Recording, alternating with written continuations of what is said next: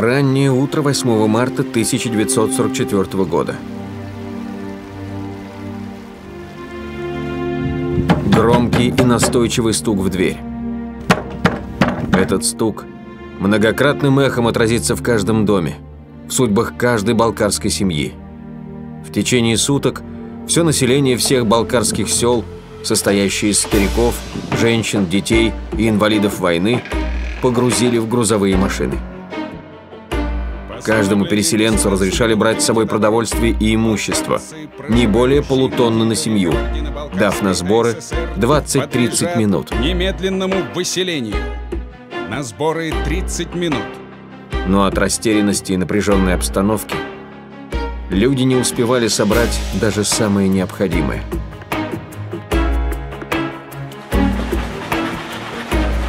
Я нахожусь среди развалин селения Кюнлюм. К сожалению, это все, что от него осталось. Впереди меня один из самых крупных балкарских населенных пунктов – Верхняя Балкария. К марту 1944 года Верхняя Балкария состояла из поселений Зылгы, Тимукуева, Нижний Чегет, Мухол, Төбен-Эль, Верхний Чегет, Глашево, Курнаят, Кюнлюм, Сауту, Фардык, Чегет-Эль, Ишканте, Турахабла, Поспарте, Мукуш, Зарашкы, Шаурдат. Жанакаид Залиханов, бывший первый секретарь Черекского РК ВКПБ того времени, вспоминал. Военные говорили, что самый опасный очаг сопротивления находится в Верхней Балкарии. И поэтому выселение началось именно отсюда. Неожиданная для мирных жителей карательная операция оказалась хорошо спланированной и основательно подготовленной. Во многие села машины приехали накануне вечером или днем раньше. Уже с 2 часов ночи 8 марта все балкарские населенные пункты были оцеплены. Вокруг расставлены засады и дозоры. Отключены радиотрансляционные станции и телефонная связь. В 5 часов утра началась сама операция. Солдаты с автоматами врывались в дома. Каждая оперативная группа, состоящая из одного офицера-оперработника и 2 солдат войск НКВД, должна была произвести выселение 4 семей. По прибытии в дом выселяемых производился обыск, в ходе которого в случае обнаружения должны были изыматься огнестрельное холодное оружие, иностранная валюта, антисоветская литература.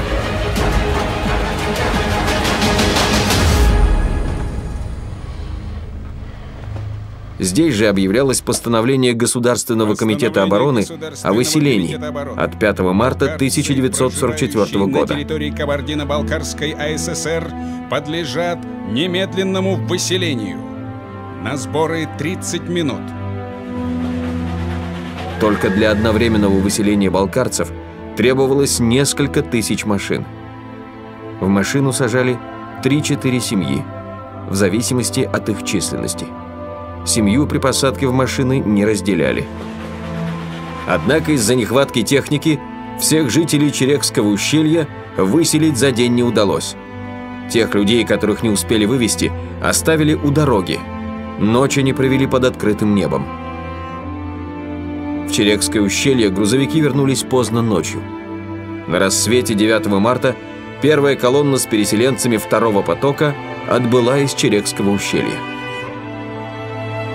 К вечеру вывезли всех жителей Зылгы. За ними поехали жители селений Нижний Чегет и Тимукуева. Это были последние колонны, которые при высадке сразу же сажали в вагоны.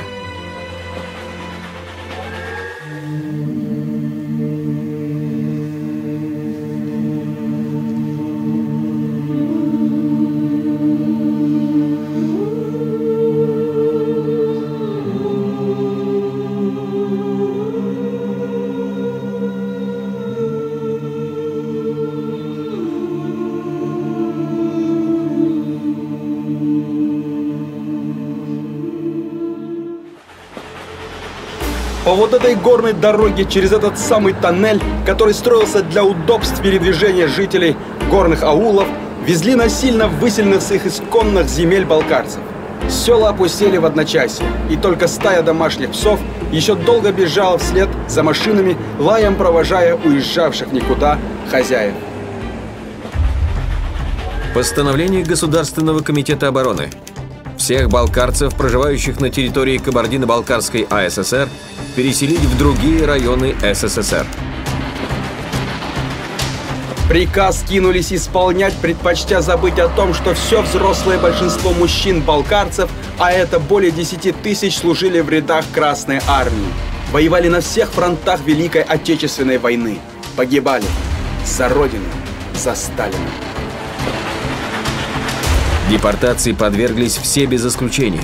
Дети, женщины, старики, участники гражданской и отечественной войн, инвалиды войны, даже те, кто был прикован к постели. Вина депортируемого определялась исключительно его балкарским происхождением. 37 713 человек были свезены в Нальчик для дальнейшей отправки в безвестность. На эту железнодорожную станцию прибывали жители балкарских сел. Их официально лишили прав, нации, родины. Теперь они спецконтингент. Составы с раскрытыми черными утробами товарных вагонов, не умещаясь на запасных путях станции, растянулись на много километров с дымящими, готовыми отойти паровозами. Двери закрывались плохо, было много щелей. Людей начали загонять в вагоны, стоящие на путях. В толпе поднялась паника, плач. Один из стариков крикнул: «Ничего не бойтесь, куда бы нас ни повезли, нас не повезут туда, где нет Аллаха». Люди затихли. Возникла проблема с посадкой там, где погрузка шла не с платформ, а с обычного участка дороги. На этом участке дороги довольно высокая и узкая насыпь. Двери товарных вагонов, в которых нет лестниц, зависали над насыпью или в лучшем случае были с нею наравне. Когда последние жители Стемукуева приехали в Нальчик, уже была ночь. На вокзале ничего не было видно, кроме прожектора на паровозе. Машины подогнали прямо к вагонам и начали перегружать людей. У многих пропали вещи, так как в темноте никто ничего не мог разглядеть. Погрузка продолжалась всю ночь, и в 4 утра все 14 эшелонов тронулись один за другим. В вагонах находилось по 50-60 человек. Некоторые вагоны были сильно перегружены. В субботу 8 марта 1944 года, когда шел 991-й день войны, начался поворотный день в истории балкарского народа. Ликвидация автономии балкарского народа привела к огромным человеческим потерям, насильственному разрушению всей структуры его социально-экономического и культурного развития. Депортация нанесла большой урон национальной культуре, дальнейшее развитие которой было прервано и отброшено назад. Ссылка вычеркнула балкарский народ из общественно-политической и культурной жизни страны. Переселенцы лишились возможности заниматься своей литературой, историей, языком. Прекратили свое существование театр, творческие коллективы. Было запрещено издавать любую литературу на родном языке, остановилась вся научная деятельность. Балкарцы были изъяты из списков народов страны и мира, из справочников и энциклопедий. Все это нанесло огромный ущерб национальному самосознанию. В годы ссылки в значительной степени были утрачены фольклор, многие элементы материальной культуры. Депортация с самого начала была и остается чудовищным злодеянием и тягчайшим преступлением против всех репрессированных народов. О передвижении спецпереселенцев в отдаленные районы страны, Казахстан и Киргизию, докладывали как о перевозке какого-то малозначительного груза. Оренбургская железная дорога – 9 эшелонов, Ташкент – 5 эшелонов. Переселенцы направляются во Фрунзенскую область – 5446 человек, Иссык-Кульскую – 2702 человека, Семипалатинскую – 2742 человека, в Алма-Атинскую – 5041 человек, Южно-Казахстанскую – 5278 человек, Омскую – 5521 человек, Джалалабадскую – 2650 человек, Павлодарскую – 2614 человек, Акмалинскую – 5219 человек. Людей везли в холодных, продуваемых со всех сторон студеными ветрами телячьих вагонах. где без элементарных человеческих условий размещались старики, дети и молодежь. Многие умирали в пути, не только от физических страданий, но и от пережитых потрясений. В течение всего пути пожилые, больные, ослабленные люди умирали, а их близкие не имели возможности своевременно предать их прах земле. Тела умерших выгружали при остановках, на железнодорожных станциях или остановках в степи, не имея времени достойно их похоронить, оставляя на растерзание диким животным. Чтобы избежать этого, многие везли с собой уже окоченевшие трупы своих родных, пряча их от солдат. Справка МВД Киргизской ССР. С первых дней прибытия в республику основная масса переселенцев, балкарцев, была размещена в порядке уплотнения к колхозникам. В местах, куда выселяли балкарцев, их никто не ждал. Местное население жили бедно, скучно, без особых удобств и размещали приезжих как придется. По прибытию в Среднюю Азию депортированное население было рассредоточено по областям и районам группами от 1000 до 5000 человек с целью скорейшего его уничтожения или ассимиляции. Как мы упоминали, они были лишены всех гражданских прав, а имя балкарского народа более не упоминалось в открытых государственных и иных документах. Большинство переселенцев было плохо обеспечено одеждой и обувью. Скученность в эшелонах и антисанитария привели к вспышке сыпного тифа.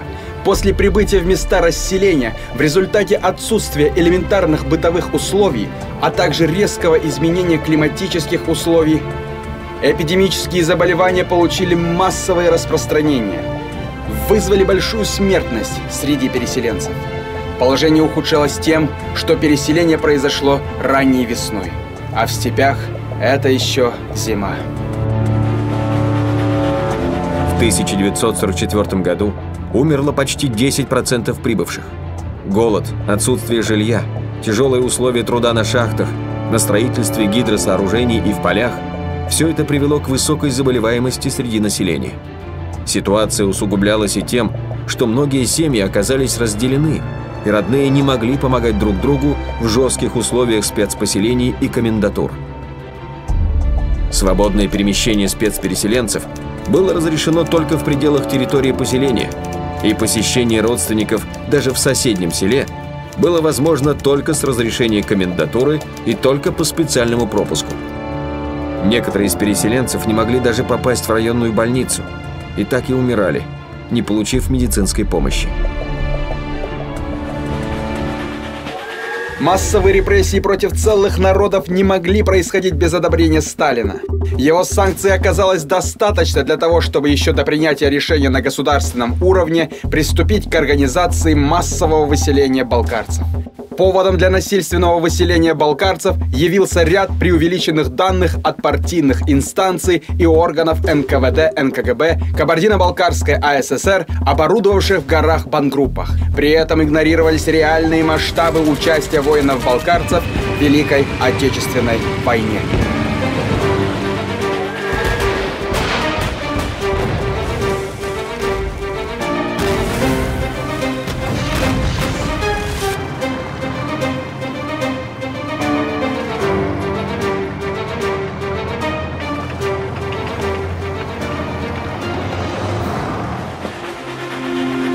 Аргументом для обоснования решения о выселении балкарского народа в значительной степени явились события в Черекском ущелье. С 27 ноября по 5 декабря 1942 года здесь под предлогом борьбы с бандитизмом сводным отрядом внутренних войск численностью 900 человек было расстреляно более 700 мирных жителей, в том числе 155 детей в возрасте до 16 лет, и сожжено 519 домов. Сразу после освобождения Кабардино-Балкарии от немцев карательная акция отряда НКВД была документально оформлена как злодеяние фашистов и их пособников. Зловеще звучит текст указа Президиума Верховного Совета СССР о преобразовании Кабардино-Балкарской АССР в Кабардинскую АССР от 8 апреля 1944 года, когда депортация уже состоялась, а балкарцы были разбросаны по холодным степям Средней Азии и Казахстана. Указ узаконил ликвидацию автономии балкарского народа и разделение его этнической территории. Вскоре была проведена новая граница между РСФСР и Грузинской ССР. Отныне в состав Верхнесванецкого района Грузии присоединена юго-западная часть Эльбрусского и Нагорного районов республики. А именно территория от перевала Бурунташ, что у северных склонов горы Эльбрус. Таким образом, линия границы проходила на восток по реке Малка до высоты 28,77, далее на юго-восток по реке Исламчат, через высоту 32,42 у перевала Кыртык-Ауш по реке Кыртык, западнее поселка Верхний Баксан, затем на юг по реке Адырсу до перевала Местия. Выселение происходило в то время, когда около четверти балкарцев сражались на фронтах Великой Отечественной войны, в партизанских отрядах Белоруссии и Украины, в рядах антифашистского сопротивления в Европе. Многие дошли до Берлина. Известны подвиги солдат и бескорыстная самоотверженная помощь балкарцев фронту и их героизм в тылу. Значительная часть воинов-балкарцев награждена орденами и медалями. Резко подскочившая смертность и резкий спад рождаемости привели к негативным изменениям демографической картины. По состоянию на октябрь 1946 года на учете состояло 32 817 балкарцев. Из них мужчин 6147, женщин 10 284, детей до 16 лет 16 386. За 2 года погибло 4896 человек. В реальности эта цифра была выше, так как применявшиеся методики подсчета не учитывали количество спецпереселенцев за счет целого ряда категорий граждан. Воинов, демобилизованных по ранению, по завершении Великой Отечественной войны, лиц, освобожденных из мест заключения, сосланных в 30-х годах кулаков. В конечном итоге высланными оказались 38 053 человека.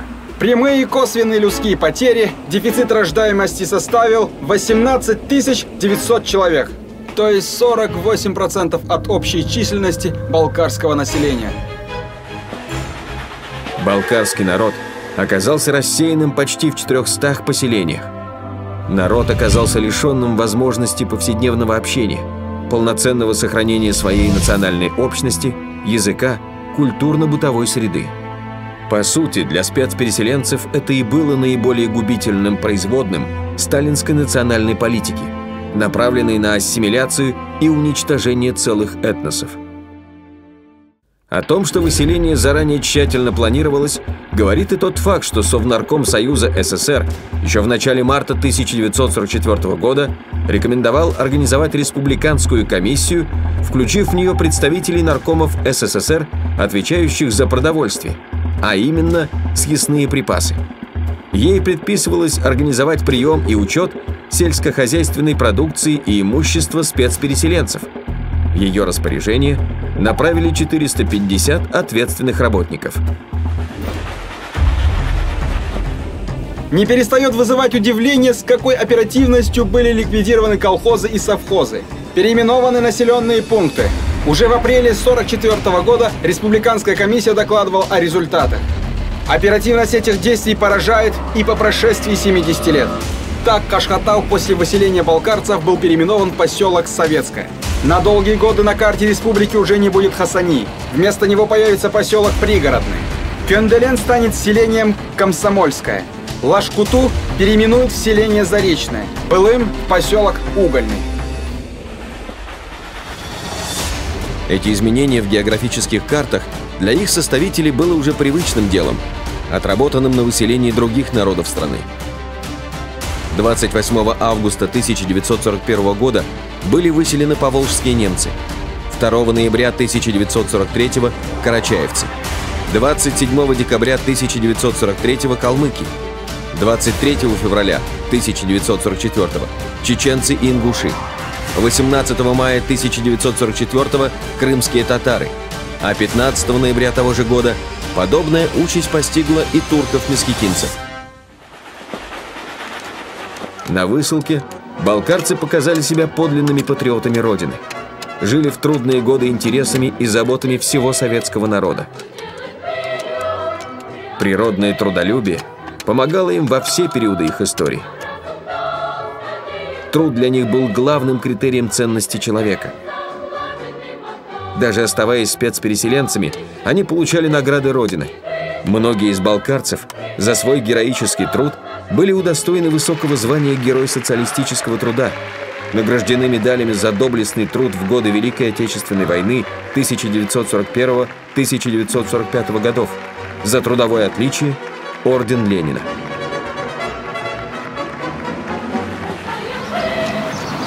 «9 января 1957 года Президиумом Верховного Совета СССР был принят указ о полном снятии ограничений с балкарцев, возвращении их на родину и переименовании Кабардинской АССР в Кабардино-Балкарскую. Народ в организованном порядке эшелонами стал возвращаться на родину. Массовое возвращение пришлось на 57-58 годы. Казахстан и Киргизия стали для балкарцев второй родиной на долгие 13 лет. Родиной, где балкарцы самоотверженно трудились, строили дома, создавали семьи, жили. Но горы звали. Из далеких степей Средней Азии, за хребтами других гор, белел вдалеке белоснежный Эльбрус, зовя своих сыновей и дочерей вернуться домой. И они возвращались. Возвращались к пепелищам, к разоренным домам, чтобы начать все заново. Второй раз за короткий период начинали новую жизнь. Жизнь с возрожденными надеждами на будущее, на лучшее.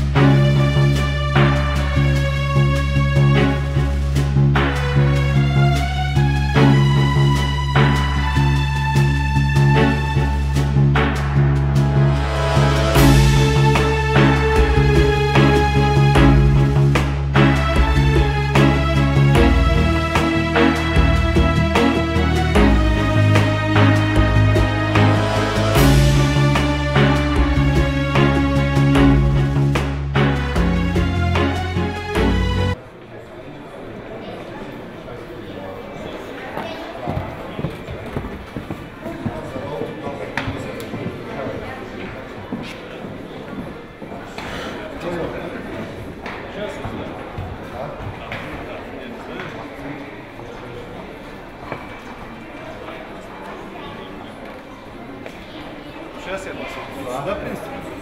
Да, вот сюда, что его принес. Сейчас.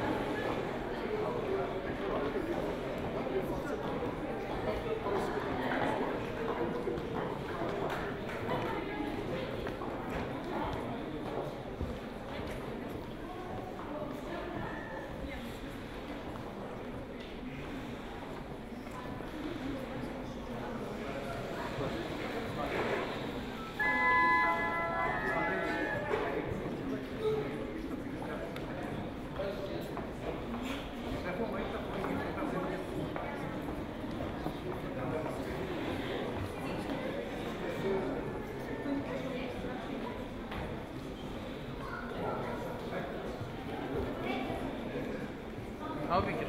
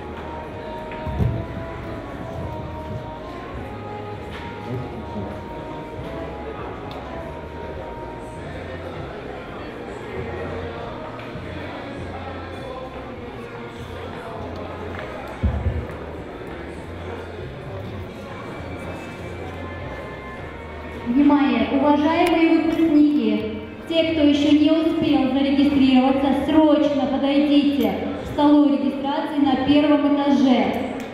Уважаемые выпускники, кто еще не успел зарегистрироваться, срочно пройдите регистрацию на первом этаже.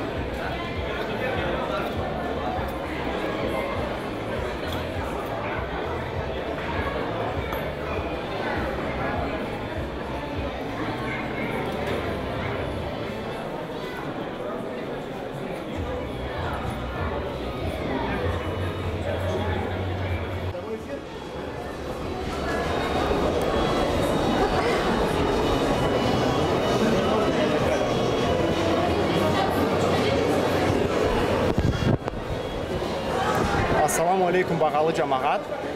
Күніңіз ашқы болсын, бізде құрметлі онлайн пользовательдеріміз. Hem de аннан қалған біздің бұл көзі заманда қарай тұрған адамлар. Эртеден бері келген әдетке көрі, біз былайда Москвада, ара шақарда студентлерге аталған жиылу башлаганбыз. Сізде кеңде қалмағыз деп бағалы онлайн пользовательдеріміз.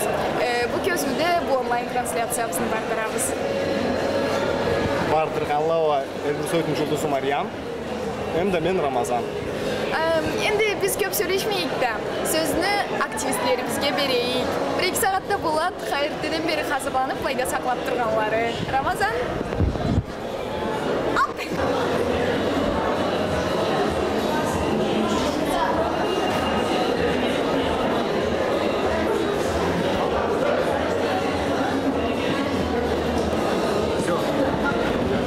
Ну что, здравствуйте, друзья. Сегодня прямой эфир ведет Рамес. Мы находимся на ежегодном чествовании выпускников Карачаево-Балкарского народа. Мы ведем онлайн-репортаж с концертного зала Измайлова.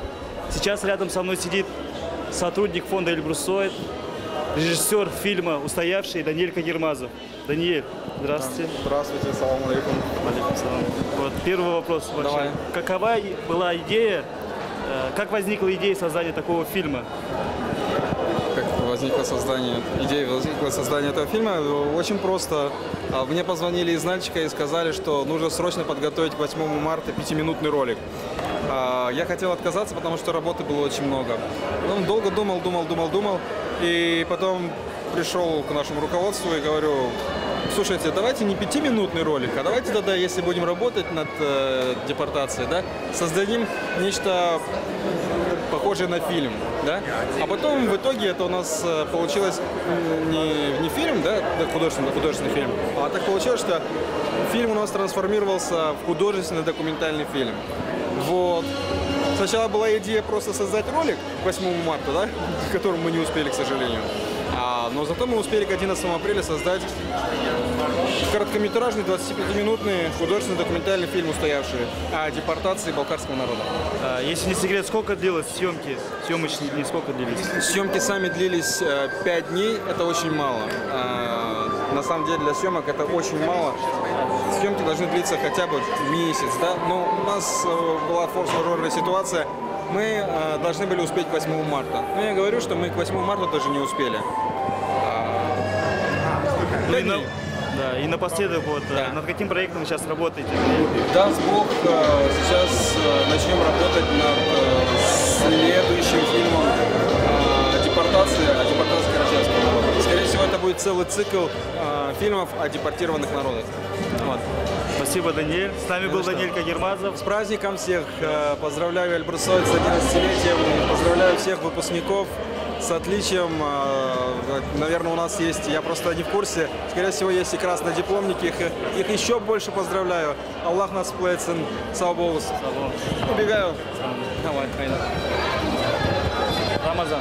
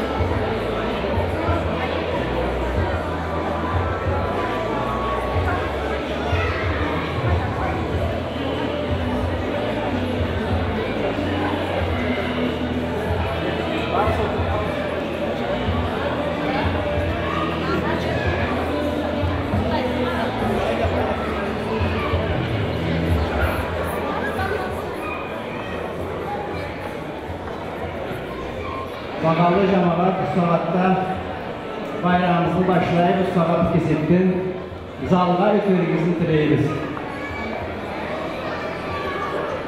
Выпускниклere de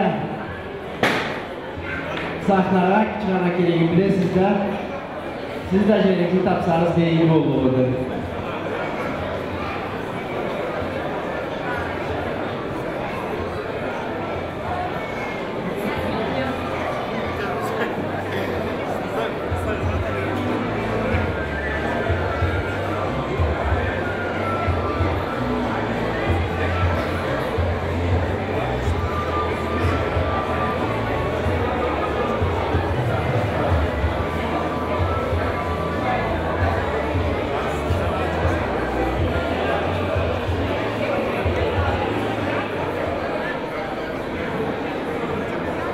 Örtüm oturmasanız, şersiz kalma bolluksuz.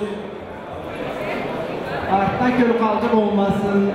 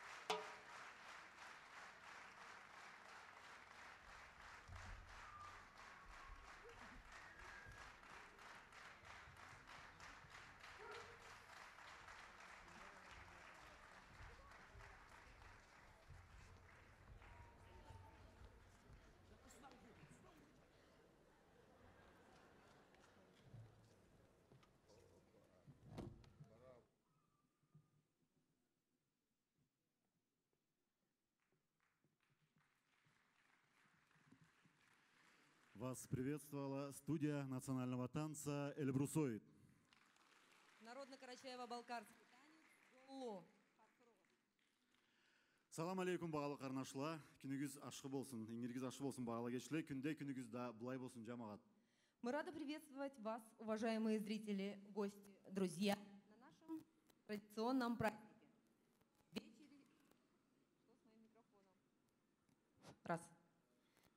Давайте еще раз.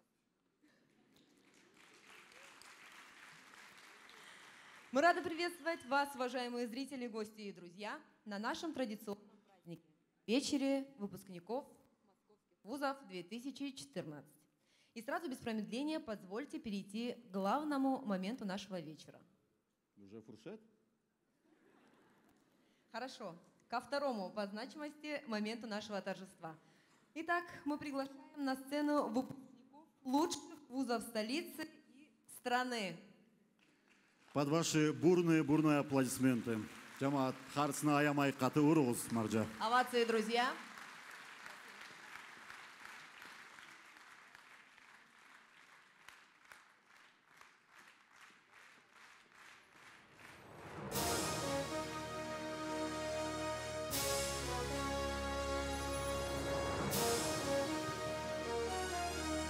Жамағат, қарсына қызуырақ, Маржа.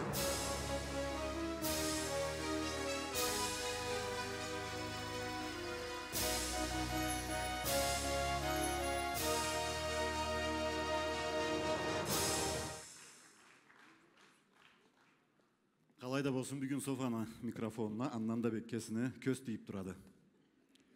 Сейінше болсам мен едат ерге Софа көз қайғыт мәнші. Аллай затла болу ұчылла.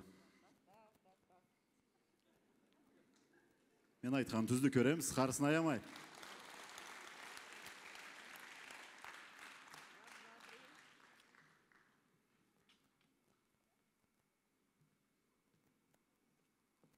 Давайте сделаем вид, что это у нас было по сценарию, и усиленно мне поаплодируйте, пожалуйста. Нервничаю. Раз, все.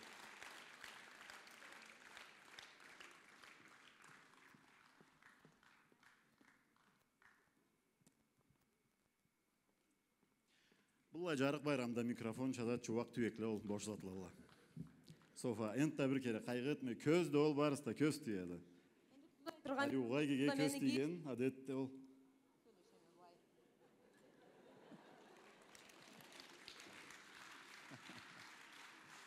Так, эштем? Эштмей немалыбыз бар денді. Ну давайте попробуем еще раз. Итак.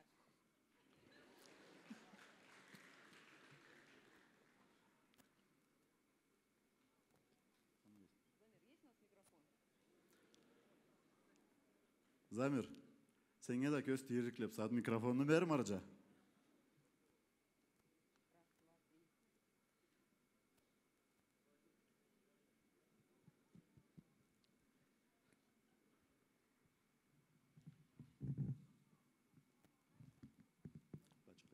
Софа, кел мен микрофоныма.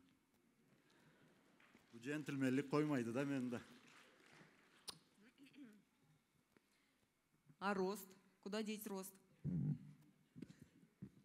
Итак, уважаемые друзья, приносим искренние извинения за технические неполадки, за доставленные неудобства, в том числе и с опозданием, с поздним началом нашего вечера. Собственно, дальше по сценарию. Для себя мы в преддверии вечера сделали интересные подсчеты, которыми хотим сегодня с вами поделиться. А знаете ли вы, что в процентном отношении количество медиков от общего числа выпускников в этом году составило 25%? Абсолютные чемпионы. Кстати, и так каждый год. Мы должны быть самой здоровой и пышущей здоровьем нацией в мире. И самой защищенной и богатой, потому что стабильно после медиков у нас кто? Экономисты и юристы. Но это еще не все. Помимо этого у нас имеются социальные работники, инженеры, немного налоговиков, хотя в принципе профессия очень перспективная, и всего 2 преподавателя. В общем, сеять разумное, доброе, вечное, Рустам, оказывается, не модно. Ну, это не мода, это жизнь, не бывает плохих профессий, как говорится, бывают плохие зарплаты. человек, которого мы сейчас пригласим на сцену, очень просил не объявлять его так пафосно, как будто он первым полетел в космос. Но объявить по-другому мы его никак не можем. Поэтому мы просто скажем: самый лучший, самый скромный, самый замечательный наш руководитель. Друзья, встречайте под ваши бурные аплодисменты. Президент фонда «Эльбрусоид», глава Российского конгресса народов Кавказа Алий Хасанович Татаркулов.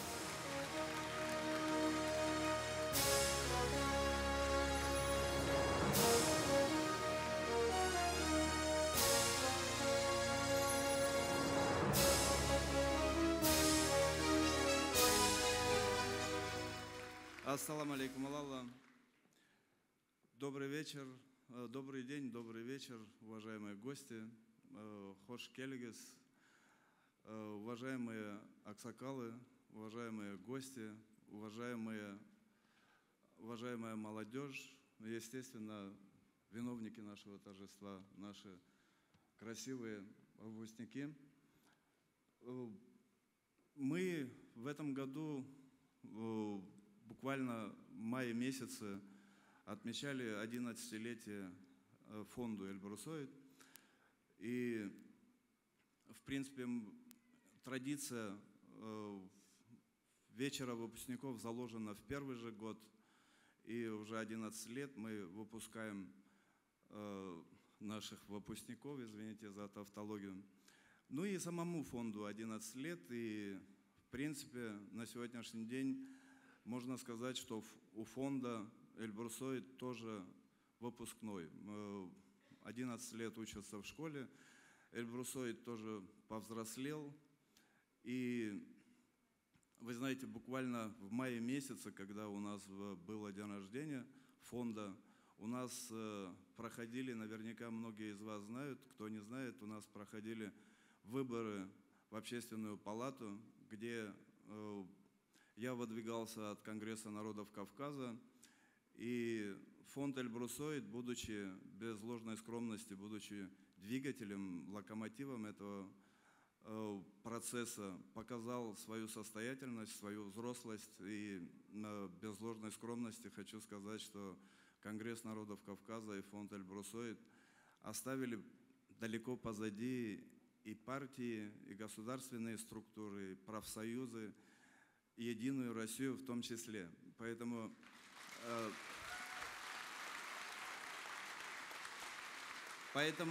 хочу сказать со всей ответственностью, что «Эльбрусоид» блестяще сдал свои выпускные экзамены. И один раз в своей жизни хотел зайти в какую-нибудь палату, отдохнуть. Нет, говорят, надо работать. Так что будем работать дальше.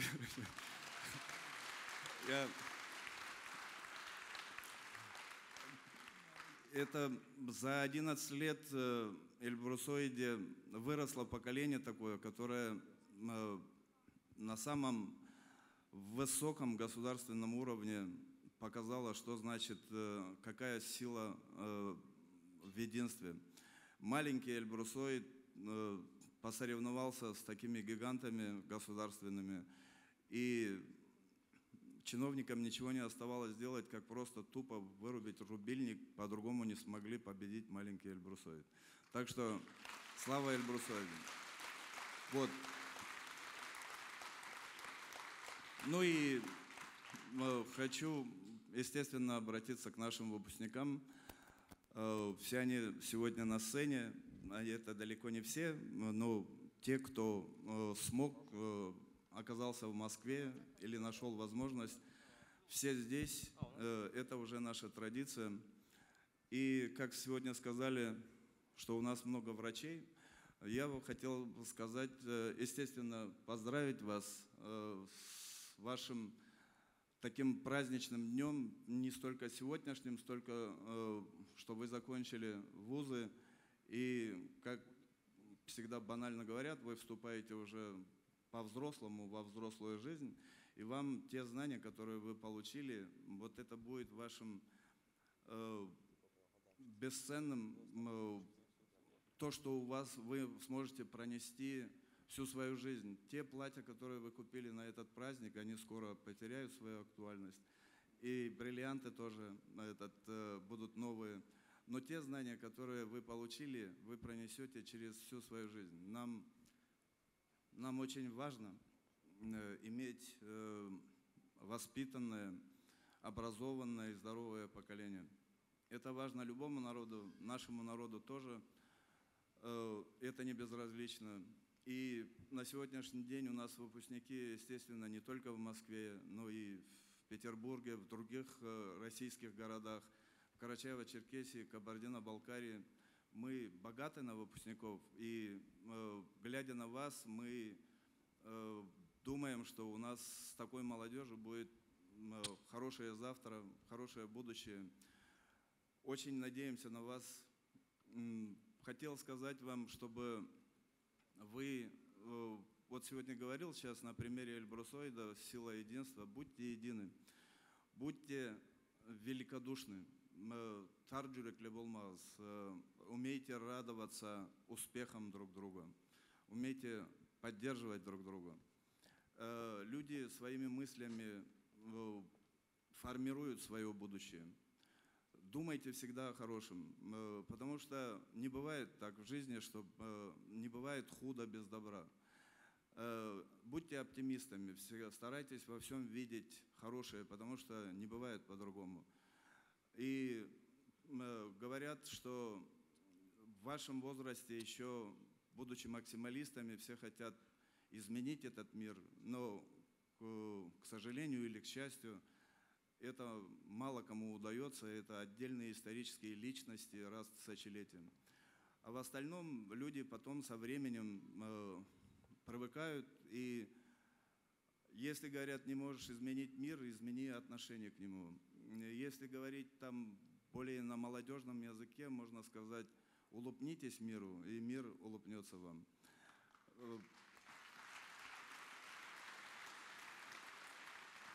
Я еще раз вас поздравляю, желаю всяческих успехов, и я уверен, что многие из вас еще продолжат и профессиональную деятельность, и учебу, и многими из вас мы будем еще гордиться. Удачи вам во всем.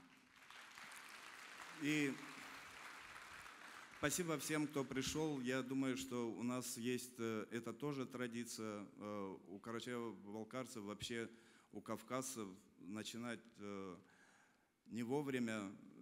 Мы не немцы, у нас нет немецкой точности, пунктуальности, но это не говорит о нашей невоспитанности. У нас испокон веков так было, что на праздник люди шли не торопясь, не спеша. Это если вдруг, не дай бог, какое-то горе, все бросали все дела и бежали. А на праздник все шли не спеша.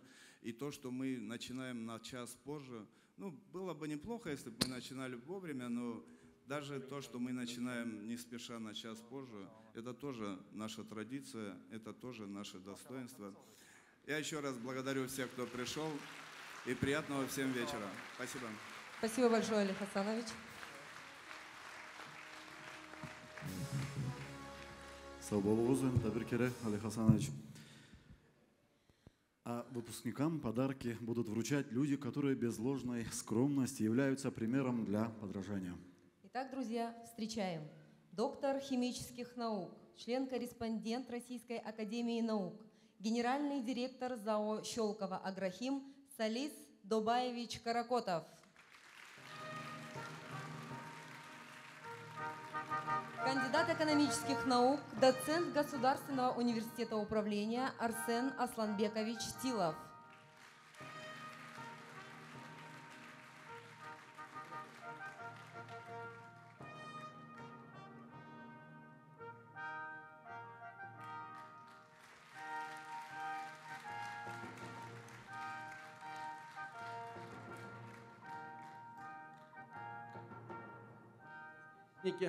Этот микрофон тоже не работает, или уже работает.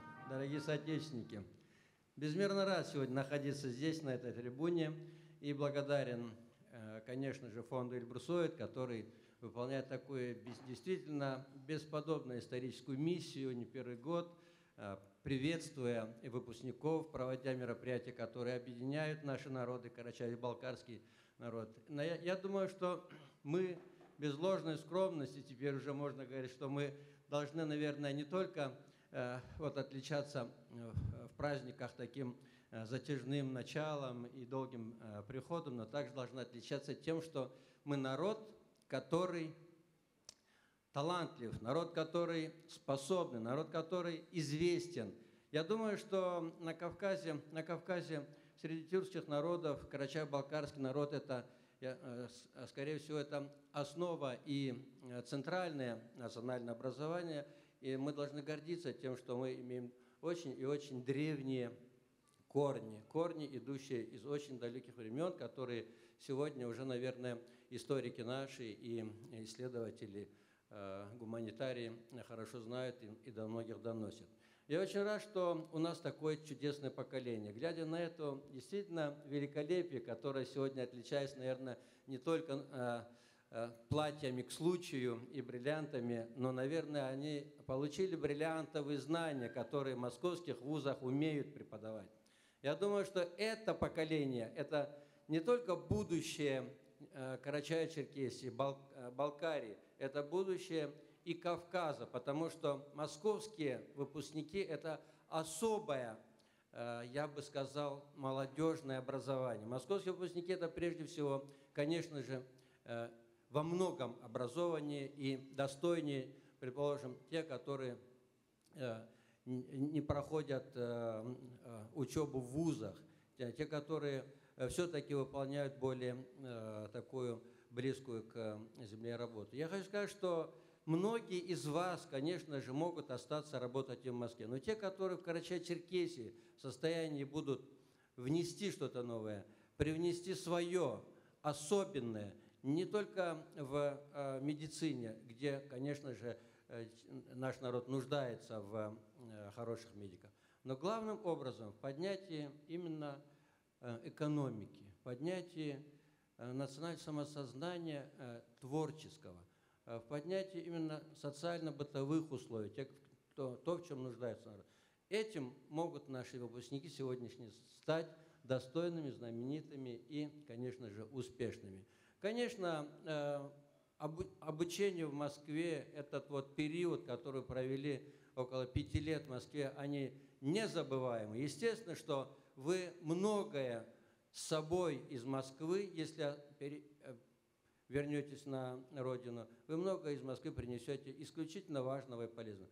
Но главное, что в вас я хотел бы видеть, это, конечно же, огромную ответственность, именно такую социальную ответственность за то, что вы делаете. Конечно, многие те, которые будут работать в бизнесе, они смогут поднять и наши республиканские показатели, но главным образом я хочу пожелать исключительного благоденствия вместе с вами республикам нашим Балкарии, Карачаево-Черкесии, для того, чтобы мы в следующий раз, собравшись, прожили этот год в мире, в спокойствии, и чтобы в этом было ваше участие. Вас поздравляю. Спасибо большое, Салим Бабаевич. Вас поздравляю и желаю успехов в жизни и, конечно же, больших свершений. Спасибо. Спасибо большое. Я присоединяюсь ко всем поздравлениям. Также вас поздравляю, независимо от того, что вы только сейчас вступаете в взрослую жизнь, у вас уже есть некий опыт жизни в Москве, проживания в Москве, общения в Москве. Вот этим опытом можно делиться в стенах Эльбрусойда. Приходите в Эльбрусойд, не забывайте Эльбрусойд, вам там всегда рады. Поздравляю, Аллах аманат болос. Амин Аллах, всегда сау.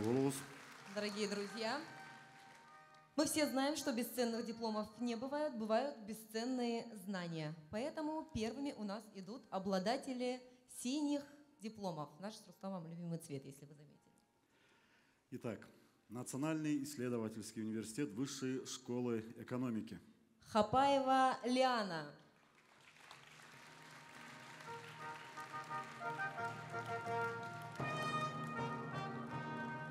Московский государственный университет имени Ломоносова.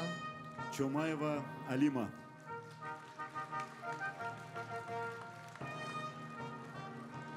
Барлаков Руслан.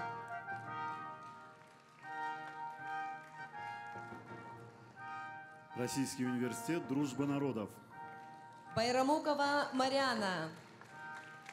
Друзья, жидкие овации у вас. Крымшамхалов Азамат. Финансовый университет при правительстве Российской Федерации. Смакуев Азамат.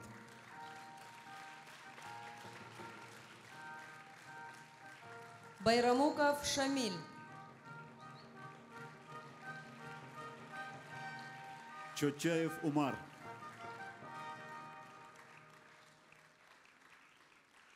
Первый Московский государственный медицинский университет имени Сеченова. Байрамкулов Наурус. Урусова Малика. Ульбашева Джамиля. Государственный университет управления. Хубиев Денислам. Российский национальный исследовательский медицинский университет имени Пирогова. Узденова Манзура.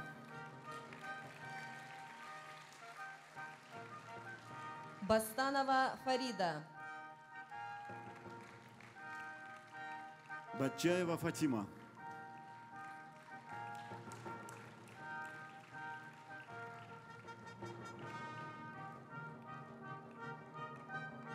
Мамчуева Назилат.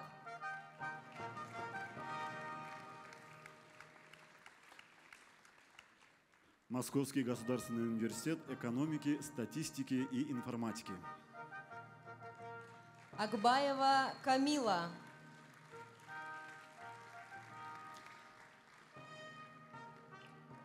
Национальный исследовательский технологический университет МИС ИС. Асанова Саида. Московский государственный технический университет имени Баумана. Тикеев Рустам.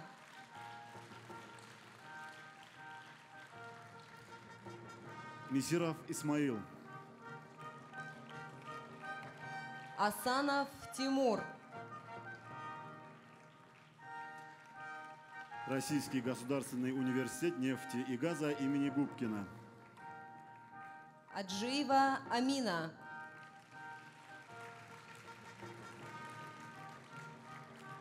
Кипкеев Ахмат. Чомаев Мурат. Алиев Алан.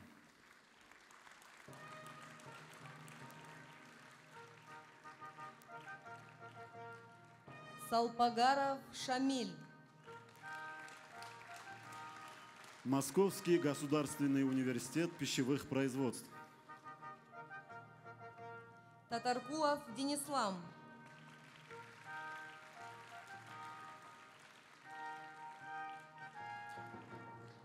Махиев Жамбулат. Московский медицинский колледж номер 17. Политехнический колледж номер 42. Джуева Ясмина.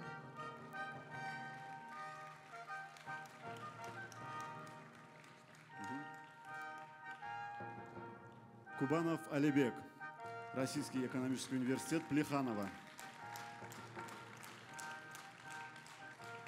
Ижаева Алима. Московский государственный университет дизайна и технологий. Шаманов Шамиль. Российский государственный торгово-экономический университет. Ваши аплодисменты. Халкечева Мадина. Тверской государственный университет, филологический факультет. Пояснение. Айбазов Осман. Ростовский государственный университет. Асанов Асхат. Московский новый юридический институт. Джапуева Инна. Российская государственная академия сельского хозяйства имени Тимирязева. Токов Марат. Государственный университет по землеустройству.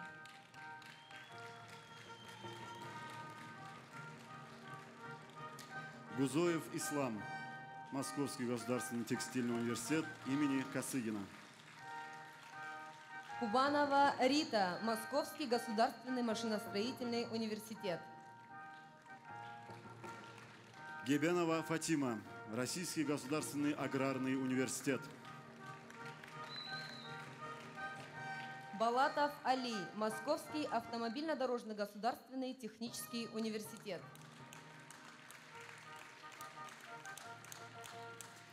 Боташев Ислам, Московский государственный строительный университет. Из этого же университета Итиев Эльдар. Туменова Асият, Российская академия правосудия. Московский государственный университет имени Ломоносова, Высшая школа бизнеса, Гириев Инал. Российский экономический университет имени Плеханова, Кубанов Кемал. Национальный исследовательский ядерный университет, Московский инженерно-строительный институт, Чомаев Таусултан. Байчоров Асламбек, Российский национальный исследовательский медицинский университет имени Пирогова. Международный независимый эколого-политический университет, Каракетова Амина.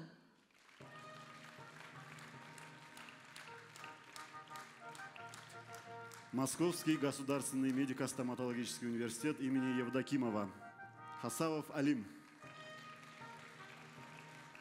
Московская государственная юридическая академия имени Кутафина, Баташева Амина. Липшокова Таслима.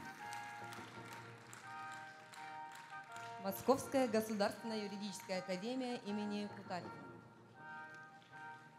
Первый медицинский колледж имени Сеченова, Илистанова Асият.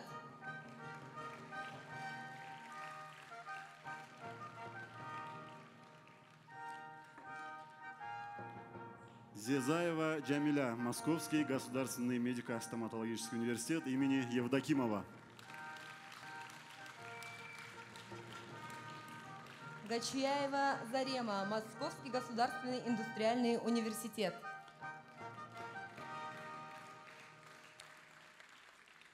Муллаев Рамазан, Российская правовая академия.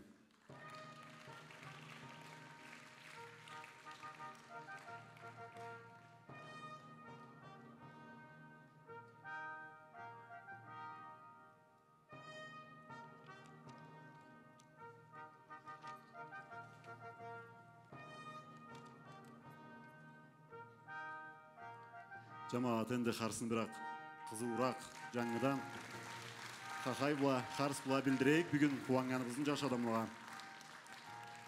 Бізні қысчықны жаяқлары қызыл-қызыл жанады, аны алтын күбірінде қызыл диплом қазір жатады. Бізні жашчық ұлы қарайды, қызыл диплом алып. Ол атасынан приорачық сақлайды. Для тех, кто не владеет языком апачи, дошел черед и до наших выпускников, отстоявших право на красные дипломы. Ваши аплодисменты. Под ваши аплодисменты Московский государственный открытый университет, Байрамкулов Аубекир, обладатель красного диплома.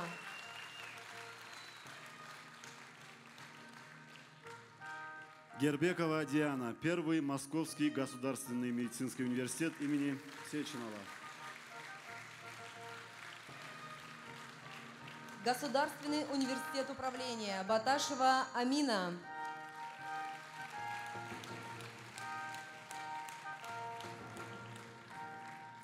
Магомедов Шамиль, Российский национальный исследовательский медицинский университет имени Пирогова. Асанова Земфира, Национальный исследовательский технологический университет МИСИС. Байчоров Хаджимурат, Национальный исследовательский технологический университет. Второе высшее образование, друзья. Московский государственный университет пищевых производств, Кубиев Али. Российский государственный социальный университет. Хубиева Яна. Российский государственный гуманитарный университет. Быттаева Венера. Семенова Рузанна. Московский государственный университет экономики, статистики и информатики.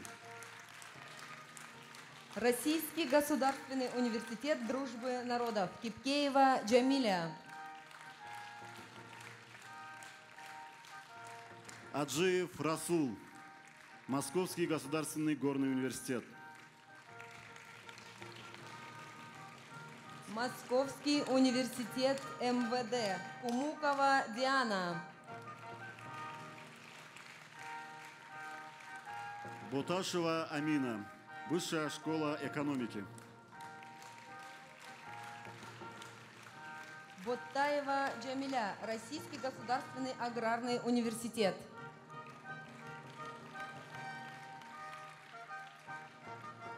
Бесилова Аиша. Первый московский образовательный комплекс, технологический колледж номер 14. Берди Расул. Московский государственный университет экономики, статистики и информатики. Кубанова Рита. Московский автомобильно-машиностроительный университет.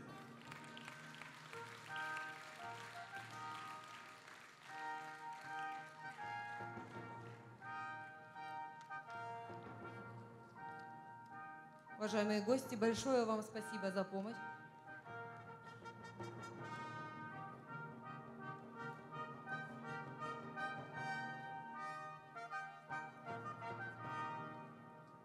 Давайте, друзья, бурными аплодисментами поблагодарим наших почетных гостей.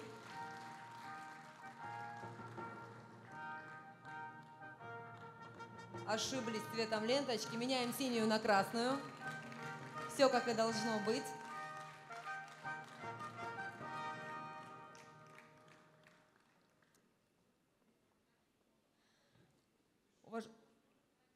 Уважаемые выпускники, мы вас еще со сцены не отпускали. Все нормально. Итак, мы продолжаем. Спасибо вам большое за то, что вы сегодня с нами, за ваши напутственные слова и речи. Просьба спуститься в зрительный зал под аплодисменты наших уважаемых друзей.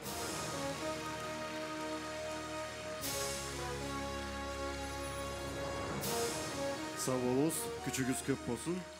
А мы с удовольствием хотим пригласить к микрофону Марианну Байрамукову, выпускницу стоматологического факультета РУДН, где недавно состоялась 7-я внутривузовская студенческая олимпиада мануального мастерства по терапевтической стоматологии, собравшая команды 15 вузов из 6 стран.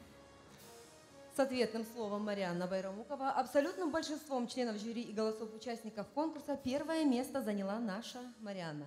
И теперь она будет представлять Россию в чемпионате Европы по реставрационному мастерству в терапевтической стоматологии, который будет проходить в Италии 16 июня этого года. Марианна Мабу Джар Харсласенье. Спасибо большое. Всем добрый вечер. Хотелось бы поблагодарить фонд Эльбрусойд за все то, что он делает на протяжении 11 лет для своего народа. В особенности хотелось бы поблагодарить Али Хасановича. Спасибо вам большое. Желаю вам успехов и процветания. Также хотелось бы поздравить наших выпускников, пожелать им удачи, успехов в их начинаниях, чтобы карьера у них складывалась так, как они этого хотят, и они радовались своим взлетам и преодолевали свои падения. Спасибо. Спасибо тебе большое, Марианна. Ну и, конечно же, кто у нас самый смелый из выпускников, коммуникативный, кто не боится публики, тем более такой требовательной, как наша. Так, хайдады. Самый бессмертный орысча айтайым. Кел микрофонга, кел. Представься, пожалуйста. Асалан Асхат. Асхат, мен башым төгере келем турат, ма бу кадар арюлукну игиликтин ичинде. Сена калай көрөсө бүгүн? Кызланы да, жашланы да, ма бу инерне? Аламат Харзатта. Ладно, тоқта. Асхатқа по теме сөйлешуге қояйық. Асхат, все тебя внимательно слушают. Ингерзах болсын, салам алейкум, добрый вечер. Я присоединяюсь ко всем словам сказанным, ко всем поздравлениям. А также я хочу поздравить всех родителей наших выпускников. Вы сделали очень много и делаете очень многое для нас.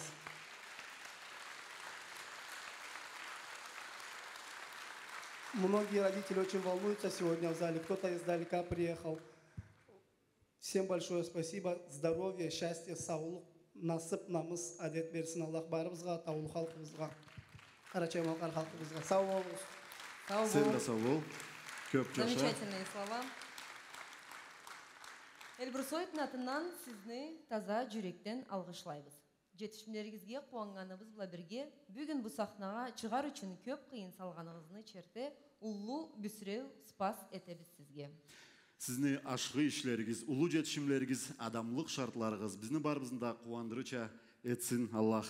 Миллетімізні ең баш байлығы білім, жаш адамлары дылада. Бүгінлікте сізсіз бізні байлығыбыз. Көп жашағыз, жашла қызла. Оғыр жолға барығыз, хорланлы жолға. Аллығызға таукел қарағыз, таукелге нүр жауат дейділі. А теперь, уважаемые зрители, под ваши бурные аплодисменты наши выпускники займут свои места в зрительном зале.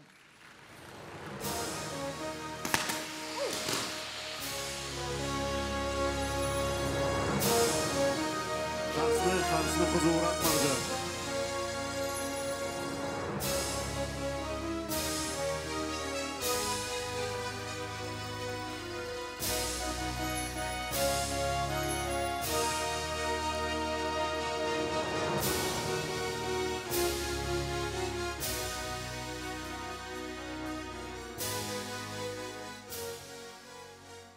Қарс қайдады. Ерінмейік. Бұл арю байрамны аннан да арю өтейік. Қарс бұла, қақай бұла бүгін қайсы бір біздің да қуанш күні бізді.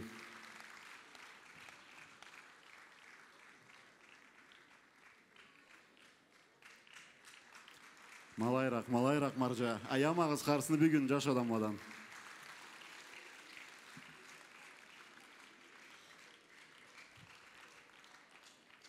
Друзья, который год подряд Эльбрусоид объявляет символическую цену за билеты на свои вечера. 100 рублей для студентов и 200 рублей для остальных категорий зрителей. Часть из этих средств в этом году будет передана семье Эфендиевых, дочери которой требуется пересадка сердца и легкого. Средства нужны для частичной оплаты поддерживающих медикаментов до момента операции. Уважаемые зрители, у вас есть еще возможность присоединиться к общему доброму делу, внося свою лепту в той мере, какой посчитаете нужной. Сделать это совершенно просто. На регистрации находится прозрачный ящик для сбора денежных средств.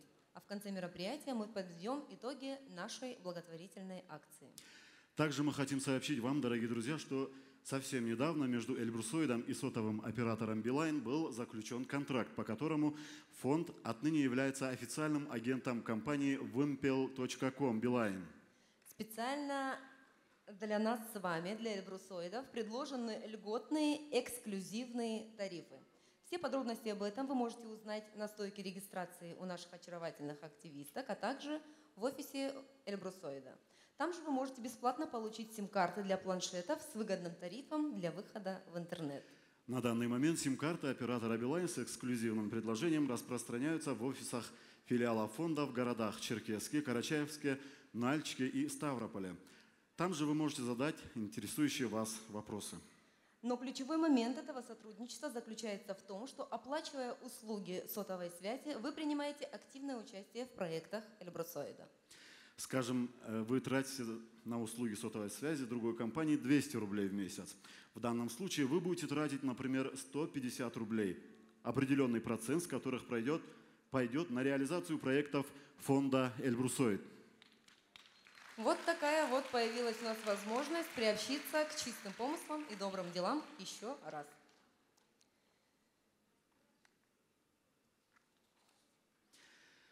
В 2013 год ознаменовался культурным событием, ставшим знаковым для 200-миллионного тюркского мира. В 2013 году в турецком городе Эскишехире, который, кстати, является родиной известного и всеми нами любимого Насра Ходжи, состоялся первый конкурс тюркской песни «Тюрквижн 2013», в котором приняли участие представители более 20 тюркоязычных регионов и стран. Карачаево-балкарский народ на этом конкурсе представлял Эльдар Жаникаев с песней собственного сочинения на нетленные слова Казима Мичиева. Песня была отмечена специальным призом от организатора конкурса канала TMB TV. Памятный приз нашему певцу вручал губернатор Эскишехира Гюнгер Азим Туна. Бағалы қараушылар, сізні жарық қарсығыз бұл мақсатта алығызға шығады. Жаникаланы Эльдар, адамды бізні атыбыз. Түбегіз.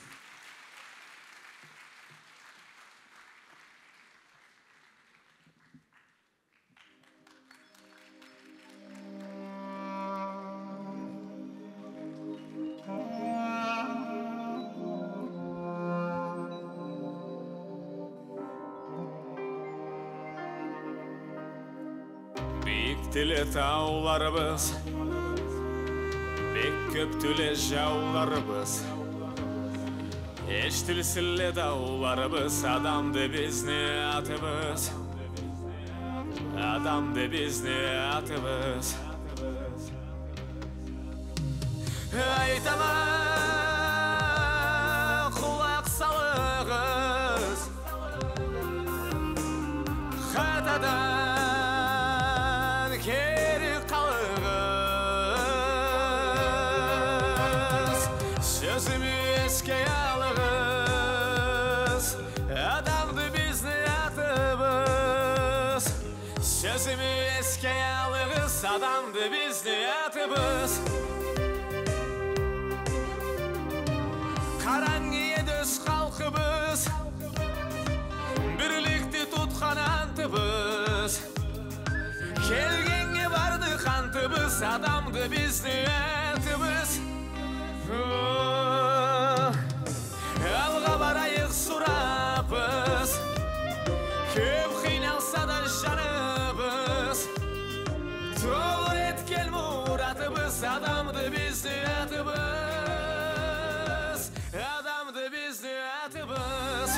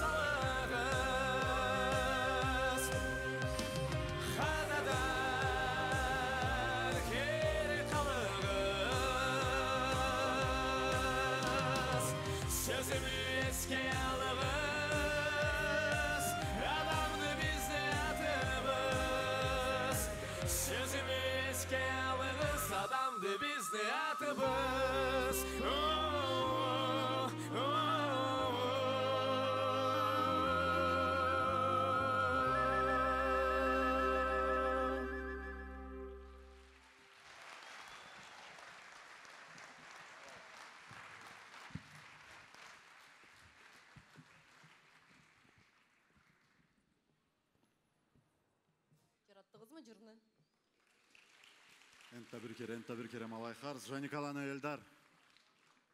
2003 год. Москва. 2007. Карачаевск. 2008. Нальчик. 2012. Черкесск. 2013, наконец, Ставрополь. Мы все-таки добрались и туда, а впереди вся остальная планета. В конце прошлого года в Ставрополе начал свою работу еще один филиал, а в апреле 2014 года состоялось его торжественное официальное открытие. Как это было, смотрите в нашем ролике. Все внимание на экран.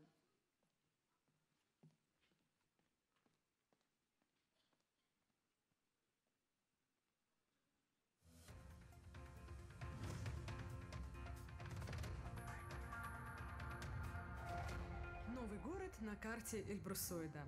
Фонд содействия развитию карачаево-балкарской молодежи «Эльбрусоид» открыл филиал в Ставрополе. Торжественная церемония состоялась накануне в концертном зале Ставропольского дворца детского творчества. Открытие филиала было долгожданным событием в городе, где проживает самое большое сообщество карачаево-балкарской молодежи за пределами национальных республик. Судить об этом можно было даже потому, как в считанные минуты просторный концертный зал заполнился зрителями до отказа. Можно считать, что открытие нового филиала фонда прошло при полном аншлаге. Впрочем, ни одна концертная площадка не смогла бы вместить всех желающих побывать на историческом мероприятии. В Ставрополе только по официальным данным проживают тысячи карачаево-балкарцев, значительная часть которых – студенты и школьники. Ведь в городе работает целый образовательный комплекс, более сотни дошкольных и общеобразовательных учреждений, десятки вузов, училищ и колледжей. Идея открытия филиала в столице края витала уже давно. Просили об этом и студенты, и представители старшего поколения. Но стала она возможна лишь с легкой руки президента фонда Алия Татаркулова и его волевого решения. Как только было решено, что филиалу в Ставрополе быть, началась работа по претворению идеи в жизнь. И в начале 2014 года для всех карачаево-балкарцев, проживающих и обучающихся в Ставрополе, открылись двери нового филиала фонда «Эльбрусоид» по адресу улица Мира, 212, офис номер 12. Началась церемония с трансляции фильма о деятельности и проектах Эльбрусоида, снятого к 10-летнему юбилею. Фонд за 10 лет работы с девизом «Чистые помыслы, добрые дела» создал ряд уникальных проектов по содействию духовному, культурному, развитию и всестороннему просвещению карачаево-балкарской молодежи. Об основных проектах и был снят 20-минутный фильм, в котором раскрываются тонкости и принципы работы. Первым к собравшимся на правах хозяина обратился президент фонда и руководитель Российского конгресса народов Кавказа Алий Татаркулов.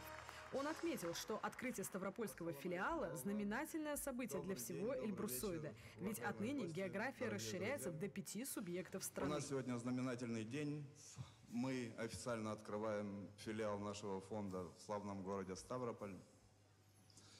О фонде я могу говорить бесконечно, но я это оставлю нашим прекрасным ведущим. Единственное, что хотел бы сказать со всей ответственностью и уверенностью, что город Ставрополь в лице нашего фонда получил хорошего помощника в деле укрепления мира и дружбы между народами, независимо от национальности и вероисповедания. 11 лет назад это все начиналось в Москве с голой идеей, как говорится, и мы тогда еще сами не представляли, во что это превратится. Но благодаря нашему девизу мы развиваемся и, надеюсь, с Божьей помощью будем развиваться и дальше многие годы. С распадом Советского Союза произошел тектонический сдвиг в геополитике, и Запад, который одержал победу в холодной войне, готовит и для нашей страны такие же сценарии. Также сеет хаос во всем мире, стремится установить свою гегемонию на всем земном шаре. Для Ставропольского края, который граничит практически со всеми Кавказскими республиками, Дикий Запад и Ближний Восток уготовили роль детонатора для того, чтобы столкнуть здесь лбами нас всех по национальному и религиозному признаку. Да, мы признаем, что у нас есть проблемы, но мы призваны, наш фонд призван решать эти проблемы, а не усугублять их. Ставропольский край для нас родной. Вы знаете, у меня в паспорте, который лежит у меня в кармане, написано место рождения Ставропольский край. И я очень рад, что именно в Ставрополе у нас очень много прекрасной молодежи, уважаемой интеллигенции, бизнесменов, спортсменов, чиновников. Мы по праву гордимся представителями нашего народа, которые достигли высот в творчестве, в профессионализме. И наш фонд будет очень востребован в Ставрополе и в Ставропольском крае. У нас девиз «Чистые помыслы, добрые дела». Это философия нашего фонда. Работа практически строится, как говорится, на 3 китах. Это нравственность, образование, патриотизм. Мы считаем, что человек отличается от животного не только разумом и не столько разумом, а отличается именно нравственностью. И поэтому уделяем большое внимание нравственному воспитанию молодежи. В 21 веке мы обязаны быть образованы во всех направлениях. Ну и патриотизм. Патриотизм – это любовь к своему народу, культуре, языку, истории, религии. Это также любовь к своему селу, городу, региону, стране. Только тот человек, который ценит, уважает себя, свою культуру, готов понимать и ценить культуру другого народа, других людей. В этом плане наш фонд, будучи этнической организацией, все-таки является интернационалистом, и есть все основания проецировать 11-летний опыт работы фонда в городе Ставрополе. Я еще раз приветствую всех собравшихся, наших дорогих, уважаемых гостей, аксакалов, нашу замечательную молодежь. Спасибо, что пришли, спасибо, что поддержали. И всем приятного вечера. Спасибо. Переоценить значимость открытия филиала организации с опытом Эльбрусойда невозможно. По словам руководителя Комитета по делам молодежи Российского конгресса народов Кавказа Султана Таганидзе, фонд имеет огромный опыт не только по работе с молодежью, но и взаимодействию с другими молодежными и общественными организациями. И применение этого опыта на Ставрополье может оказать благотворное влияние на ситуацию в регионе. Всех на благодатной Ставропольской земле. И не хотелось бы быть многословным и голословным.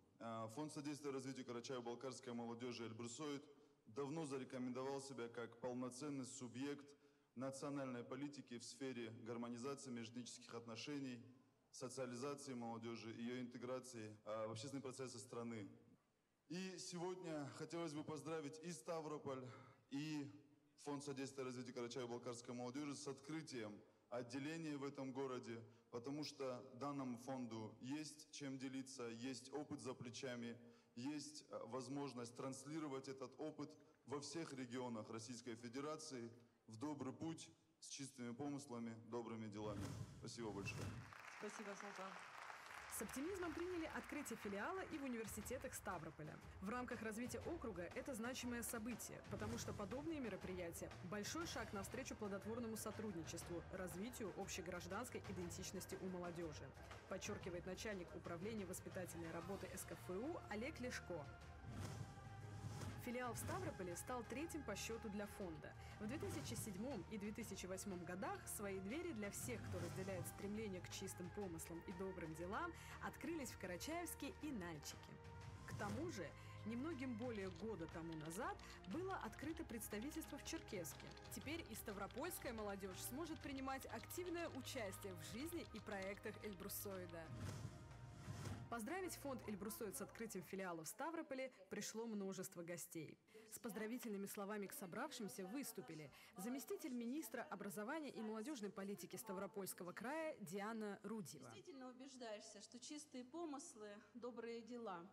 Огромное спасибо организаторам фонда за те дела, которые вы делаете, за те дела, которые несут, вообще создают вот этот человеческий капитал. А человеческий капитал – это в первую очередь образование наших детей, образование в нашу молодежь. И сегодня отрадно, сегодня говорили, что Ставрополь – это интернациональный город. Действительно, сегодня в Ставрополе, на Ставрополе проживает более 100 национальностей. И сегодня мы говорим о сохранении культуры каждой национальности. И сегодня мы говорим о российской идентичности, о том, что мы живем в одной стране, в нашей великой России. И те события, которые происходят сегодня за пределами России, еще больше укрепляют нас в вере в том, что Кавказ силен своими традициями. Кавказ силен своими традициями уважения к старшим, уважение к семье, уважение к детям и к молодежи. И я думаю, что мы с вами здесь, на Кавказе, в целом в России, никогда не растеряем этих традиций. Сегодня в Российской Федерации Кавказ ассоциируется с самым большим количеством молодежи. И это наш приоритет, и это наша сила. И сегодня монокультуры завидуют нам, потому что у нас такая богатейшая историческая культура, которая складывается из культуры разных национальностей. И хорошо, что сегодня фонд сохраняет свои традиции. Сегодня в наших школах есть такие спецкурсы, где преподавание ведется на 15 языках. Сегодня мы, уважая традиции всех народов, помним и знаем и гордимся, что мы живем в великой стране России. Поэтому с праздником вас! Еще много-много фонду добрых дел, замечательных дел на благо нашей страны.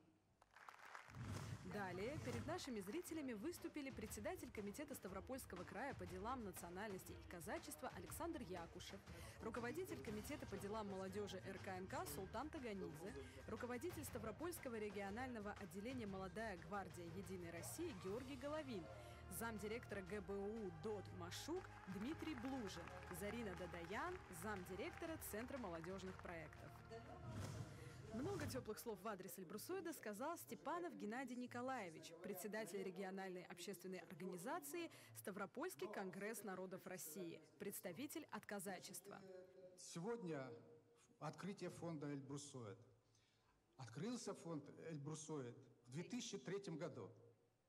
В то же самое время открылся и Ставропольский конгресс народов Кавказа. Наша региональная организация, которая тоже в 2003 году открылась, и из 4 организаций, которые вливались сюда, сегодня она насчитает 17. Наш конгресс, конечно, Ставропольский конгресс народов России, сегодня вышел и на международный уровень. Мы являемся соучредителями такой международной организации «Мир без нацизма». И эта организация зарегистрирована сегодня в Страсбурге. Иногда мы туда летаем, тоже совещаемся. Но вы видите, в последнее время, несмотря на многие наши предупреждения, все-таки вот в Киеве произошли эти события, связанные с нацистами. И здесь, конечно, нам надо работать всем вместе. Я сегодня еще раз хочу поздравить всех вас с открытием фонда. Желаю, что этот фонд будет нашим достойным таким партнером в нашем деле общественной такой работы. Спасибо. Спасибо большое. Также на праздник прибыли представители вузов города, таких как Ставропольский государственный медицинский университет, Ставропольский государственный аграрный университет, Северокавказский федеральный университет. Эльбрусойд – это интернационалист, и ни одно мероприятие не обходится без представителей других национальных диаспор и общественных организаций. В этот день у нас в гостях были председатель региональной общественной организации «Национально-культурная автономия Абазин» Ставропольского края «Абаза», Варданян Антон Грачикович, исполнительный директор Армянской национальной культурной автономии «Наири», Малик Кимбаров, сопредседатель Ставропольской молодежной общественной организации народов Дагестана, Тинатин Пайкидзе, заместитель председателя НКА «Грузинское общество в городе Ставрополе» и другие. С приветственным словом также выступили руководитель филиалов Карачаево-Черкесии Азрет Караев, руководитель филиалов Кабардино-Балкарии Марат Анаев и, конечно, новоиспеченный директор филиалов в Ставрополе Рустамбек Батчаев. Одно и то же, то в итоге это случается. Раньше на вопрос «как мои дела» я отвечал что-то между роскошно и восхитительно. Сегодня, сейчас, благодаря тому свету, который пролил на мою жизнь Эльбрусойд, я действительно могу сказать, что мои дела стали роскошно восхитительными.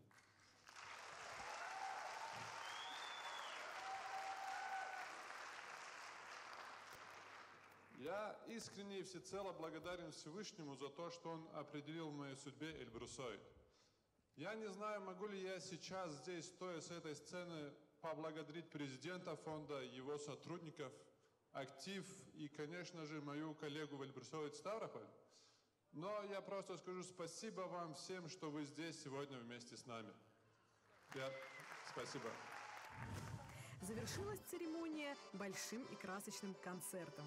Организаторы постарались на славу и включили в программу все многообразие культуры региона, от зажигательных ритмов лезгинки до старинных народных казачьих песен и плясок. Настоящим подарком зрителям было выступление народных артистов Алимы Газаева и Лидии Бачаевой. После концерта расходились гости под впечатлением, унося с собой прекрасные воспоминания. Кому-то запало в душу выступление юных танцоров из ансамбля «Карча», лихо отплясывавших под зажигательные ритмы барабанов, кому-то плавность старинного карачаевского балкарского танца «Абизей», кому-то больше пришлись по душе пластика и сложность трюков в студии спортивного танца «Экстрим», гордости Северо-Кавказского федерального университета. И все были единодушны в высокой оценке работы организаторов торжества. Ведь мероприятие подобного уровня – это серьезное испытание и для более опытных организаций. Впрочем, это было лишь первой пробой сил. Теперь сотрудникам молодого филиала предстоит серьезная работа по воплощению проектов Эльбрусоида в жизнь. Весь наработанный фондом опыт будет применяться ставропольским филиалом. Просветы, круглые столы и тематические вечера, национальные танцы, дубляж фильмов – все эти и другие проекты Эльбрусоида теперь проводятся и в Ставрополе. Работа филиала набирает обороты. Уже сейчас любой желающий может записаться на курсы национального танца, родного языка, истории, принять участие в тренингах, экскурсиях и других мероприятиях, организуемых Эльбрусоидом.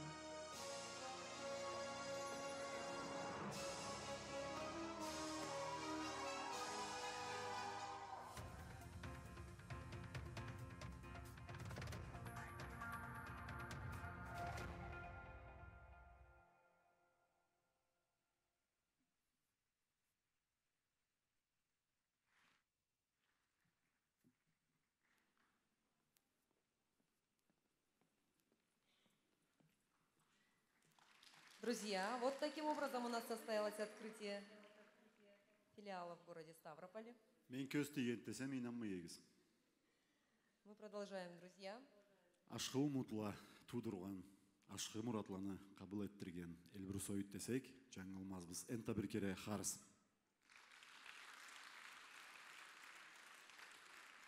Тема родного края и народа – неиссякаемый источник вдохновения для поэтов и певцов. Зажигательной песней об особенностях национального менталитета на сцене Хайсын Холамханов. Бөрікөлі таулы халқым.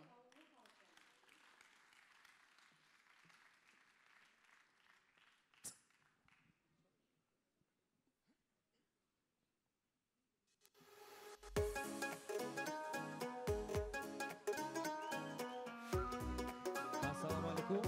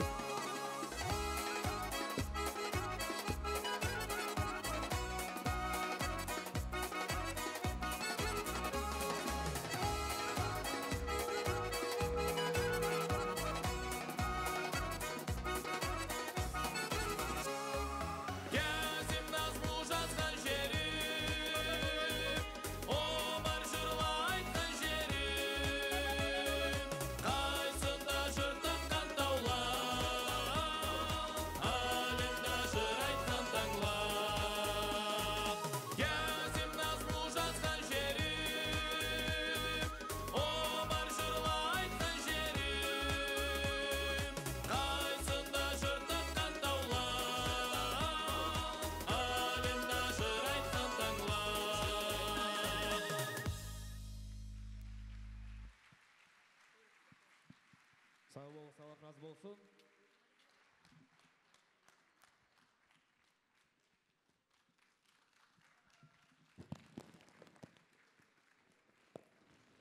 Sağ ol, Бағалта ауыл халқы.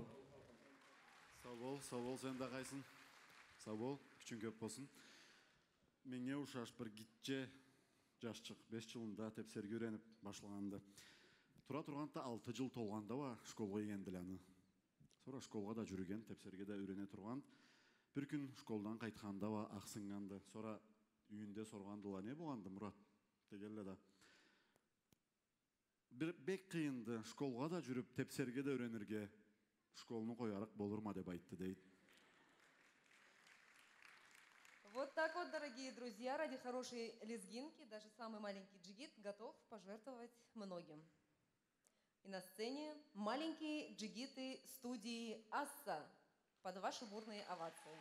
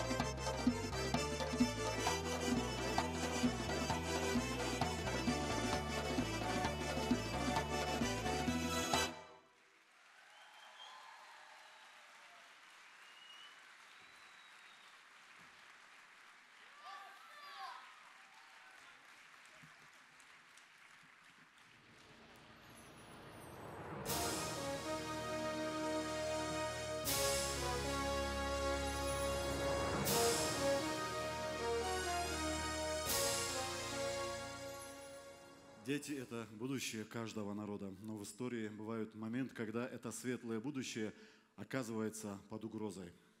В 2013-2014 годах исполнилось 70 лет со дня депортации ряда народов нашей страны. Это карачаевцы и балкарцы, чеченцы и ингуши, калмыки, крымские татары и турки-месхетинцы, химшиды и греки. Чуть ранее подобная участь постигла корейцев, курдов и поволжских немцев. Даже на нашем торжественном праздничном мероприятии мы не смогли не почтить память не вернувшихся и не отдать дань уважения устоявшим, тем, кому мы обязаны своим существованием.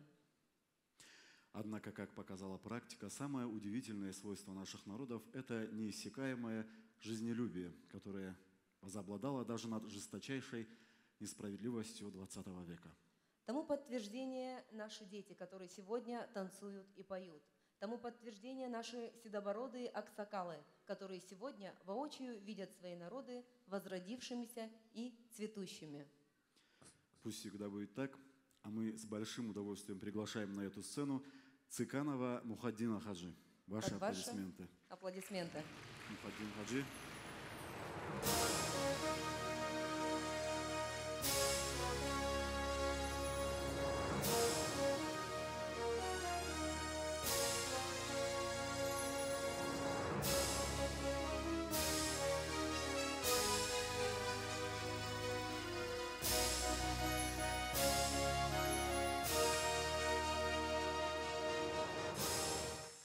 Ваши аплодисменты, друзья. Мухаддин Хаджи Цыканов.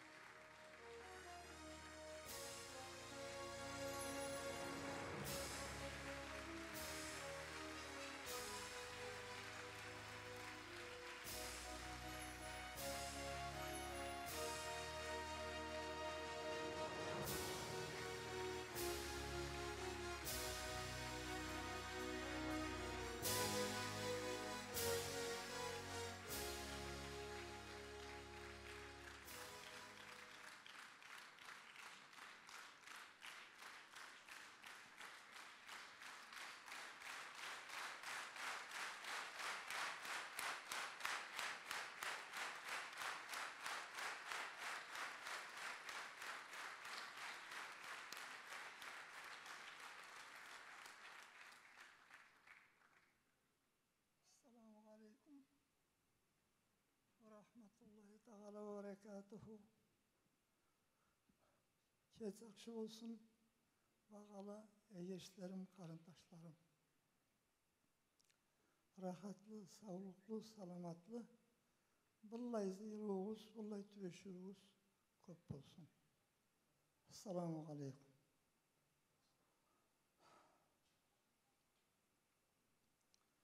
Altın her zamanda da gerek tizler üstünde çalışan halka bu hesapta milletimiz altın, maşön de altın sıkla kestiklerin korkuştular bağalı cemaat bizge. Altın. Ol hesapta Allah razı olsun 70 yıl tolganda bizning halklarımızga, bizden kalganlığa da kıyırlık diyanğana. Bolsa da algış söz aytsak da durust dedim. Bizni reabilitировать etken o zaman da Хрущев Никита Сергеевич. Allah аңа разы болсын деп те қалай айтайық, айтмай да қалай қояйық. Екінші, бізді миллетini реабилитировать etken zamanda Россияның патшағы кеткенлік тілеген. Allah аңа да кесі сүйгенсіз ызалықсынсын.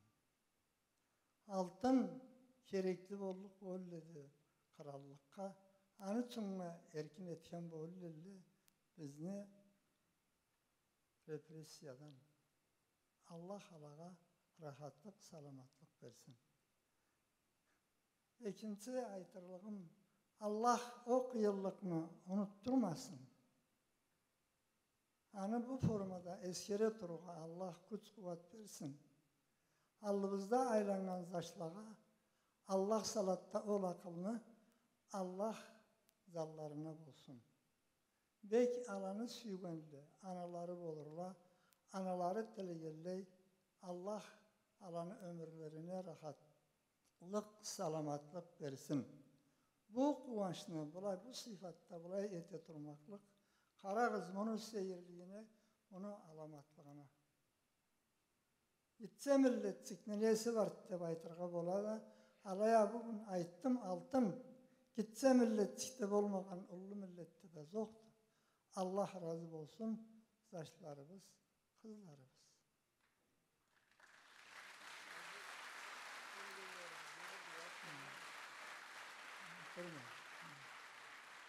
Енді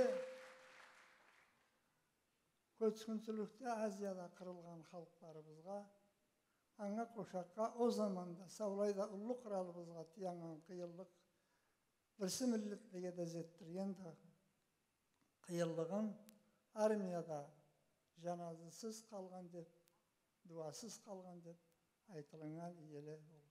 Аланы атына Куран окуп дуа алдырсак калай болдук болор эди, багалы жамаат. أعوذ بالله من الشيطان الرجيم بسم الله الرحمن الرحيم لله ما في السماوات وما في الأرض وإن تبدوا ما في أنفسكم أو تخفوه فيحاسبكم به الله فيغفر لمن يشاء ويعذب من يشاء والله على كل شيء قدير والله قدير والله غفور رحيم صدق الله العظيم سبحان ربك رب العزة عما يصفون وسلام على المرسلين والحمد لله رب العالمين آمين آمين الحمد لله رب العالمين والصلاة والسلام على رسوله محمد الذي حب الحوز والمقام وعلى آله وأصحابه الذي مروا قواعد الشرع وشرائع الإسلام أما بعد فأوصيكم عباد الله وإياي أولا بتقوى الله تعالى فاتقوه وأطيعوه إن الله مع الذين اتقوا والذين هم محسنون أيها الناس فاتحة غير الموت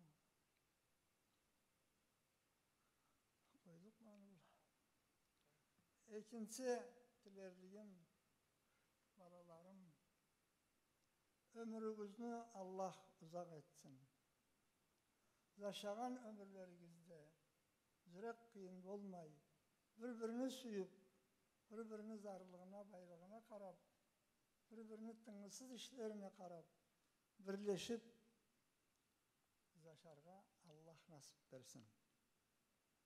Etken muratlarınız tolsunlar. Ol etken muratlarınızın tolganına, yürekleriniz bile kuvana, ömrünüz uzak olsun. Bu zıyırını kurağına ensi keçirlik veririz. Allah razı olsun. Allah razı olsun. 4-5 yerde bununla işle etibaylanan Allah ana da anı östürgün, anı vasfitat etken anaga artarak da Allah razı olsun. Allah'ın en sügüllerine gör bulup kıyamet günde belgili bugün bulayda kalay belgilese de kıyamet günde de o sifatte belgili olup çıkarsa Allah nasip versin. Esselamu Aleyküm.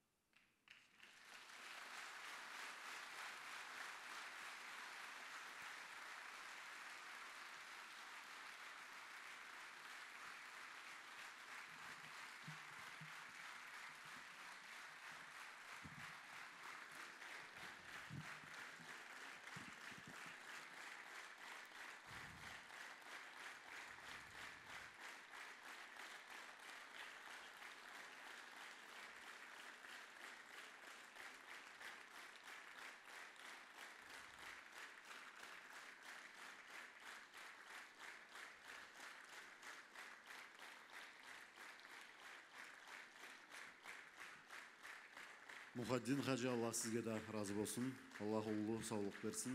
Ұзақ өмірлі болыңыз сізді. Уважаемые друзья, дорогие гости, с удовольствием приглашаем на эту сцену председателя общины крымских татар в Москве Мустафу Мухтеремова. Под ваши аплодисменты.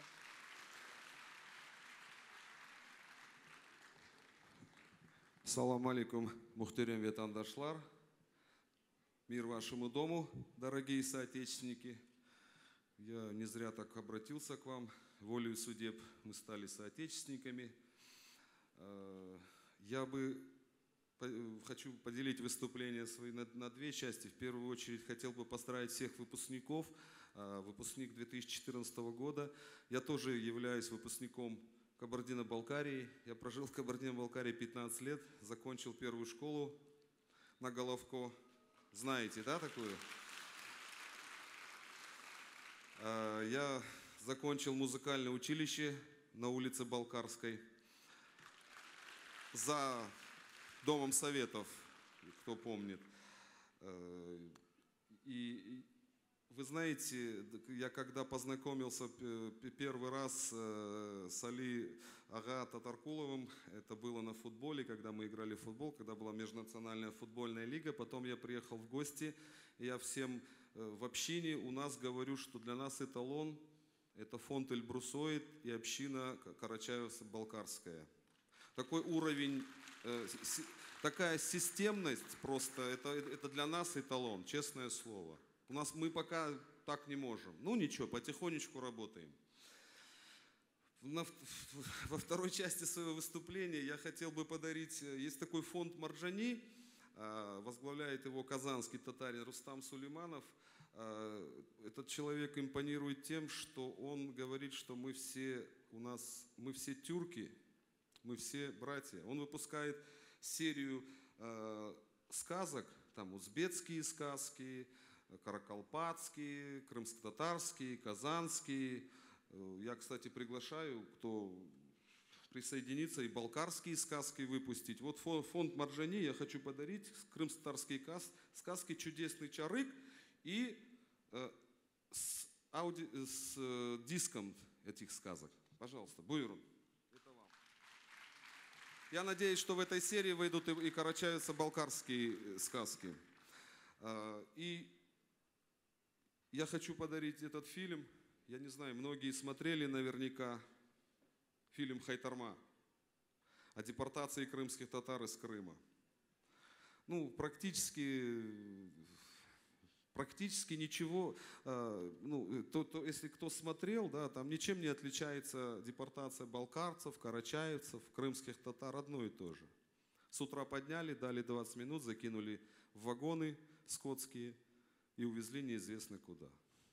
Я надеюсь, что мы, сплотившись, никогда с нами такое не повторят.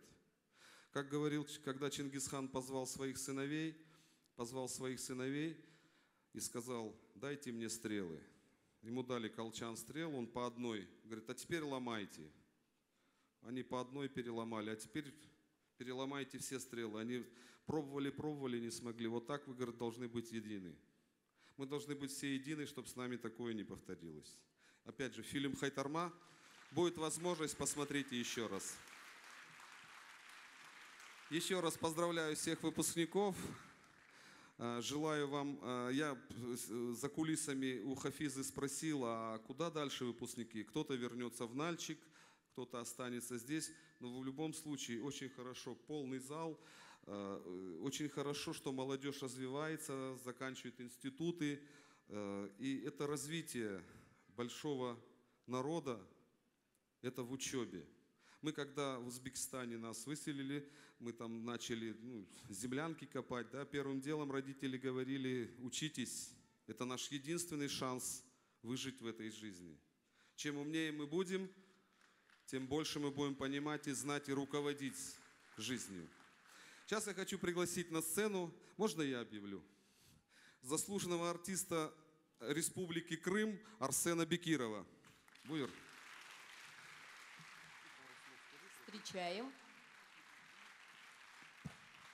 Спасибо большое. Я также присоединяюсь, поздравляю всех выпускников с этим замечательным праздником. И первую песню свою про мою родину, про мой родной Крым. Миллетом Крым для вас.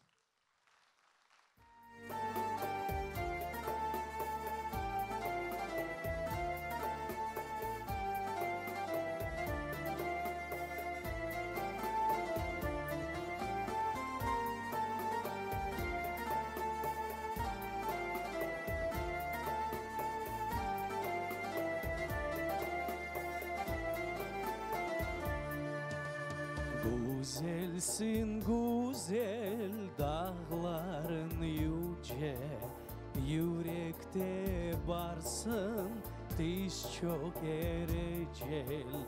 Sendedir bilem omrumdan sırrı, yalnız sensin yüreğim yeri.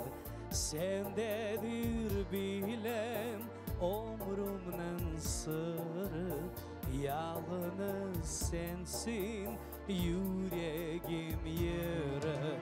Dünyada varsın ey anahırım, sen benim bitmez tükenmez yarım. Vatanım Kırım, milletim Kırım, kanımda Kırım, canımda Kırım.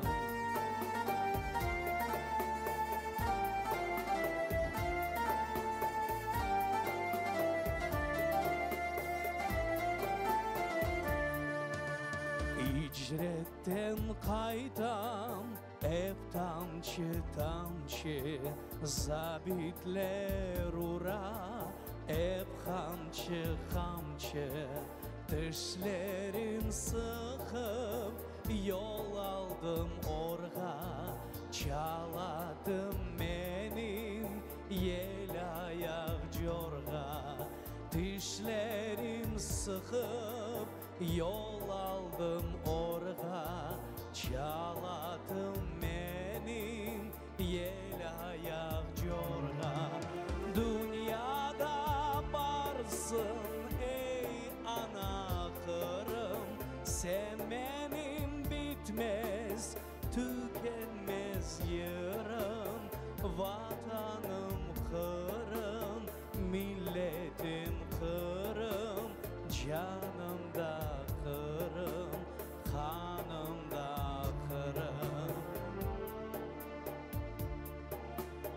Ey anam Kırım, sen benim bitmez tükenmez yarım.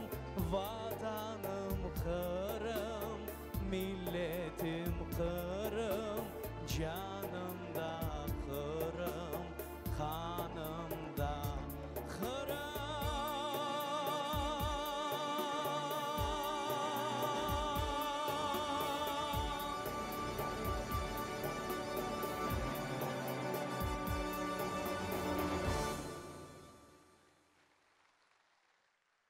Спасибо большое. Ну и вторая песня крымско-татарская, народная, Bahar Gelse.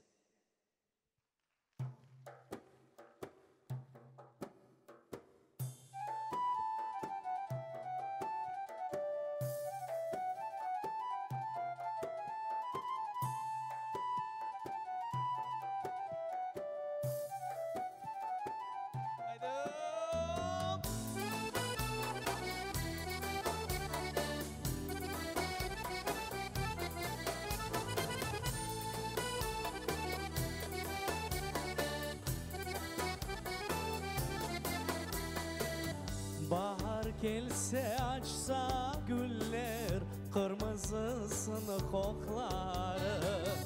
Bahar gelse açsa güller, kırmızısını kokları. Ese sabah salkın yeller, sana selam yollarım. Ese sabah salkında yeller, sana selam yollarım.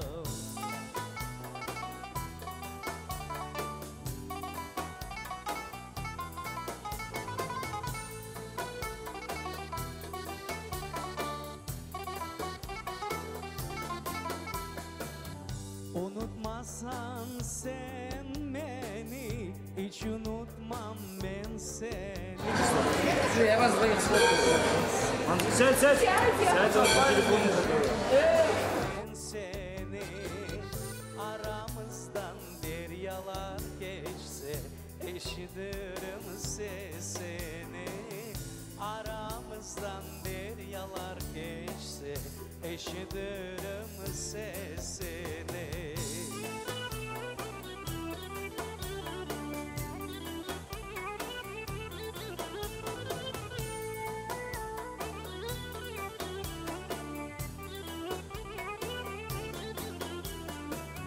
Bahar gelse açsa güller, kırmızısını kokları.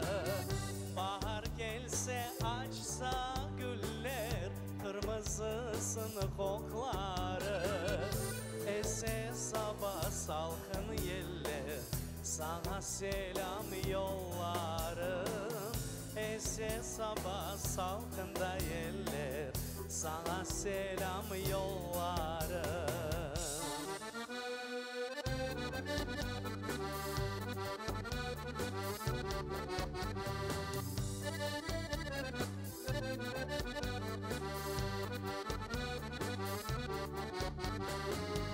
Aramızdan deryalar geçse, eşitirim sesini.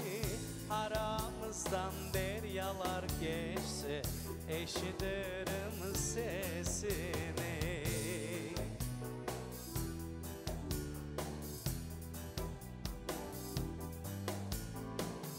Aramızdan deryalar geçse, eşitirim sesini. Еще раз с праздником вам всего хорошего.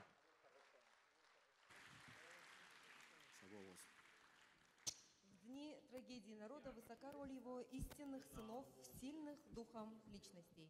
Таким был признанный Орфей Кавказа, легендарный вайнавский музыкант, народный артист Чечено-Ингушетии, гармонист-виртуоз Умар Димаев. Известный советский композитор Вано Ильич Мурадели назвал его профессором кавказской музыки. В тяжелые годы депортации Умар своим искусством согревал и лечил души людей, давал силы не сломиться под тяжестью судьбы, вселял надежду и веру в неизбежность возвращения на родину. И в один прекрасный день неповторимым голосом своей гармонии он возвестил о предстоящей дороге домой. Дело Умара Димаева продолжают его сыновья. Служение искусству и народу они унаследовали от отца и с честью несут это высокое предназначение. Сегодня они с нами, дорогие друзья. Звучит композиция «Голос твоей гармонии», посвященная памяти Умара Димаева и депортированных народов.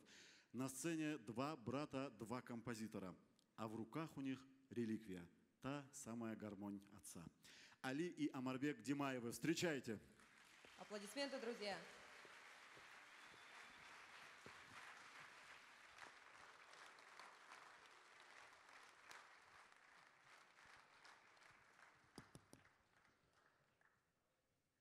Дай Бог, чтобы эта трагедия не повторилась ни у нашего народа и ни у какого народа. Мне хочется, чтобы... Давай звукоперед, там раз. Мне бы хотелось, чтобы вместе с этой песней закончились трагедии и тяжести Кавказа и России и всего мира. Мы любим вас, но памятью мы хотим показать, что мы готовы сказать спасибо нашим старшим, которые вынесли все тяготы депортации.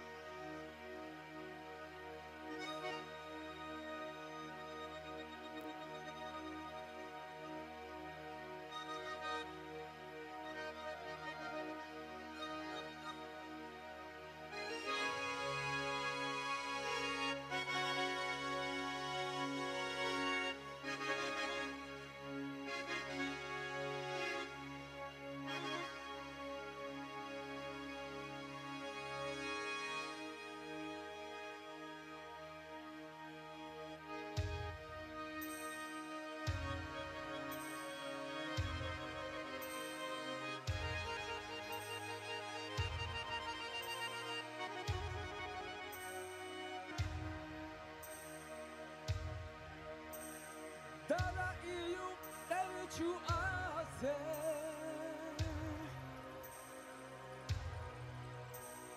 Khazcha hapandara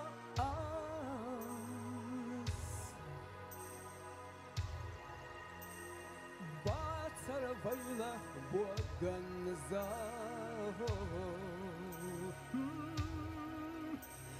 Ma serce yolura vas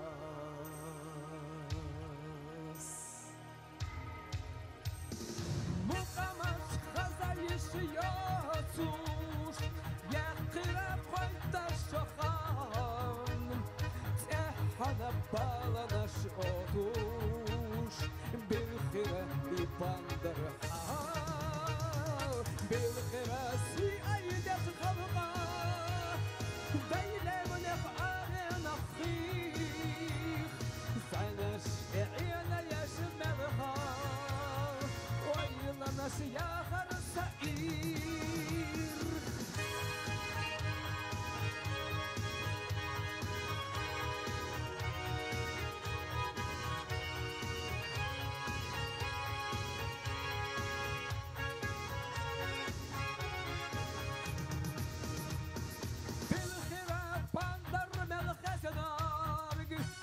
Nisbina settina buk Għattira massossa l-eżnarg Jastina jikina juk Bohura wawxa xdaħnax Nelgok ħadjada ra'i Derizira tadċira da'nax Stajtira iħna barħix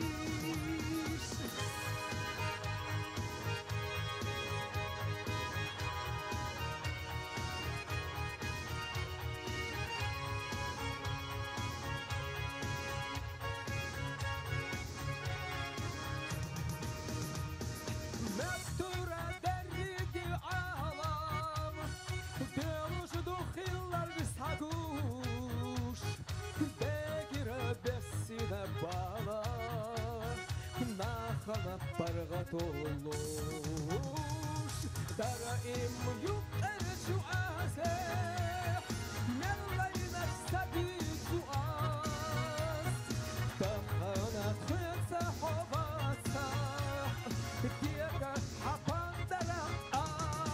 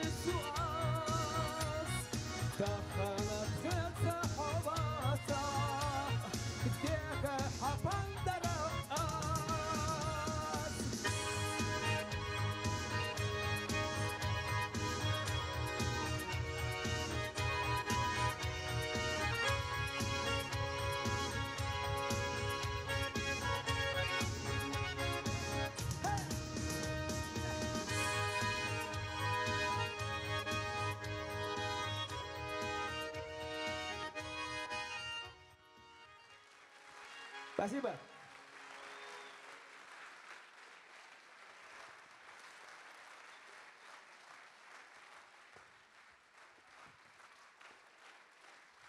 Али, спасибо, что пригласил на столь прекрасное мероприятие. И выпускникам доброго пути.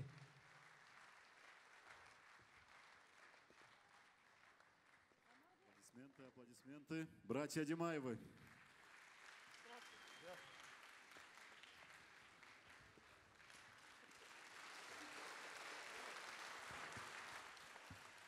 Мое сердце с вами. Спасибо, спасибо. Саболос. В тяжелые дни депортации выживать людям помогала надежда. А надежду давала вера. Вера во Всевышнего. Но и в мирное, благополучное время вера продолжает оставаться неотъемлемым ориентиром для любого человека. И мы рады сообщить вам, что в рамках нового, но бурно развивающегося проекта аудиокниги выпущен Коран на карачаево-балкарском языке в переводе Абу Юсуфа Эбзеева. Под руководством Назир Хаджи Ахматова, Тахир Хаджи Атмурзаева, Хызыра Хаджи Атарова и Расула Кубанова. Режиссер проекта – заслуженный деятель искусств Карачаево-Черкесской Республики Расул Атмурзаев. Текст читал диктор, заслуженный работник культуры Кабардино-Балкарской Республики Ильяс Созаев.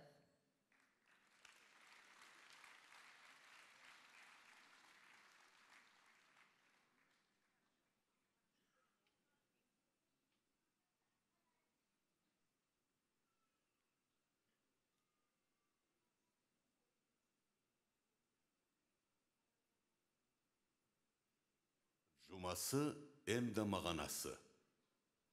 Көчірген Эбзеланы Абу Юсуф Хаджи. أعوذ بالله من الشيطان الرجيم بسم الله الرحمن الرحيم الحمد لله رب العالمين الرحمن الرحيم مالك يوم الدين إياك نعبد وإياك نستعين اهدنا الصراط المستقيم صراط الذين أنعمت عليهم غير المغضوب عليهم ولا الضالين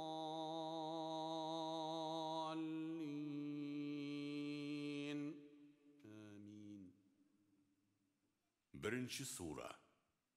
Ачучу. Рахматлы жұмушақ Аллахны аты бұла. Мақтаула барыды дүнияланы иесі, рахматлы жұмушақ Аллахады. Түзлік бұла сүт боллық күнні патшақына. Эй Аллах, біз құры сенге құллық етебіз.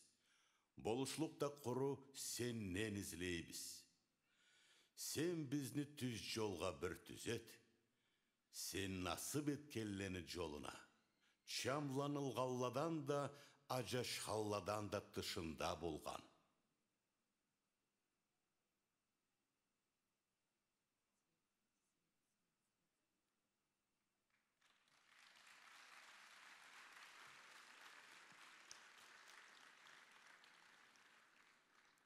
Депортация нанесла непоправимый ущерб культурному и историческому наследию высланных народов. По возвращении на родину в 1959 году была созвана первая и до сих пор единственная научная конференция, посвященная вопросам происхождения карачаево-балкарского народа. В апреле 2012 года на первом Всероссийском совещании Карачаево-Балкароведов было принято решение о проведении международной научно-практической конференции, посвященной вопросам происхождения языка, истории и культуры карачаево-балкарцев. Конференция проводится Барселем под эгидой Российской академии наук. Наша инициатива настолько, не побоюсь этого слова, вдохновила Академию наук, что ею принято решение о проведении аналогичных конференций для других народов России.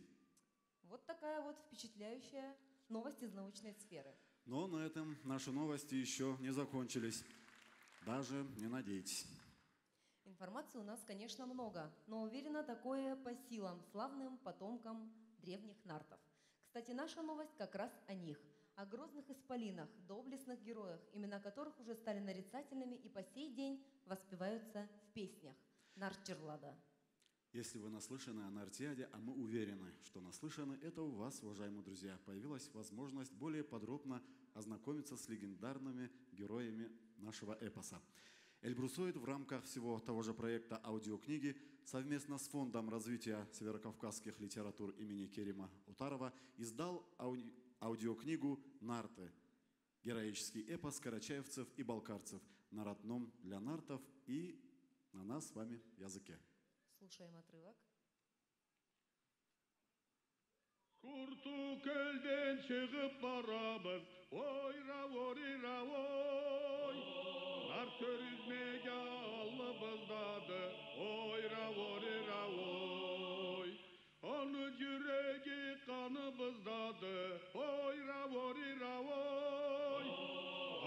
demligi barı bızdadı. Oy ravoy ravoy. Karlı tavlağa biz terk yeter biz. Oy ravoy ravoy. Dommayla kırıp biz keltirlik biz.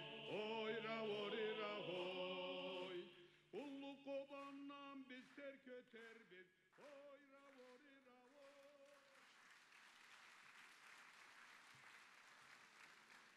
Составитель этой аудиокниги, ведущий научный сотрудник Института мировой литературы РАН, нартовед Танзиля Хаджиева.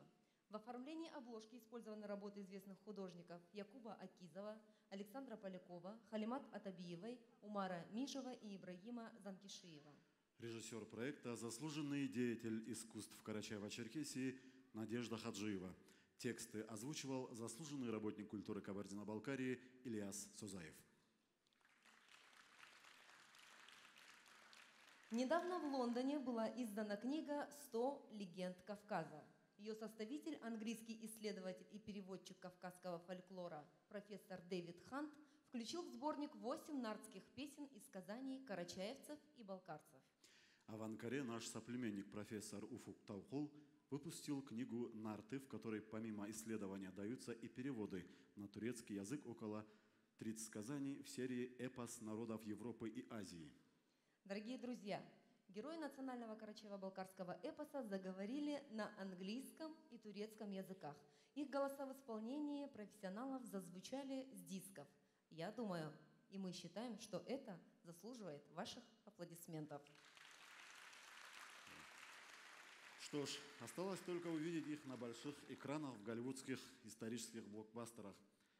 Вместо уже порядком понадоевших греческих богов. Аллах айца. Аллах буйырсын. Ну а теперь от легенд к обычной жизни. На сцене актив фонда Эльбрусоид. Харсургус.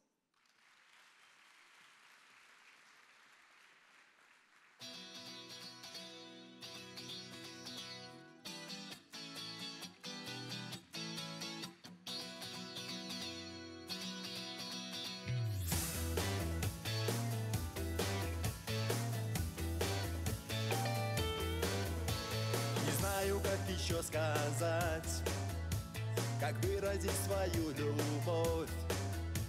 Быть в Эльбрусоид каждого из нас тянет вновь и вновь. Мы в Эльбе. Хайда? Сегодня мы в Эльбе. Мы вас любим, обожаем, поздравляем. Мы вас любим, обожаем, поздравляем.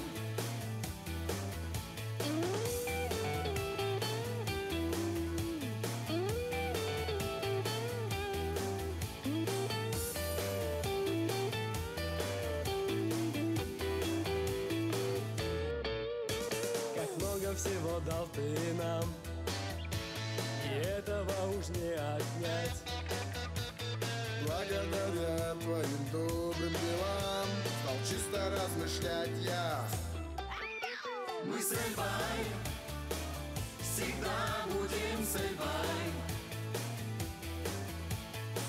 Мы вас любим, поздравляем с днем рождения.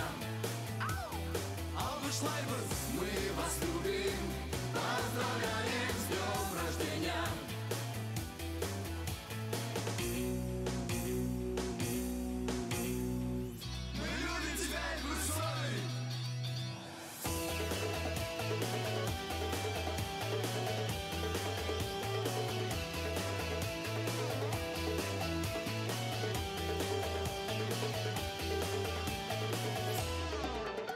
Мы с Эльбой, всегда будем с Эльбой.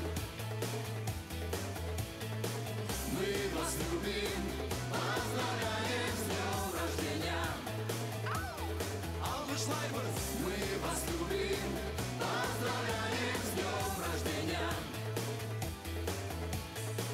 Мы вас любим, поздравляем с днем рождения.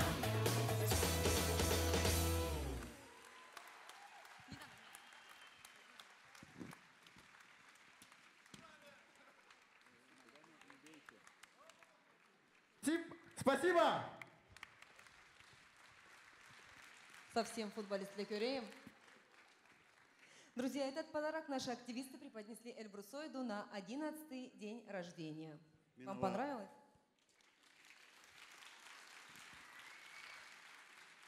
Софа, сен білмейсің, мен бұзамаңа бұл көзуге қалай ашығып жеткенме. Білдігіз Дорогие друзья, у нас осталась только одна новость, самая вкусная и аппетитная. Как вы догадались, мы уже приглашаем вас на фуршет. Ждем вас всех здесь буквально через полчаса. А мы, Рустам Тамбиев И Софья Гучаева, желаем вам приятного аппетита и общения. Ашығыз татты болсын.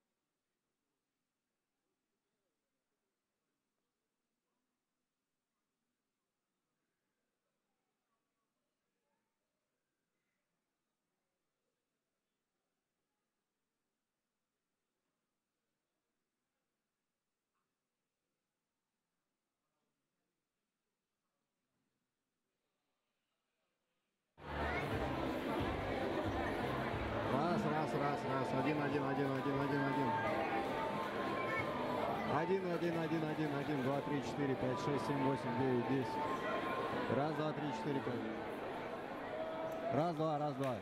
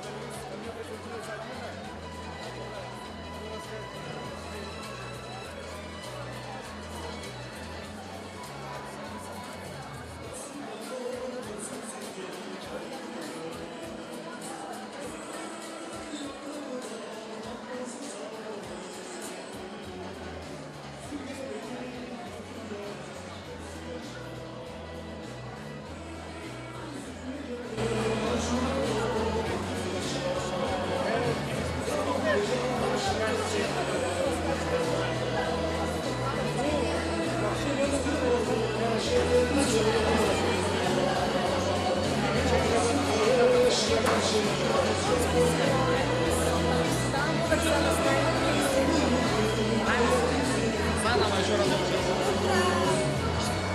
Сейчас это слышно? Их слышно сейчас? Слышно? Да.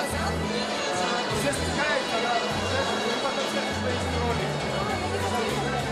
Говори это, потом говори. Потом я говорю, потом ты говоришь. Вы можете наблюдать. Вы можете наблюдать, что все...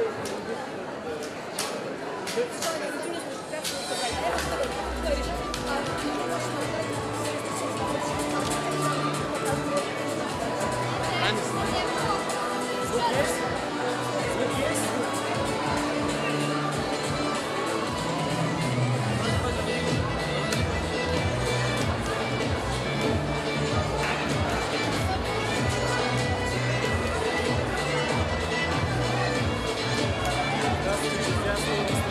Я говорю Хамис, мне присоединился Алина, как обстановка в зале.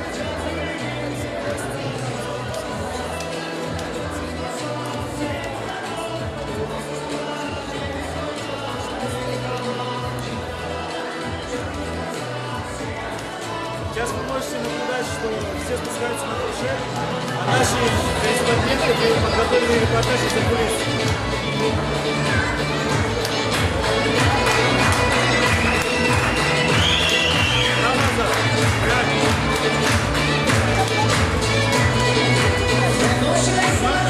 Мы сейчас идем Идем за кулисы посмотреть, чем же занимаются наши звезды в свободное время.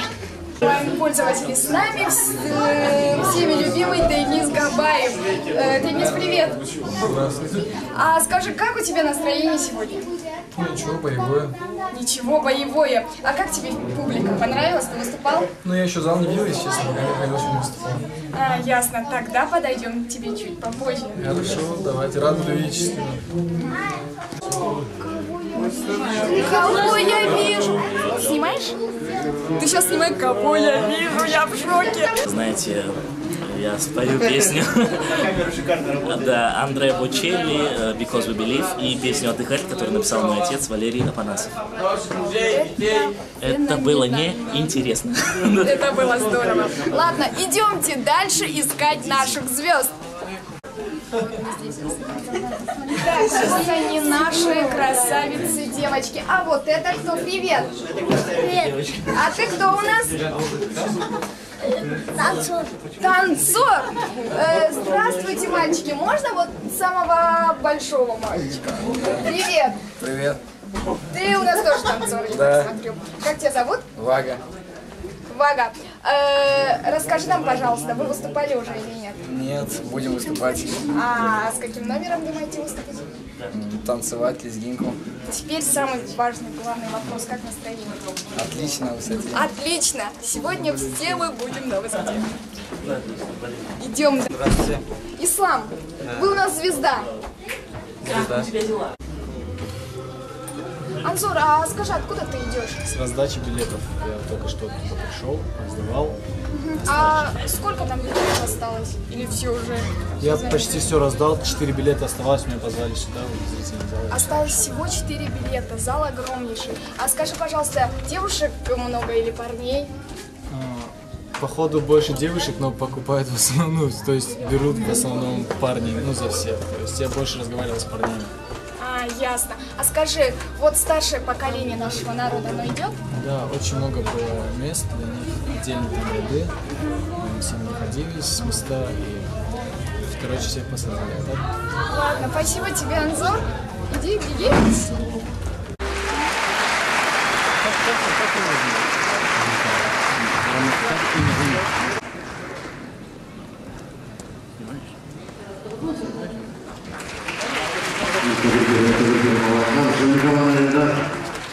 Ильдар, салам алейкум. Пару слов, хорошо. Телезрителям скажи, расскажи вообще, как тебе в эмоциональном плане встретил зал?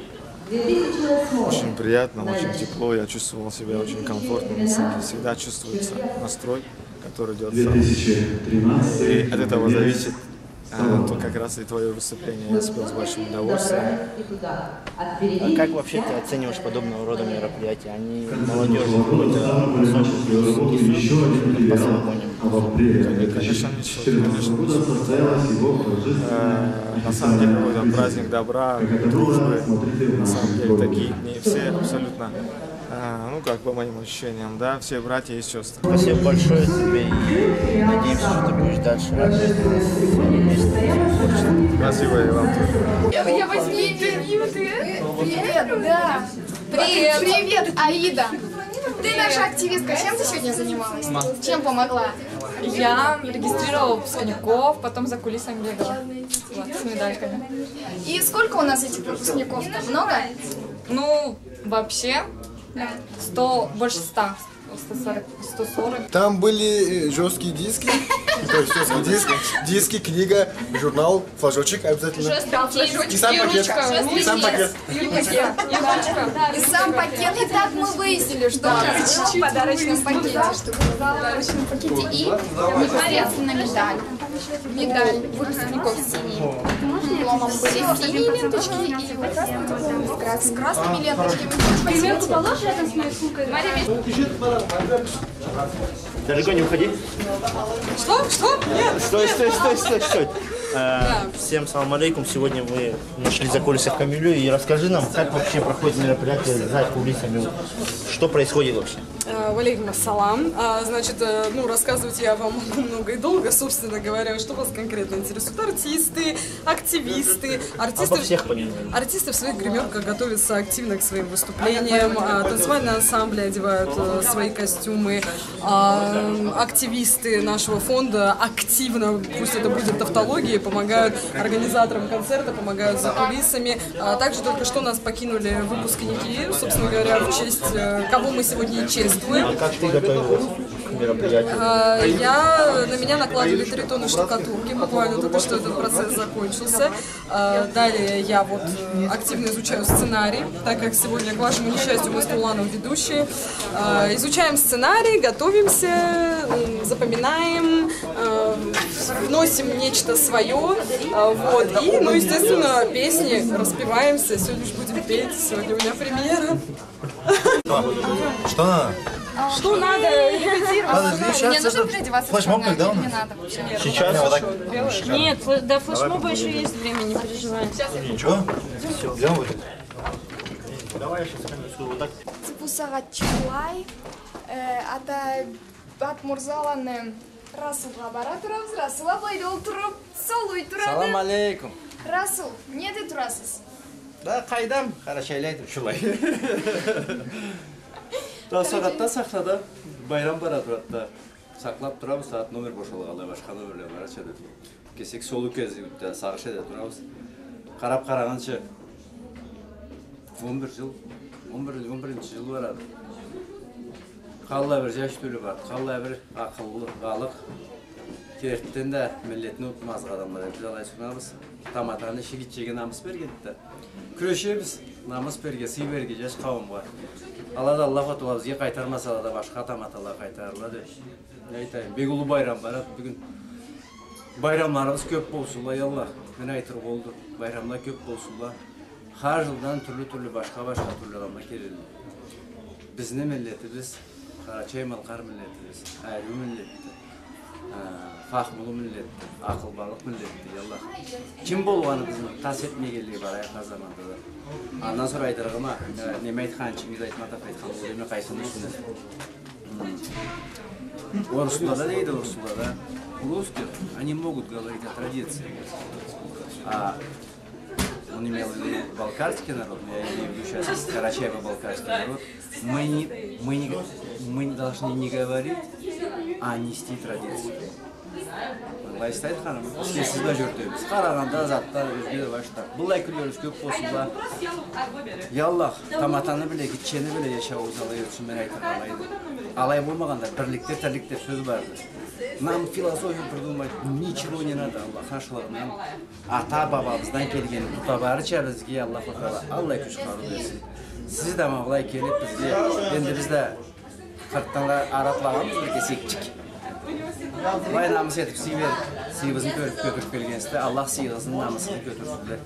Адамлан қуандырыш етесті, қуана-қуана барыбызда яшайық. Амин Аллах. Сау бол. Сау болыңыздар.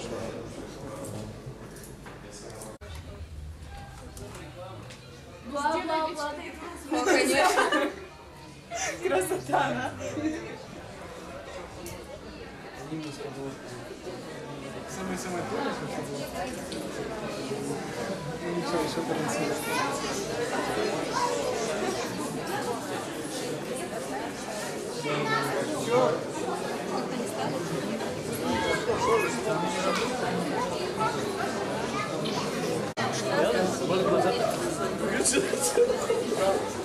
Уважаемые гости, все, пожалуйста, проходите, пожалуйста, в зал. Там пустой зал, а людям сесть некуда, потому что у вас все места здесь. И я хочу вам представить нашего выпускника Аубекира Байрамкулова. Аубекир, привет! Здрасте. Как у тебя настроение? Ну, такое позитивное. Позитивное настроение. Аубекир, скажи, пожалуйста, какой вуз ты окончил? Московский государственный открытый университет. Открытый университет. Хорошо, теперь самый главный вопрос. Какие у тебя планы на дальнейшую жизнь? Да, на этот вопрос, если честно, я уже сделал, как бы уже свои планы построил. с первого курса уже как бы. Будем работать во благо нашего народа, своих сородичей в Малокарачаевском районе Карачаево-Черкесской республики. Это, я тебе скажу, очень весомые планы. Ну что, желаю, чтобы у тебя все получилось. Спасибо. Спасибо.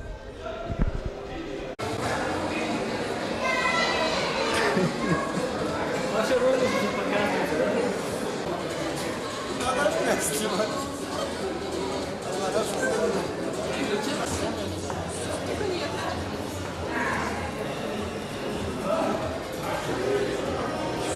Я с вами снова я.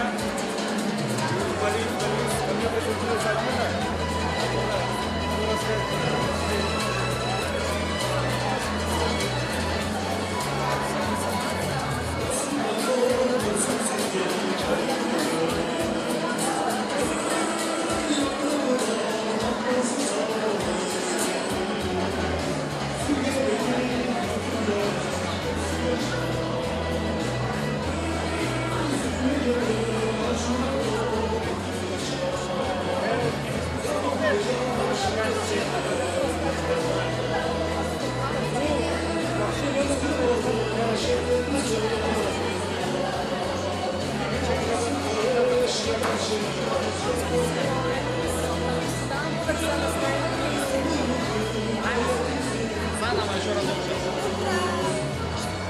Сейчас это слышно?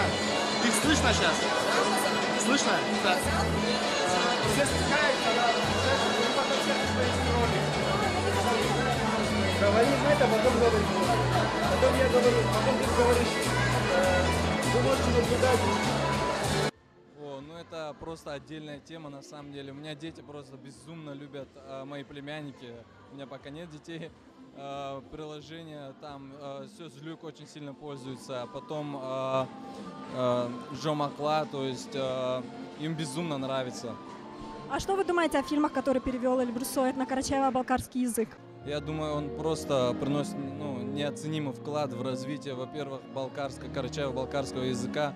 На нем растет нынешнее поколение, и его вклад просто, я думаю, неоценим. На самом деле молодцы, большие, что этим занимаются, и продолжайте в том же духе. А каковы ваши пожелания выпускникам, которые сегодня стояли на сцене вместе с вами? Ну, в первую очередь, оправдать те надежды, которые на них возлагаются, те ожидания, и не забывать, откуда они, и вырасти достойными сынами и дочерьми наших прекрасных республик. Все, спасибо, Алим, за ответы.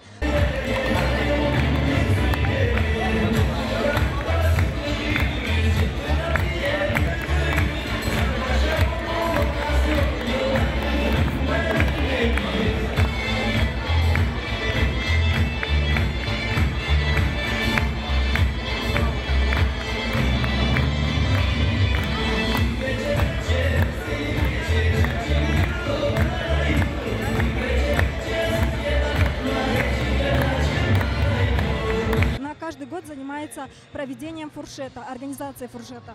Зарема, скажите, пожалуйста, трудно ли организовать фуршет на такое количество народа, больше 1000 человек?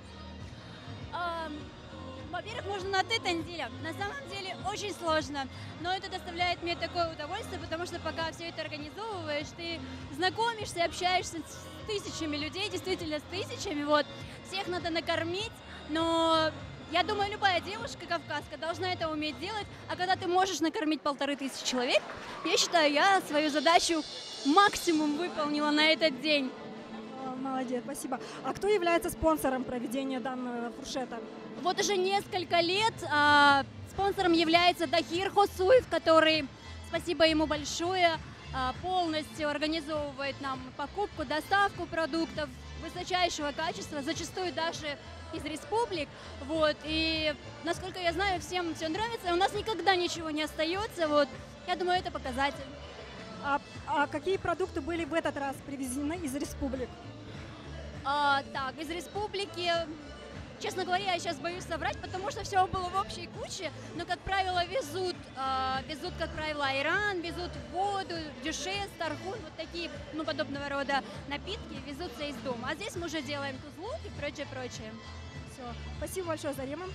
Приятного аппетита.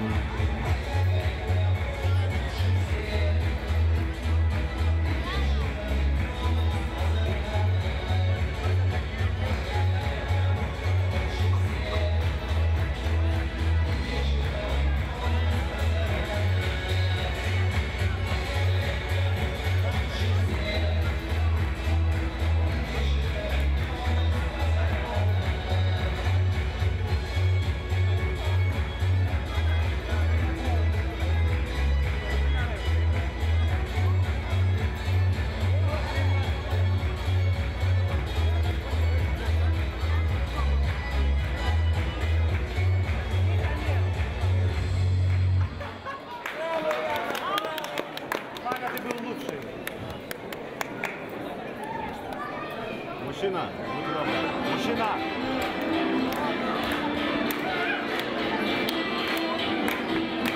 Отойдите, пожалуйста.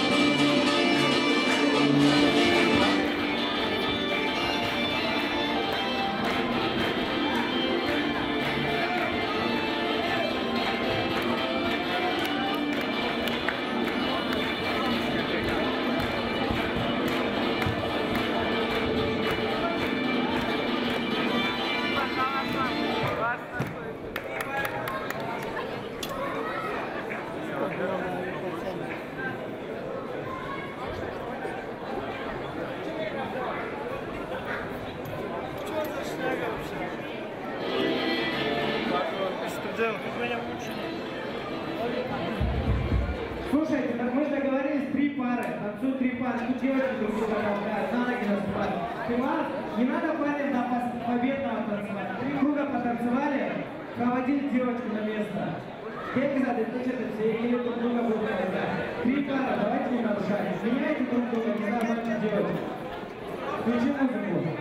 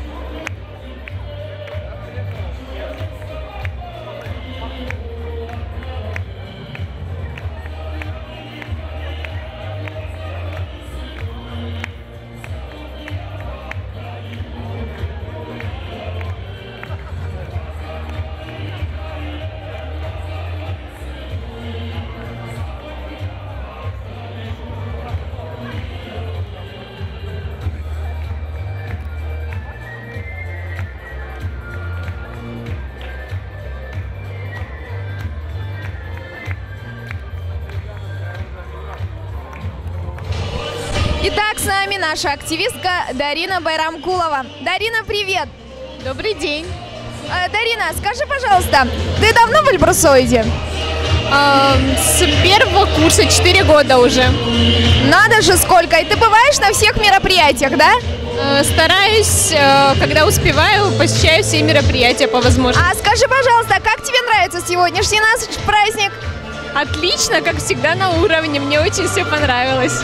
А теперь такой вопрос. Чем ты сегодня занималась? Чем подмогла нашей группе?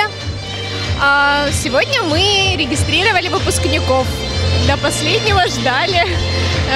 Около 70 выпускников пришло. Это достаточно много, планировалось около 100. Ясно. Спасибо тебе большое, Дарина. Приходи к нам почаще.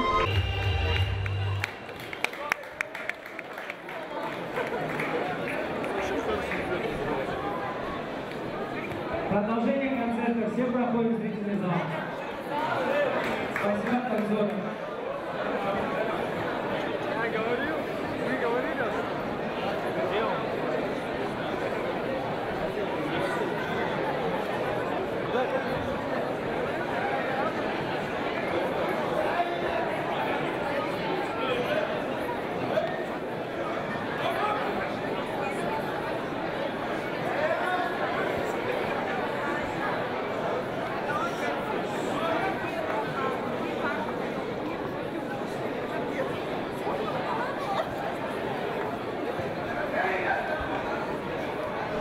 А теперь самая юная активистка нашего фонда Настя Кипкеева. Настюш, привет!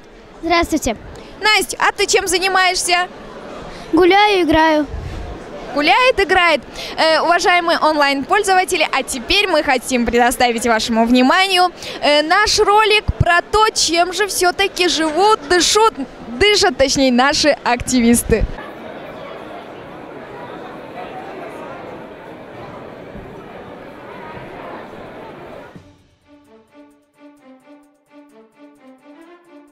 Были проведены вечера памяти депортации карачаево-балкарского народа,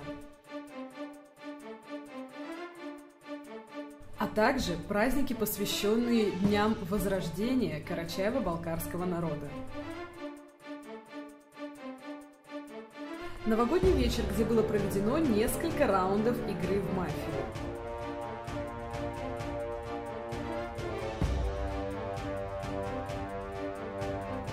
Не обошлось и без обязательного чествования первокурсников в 2014 году. А также мы вспомнили о кулинарном поединке, который проводили много лет назад, и решили сделать кулинарные конкурсы новой доброй традицией.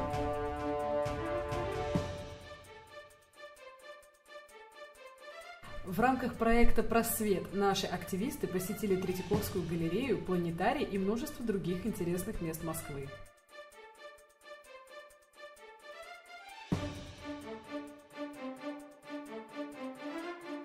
Был дан старт новому проекту «Пощекочи мозги», который представляет собой дискуссионную площадку, где молодежь обсуждает злободневные проблемы общества. Был проведен очередной всеми любимый брейн-ринг «Игра «Что, где, когда». Надо сказать, что в этот раз количество команд было рекордным. Игра проводилась между университетами. Не стоит также забывать о всеми любимой студии танца Эльбрусоид. Мы ждем вас на наших занятиях каждую субботу и воскресенье с часу дня. Для активистов фонда стало уже привычным совместно с Российским конгрессом народов Кавказа проводить мероприятия, посвященные Дню Великой Победы. Нам исполнилось 11 лет, и в честь этого в небо было запущено 11 небесных фонариков.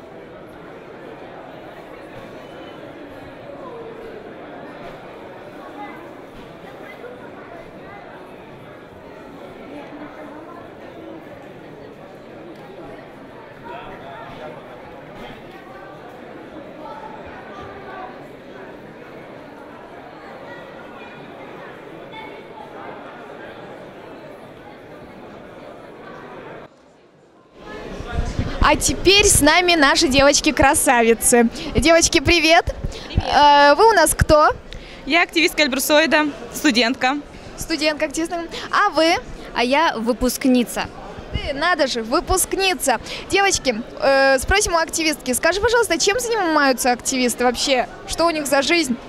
Ну, как тебе сказать, чем они только не занимаются, одним словом. Ну, а также мы, конечно, помогаем в организации сотрудникам Эльбрусоида, а также участвуем во всех, как сказать, мероприятиях, начинаниях и активно участвуем в жизни фонда. А также у нас, конечно, бывают разные просветы, экскурсии и много чего разного, и даже ради этого я предлагаю всем ходить вот к нам в Эльбрусоид. Эльбрусоид — это, я бы сказала так, после 2-3 посещений, это как второй твой дом. По крайней мере, со мной было так. Спасибо большое, как классно сказано. А теперь наша выпускница. Скажи, пожалуйста, какой вуз ты окончил? Я закончила Первый Московский государственный университет имени Сеченова, медицинский.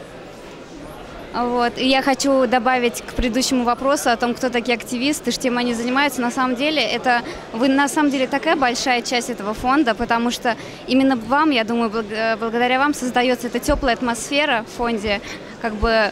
Каждый раз, когда приходишь, очень тепло, очень приятно, действительно тянет потом. И все, кто первый раз приходит, все это отмечают.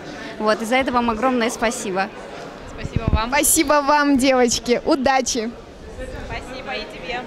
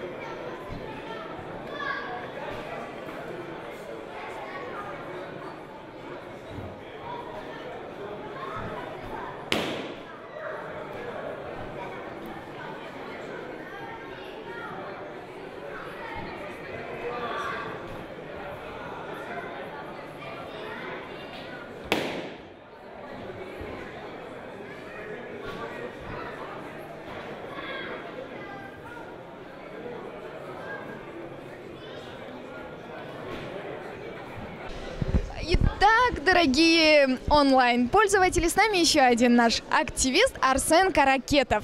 Привет, Арсен. Привет, Ма. Скажи, ты впервые у нас на землячестве? Нет, как бы мне посчастливилось быть здесь позапрошлом году. И как в сравнении с позапрошлым годом?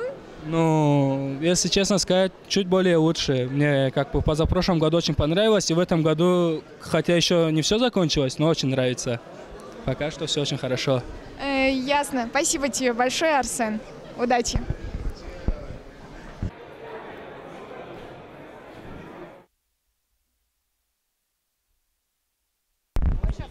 Давай, Паш,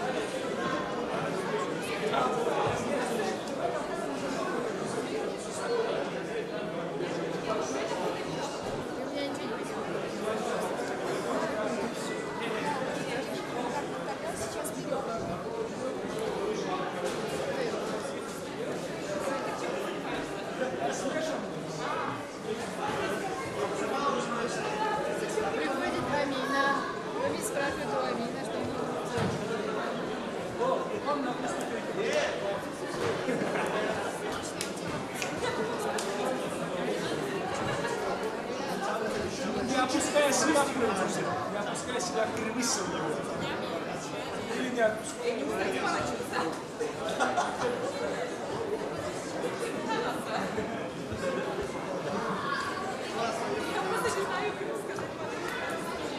Да, всего.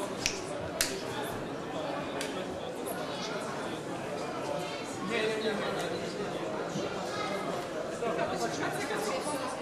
Еще не начался коммуницировать? Да, не начал. Посмотри.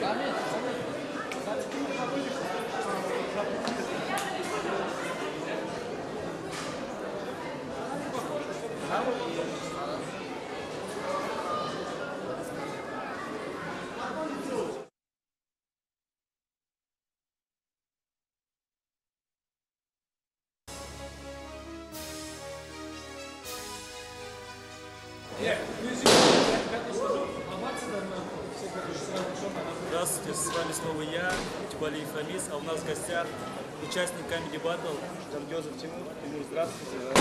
Здравствуйте. Первый вопрос, как вы узнали о данном мероприятии? Ну, я, как и все представители карачаевского народа, в курсе, что существует такой замечательный фонд Русотери. Нас пригласили принять участие в землячестве, мероприятии землячества. Да. Ну как, я узнал, если честно, по звонку, по приглашению, и очень было приятно, что пригласили нас. Вот. Какие впечатления у вас? Во-первых, мне что самое приятное, то что существует такой фонд, который собирает воедино нашу нацию, да, как бы, и мы можем общаться. Многие родственники знакомятся с другом. Это, наверное, находит друзей, и вообще, в принципе, это объединяет народ. Это очень хорошо, что существует поддержка молодежи со стороны людей. Да. Я не знаю, очень много положительных отзывов. Мне нравится самое главное, хорошая организация, атмосфера этого мероприятия. Чувствуешь себя абсолютно нужным, когда тебя зовут на такие концерты. Спасибо, Тимур. Там творческий успех. И вот нам сейчас подскажут, что начинается концерт. Смотрим все. Смотрим отличный концерт.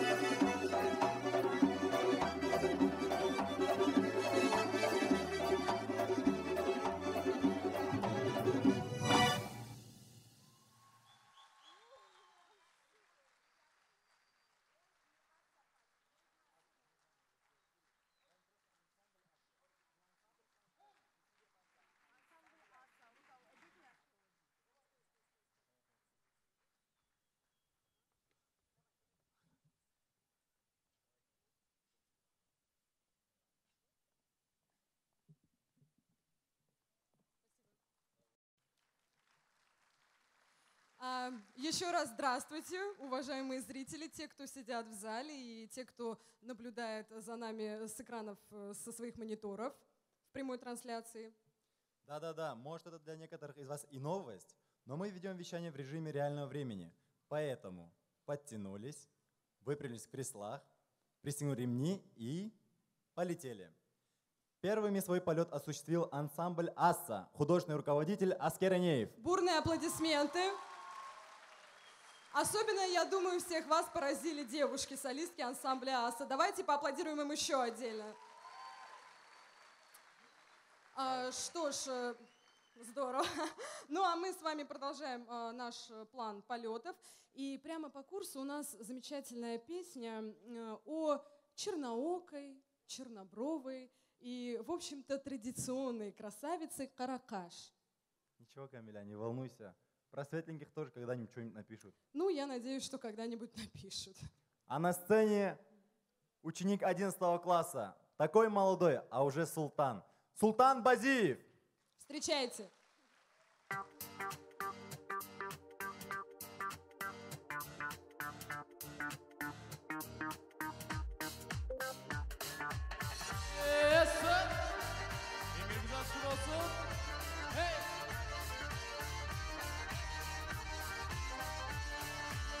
Terezenin tübünde arıyorum seni saklayayım. Düz bir kere görgenle alay bulup kalayım. Kara kaşların seni, kara gözlerin seni, sağ dünyada aylanıp kabarmaz seni. Kara kaşların seni, kara gözlerin seni, sağ dünyada aylanıp kabarmaz seni.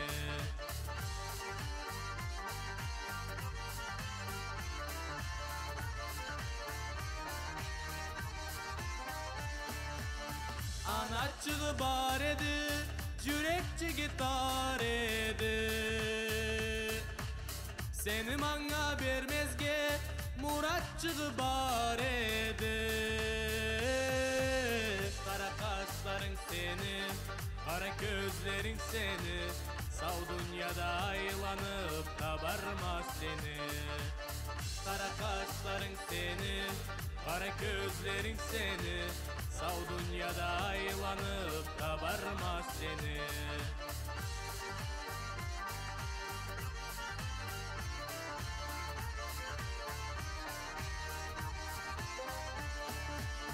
Seni subay salların, seni arıyor sıfatın.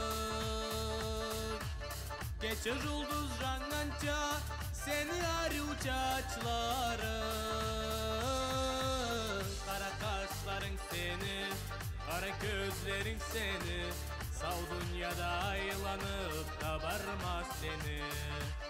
Kara kaşların seni, kara gözlerin seni, sağ dünyada aylanıp kabarmaz seni.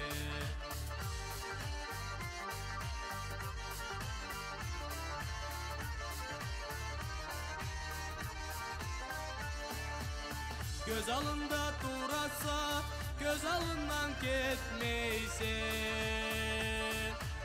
Ayselde yaşaysa, bir aytsana sen bana. Kara kaşların seni, kara gözlerin seni, sağ dünyada aylanıp kabarmaz seni. Kara kaşların seni, kara gözlerin seni, sağ dünyada aylanıp kabarmaz seni.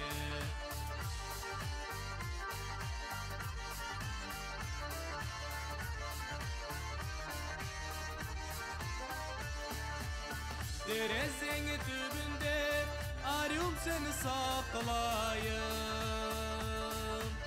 Düz bir kere görgenle alay bulup kalayım. Kara kaşların seni, kara gözlerin seni, sağ dünyada aylanıp kabarmaz seni. Kara kaşların seni, kara gözlerin seni, sağ dünyada aylanıp kabarmaz seni. Kara kaşların seni, kara gözlerin seni, sağ dünyada aylanıp kabarmaz seni. Kara kaşların seni, kara gözlerin seni, sağ dünyada aylanıp kabarmaz seni.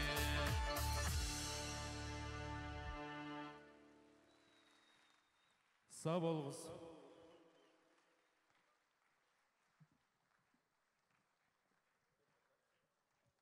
бурные аплодисменты Султану. О, он, по-моему, сорвал все цветы в зале. Поклонники? Мне кажется, что другим артистам сегодня уже ничего не достанется. Вообще мы с Тауланом тоже потанцевали сейчас за кулисами, и вот даже после такой песни захотелось перекраситься.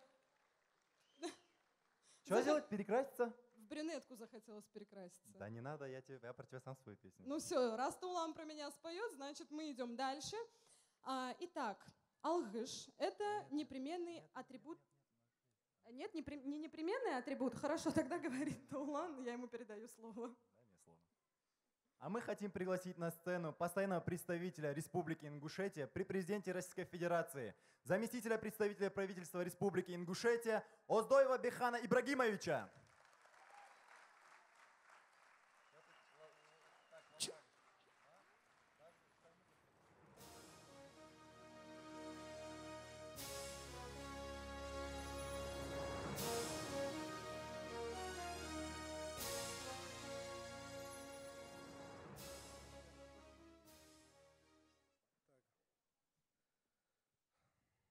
Уважаемые братья и сестры, ассаламу алейкум. Добрый вечер.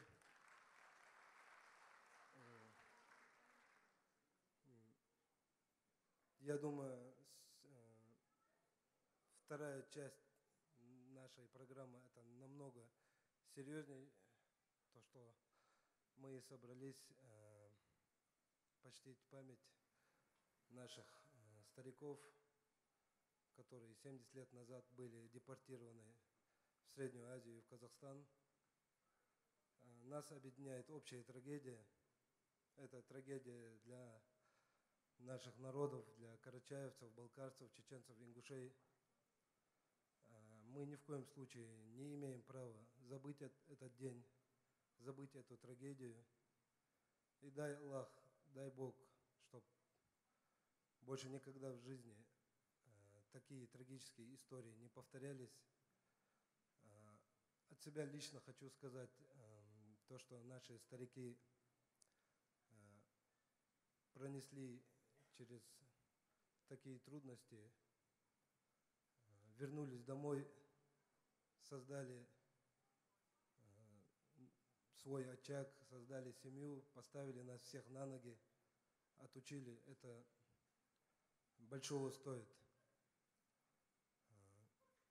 Говорят, рожденные в СССР. Мы можем сказать, что у нас половина рожденные в Средней Азии и в Казахстане. Конечно, мне хотелось бы больше никогда таких повторений, таких трагических дат. И я вам всем желаю дружбы, удачи, счастья и здоровья. Дай Аллах нам всем терпения. В принципе, все, что я хотел сказать.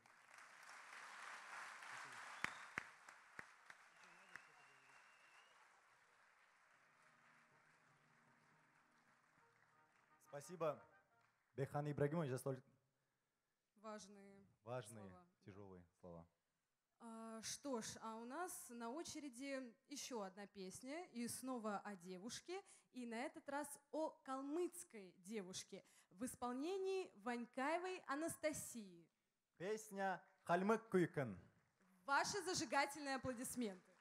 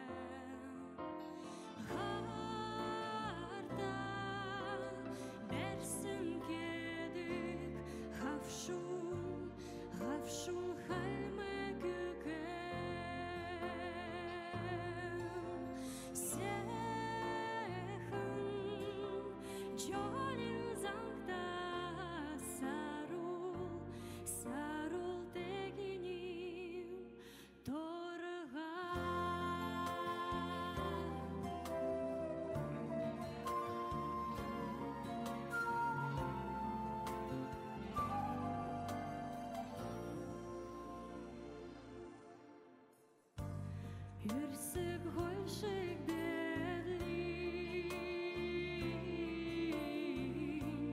ерін йобын үсхіч. Уцаған сетклин, ерін йобын метхіч.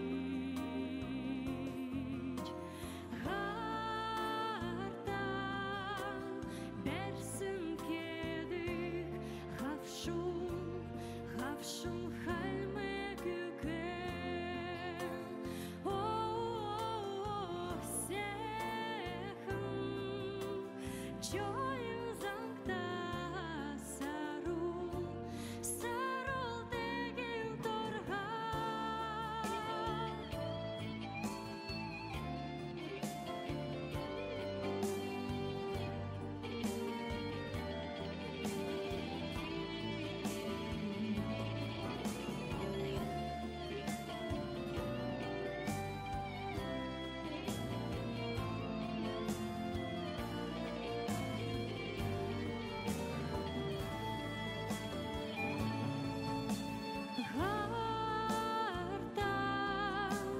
Берсін кедік,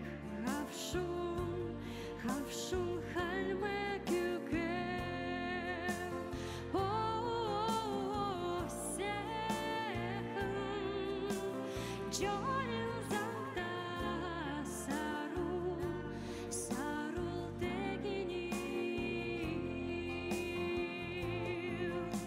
Сехім, жойын заңда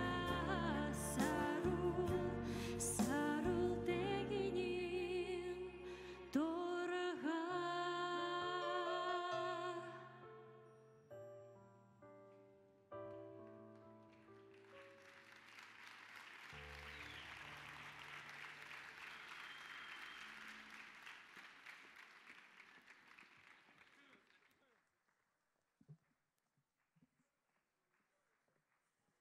Сегодня у нас цветочный марафон. Аплодисменты, друзья. Замечательная, красивая песня. Что ж, а теперь алгыш. Как я и обещала. Это непременный атрибут любого праздника. Вообще, все вы знаете, что на Кавказе очень популярны тосты и благие пожелания, которые принято делать на родном языке. Но иногда те, кто плохо знает свой родной язык, ну, например, я, к своему стыду, могут попасть в просак. Так, например, один джигит на свадьбе, захотев пожелать людям найти свои половинки, выдал: «Үйдегілі болмағанла, жартычқыларына түбесінле». Но, слава богу, наши следующие артисты хорошо знают родной язык и споют вам замечательную песню «Алгыш». Встречайте на сцене Кайсын Хуламханов и Эльдар Жаникаев.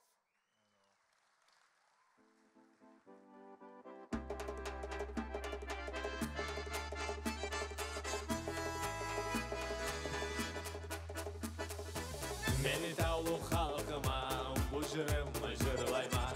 Жүрегіме үктем болып, сізге алғыш айтама, сізге алғыш айтама.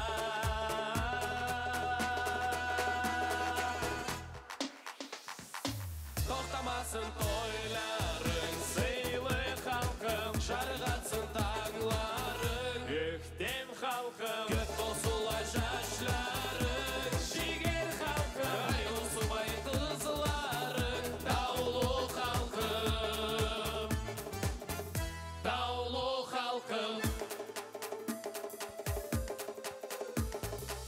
Яшьләреңә яхтүге, картларыңа кар сура. Жашайык көп өмірле, улы тойла бардыра. Сезге алгыш айтаман.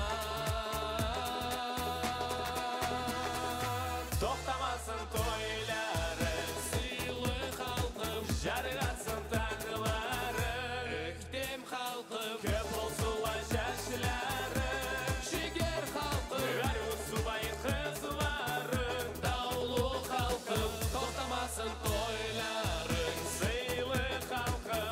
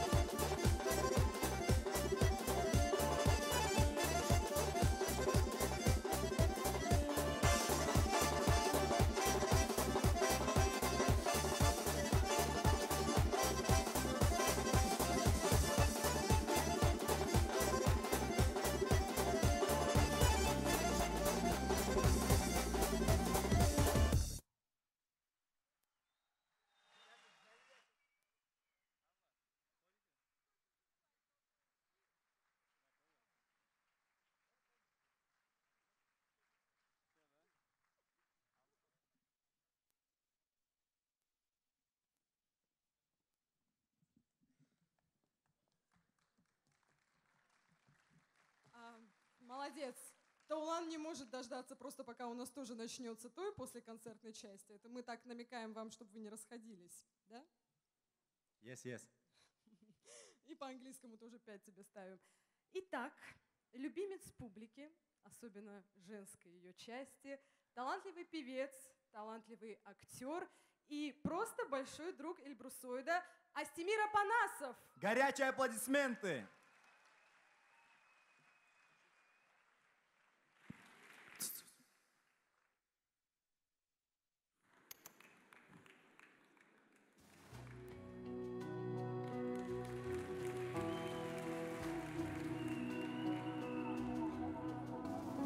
Guarda fuori già mattina, questo è un giorno che ricorderai. Alzati in fretta e vai, c'è chi credente non ti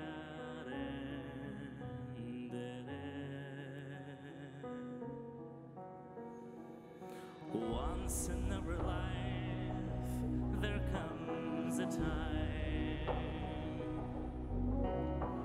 we work out alone and into the light,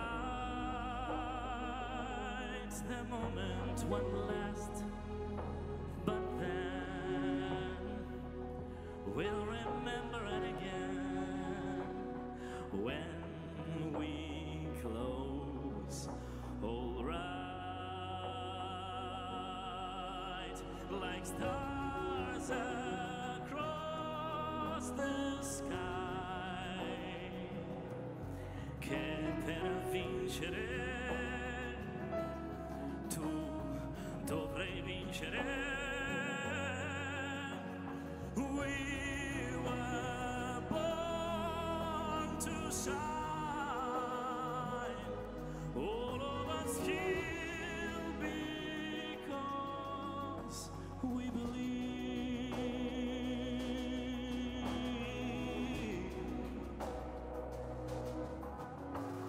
Guarda avanti, non voltarti mai. La chiarezza con i sogni speranza poi verso il giorno che verrà c'è un traguardo là, like stars across the sky, che per vincere dovrei vincere. We were born to shine. All of us here because we believe. Non arrenderti, qualcuno ha con te.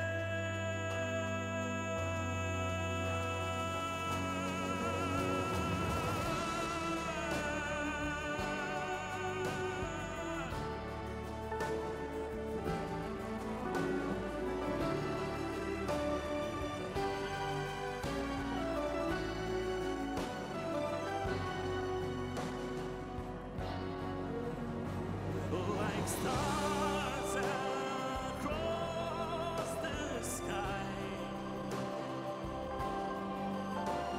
we were born to shine, che per vincere dovrai vincere. E allora vincerà.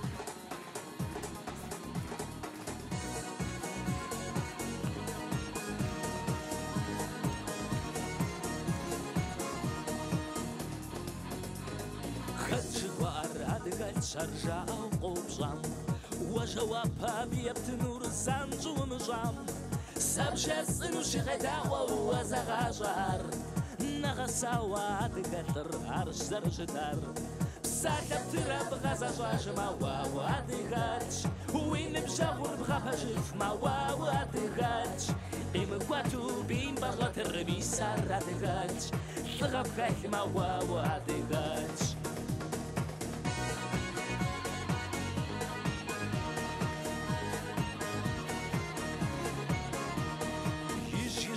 Посарейкам жауш тагаш Еутлажын обходу ягасаш Адыгатыр хакумш хача ипсар йдыфынш Диадыга хяппан ипшар хягоу йыгынш Псахап тырап газажаж мауау адыгач Уинып жахур бгапажыф мауау адыгач Дымы квату бим бажатыр мисар адыгач Лгап хайт мауау адыгач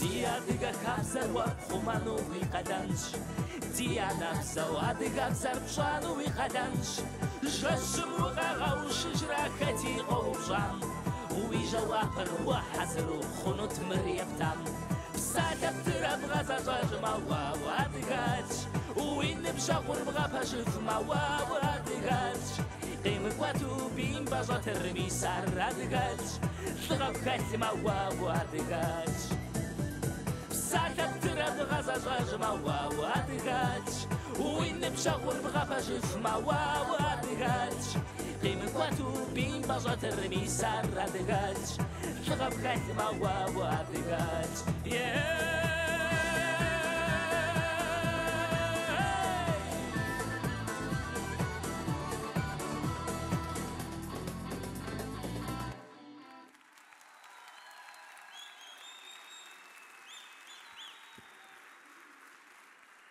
Спасибо.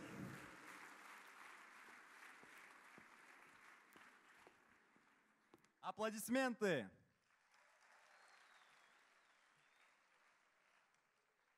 Следующая песня, пожалуй, одна из самых красивых об этой древней, овеянной легендами стране.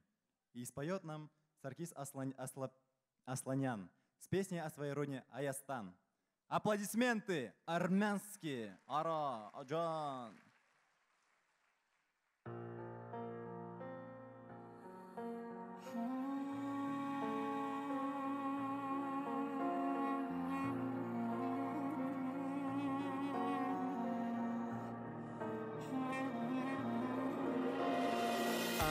Garuna kesama toglini amboch Ais garuna koman gats toch beri oro Darak vatsi maineni gait bes monoreri kayeles Babeluru galchi por kaines Gangli noritz una iraraj Ayastan Moratsiren tsava vorganat Havada toch sera kezmanat Togastva zortni vortov zayot Ayastan Moratsiren tsava vorganat Havada toch sera kezmanat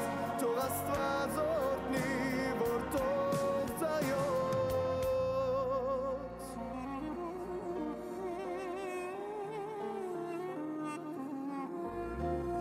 Toch korunka kosertu Buneri hiusi Toch sochatin yerkov Kokun թող նոր այս ծաղիկները քո վերքերը տակ պակեր Եվ թող արևի շողերը քեզ նորից լցներ ողողես սիրով Հայաստան մոռացիր այն ցավը որ գնաց հավատա թող սերը քեզ մնաց թող Աստված օրհնի որ թող ծայոց Հայաստան մոռացիր այն ցավը որ գնաց հավատա թող սերը քեզ մնաց թող Աստված օրհնի որ թող ծայոց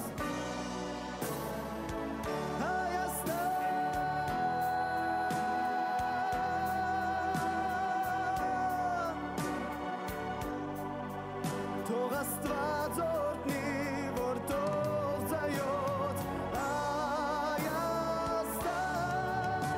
մոռացիր այն ցավը, որ գնաց Հավատա թող սերը քեզ մնաց Թող Աստված օրհնի, որ թող ծայոց Հայաստան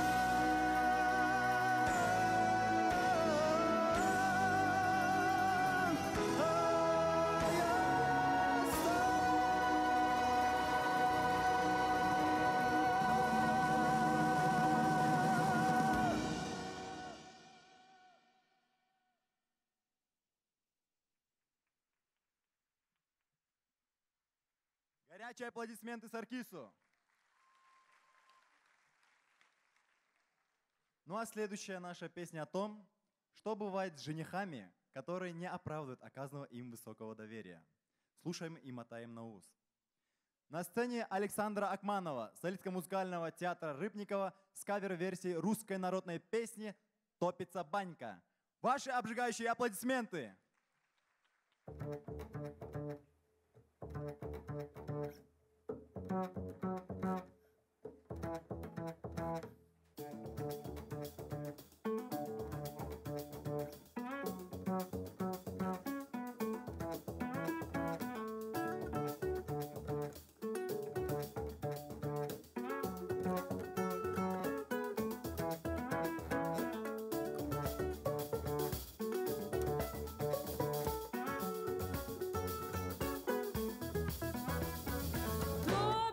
Топится в огороде баня, женится, женится мой миллионок Ваня.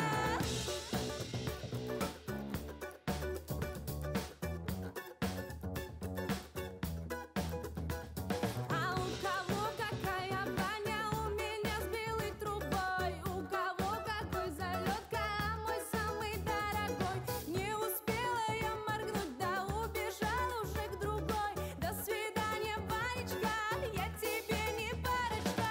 Топится, топится в огороде баня, женится, женится мой миллионок Ваня. Топится, топится в огороде баня, женится, женится.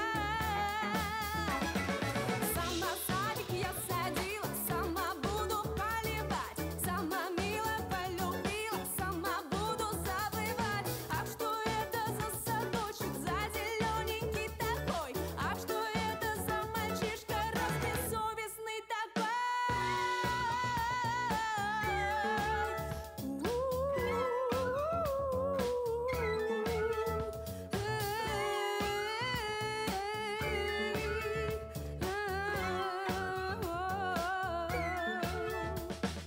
Топится, топится в огороде баня, женится, женится мой миллионок Ваня. Топится, топится в огороде баня, женится, женится. Here comes the fire to give up who we are. So let's live above and no comes to the stars.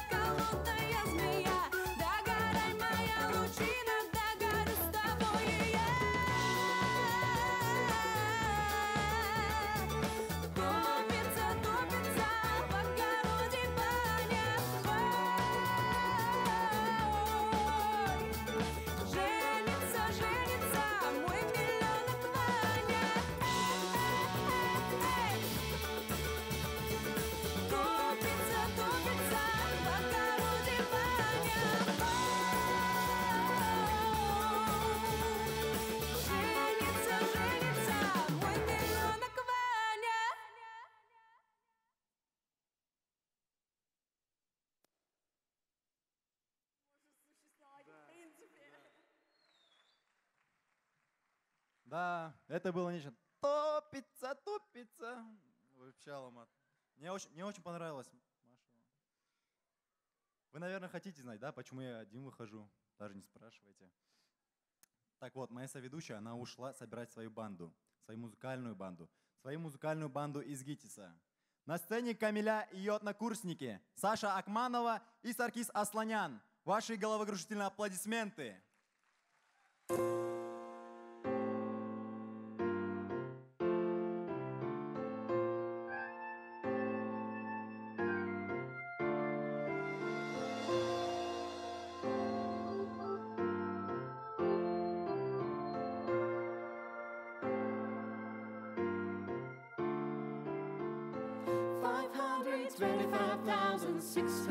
Minutes, 525,000 moments so dear, 525,600 minutes. How do you measure a year?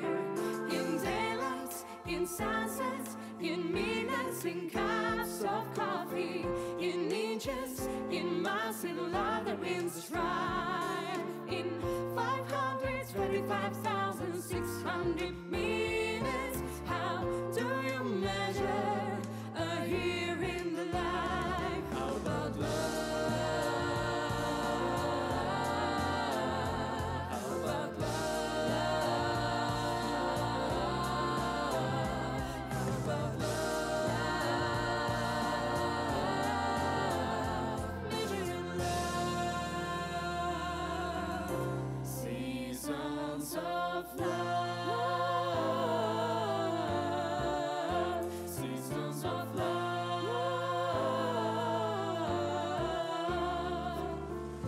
525,600 minutes, 525,000 journeys to play. 525,600 minutes. How do you measure the life of a woman or a man? True that she alone, on a time that he cried, in bridges he burned, or the way that she died. It's time to sing out through the story never ends. Let's celebrate, remember we're here for the life of friends. How about love? You got to remember love. You know that love is a gift from above.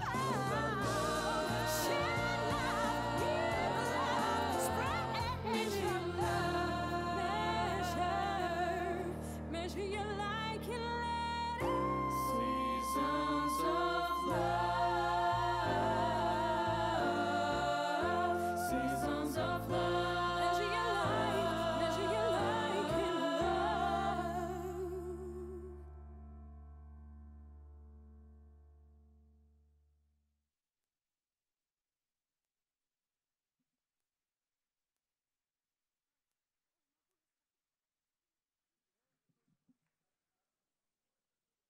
Ваши аплодисменты столь великолепному трио.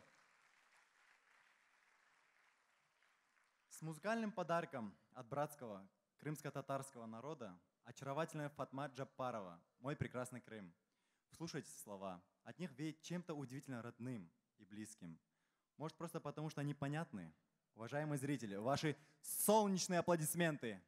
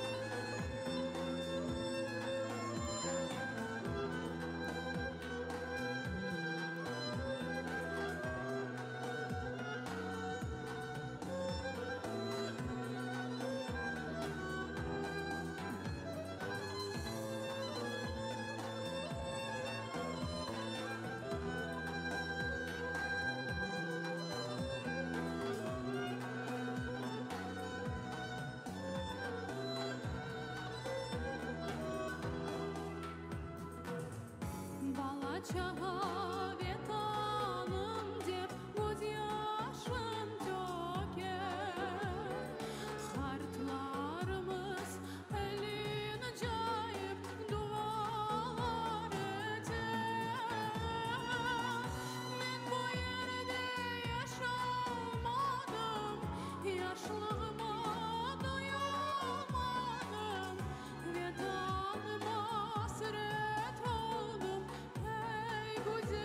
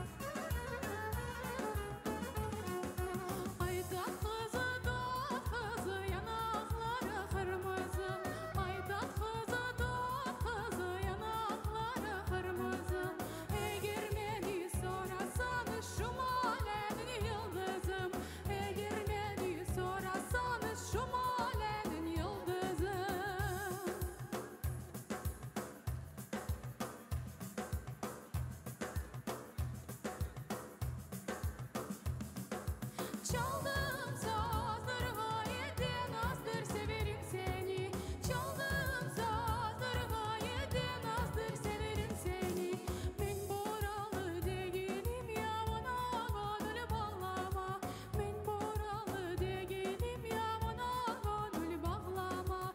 Ben buralı değilim ya bana gönül bağlama. Ben buralı değilim ya bana gönül bağlama. Sağ olun, спасибо.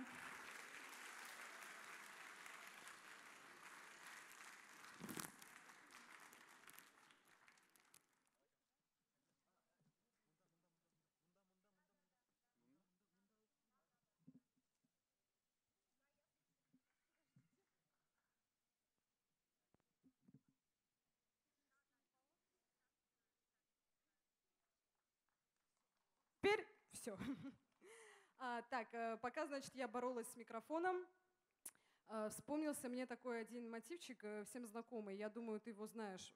Известная песня когда-то. Кавказцы бывают разные, и черные, черные, черные. И танцы у нас разные. Лезгинка, лезгинка, лезгинка. А мы встречаем на сцене ансамбль «Рассвет» и попурри из разных лезгинок. И прошу заметить, что номер является премьерным. Ваши зажигательные аплодисменты.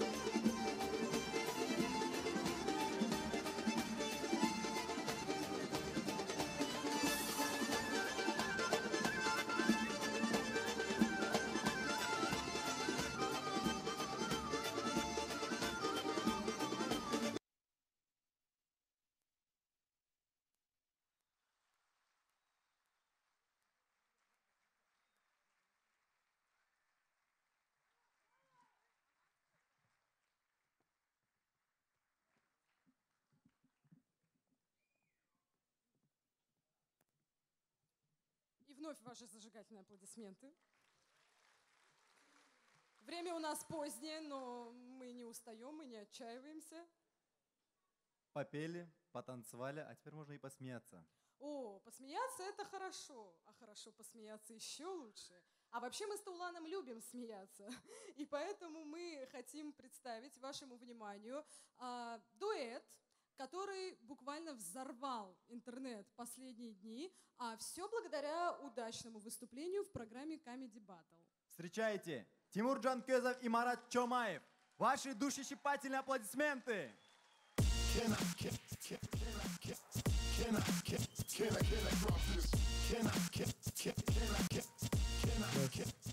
Добрый вечер, дорогие друзья. Добрый вечер. Очень рада вас всех сегодня видеть. Включите Марату микрофон.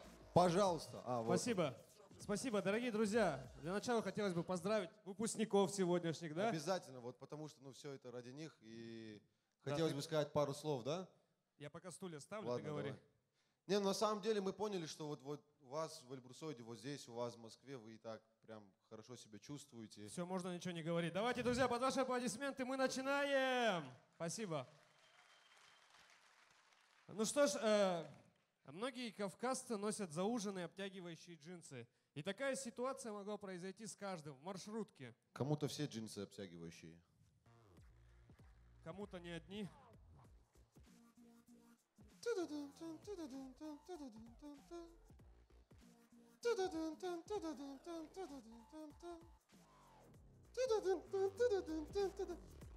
Алло. А, это у вас? Да.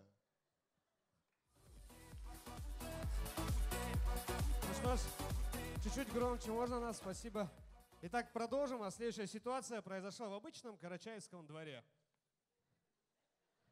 Рекс, давай лапу. Ай, мужчина, давай другую лапу. Ай, красавчик, апорт. Ай, умница. А теперь голос. Да.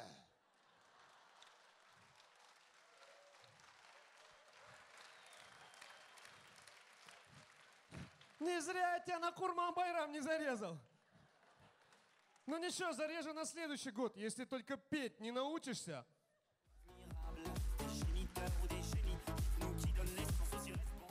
А теперь представьте, парень заблудился в Кавказском лесу. Ау! Ау! Ау! Ау! Люди! Люди! Люди! Люди!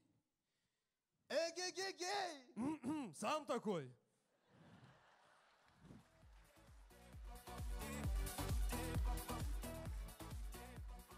Ну что ж, а мы продолжаем. И в продолжении... За тебя, Колым, отдам, душу дьяволу продам, и как будто бы с небес все к тебе толкает бес. Да.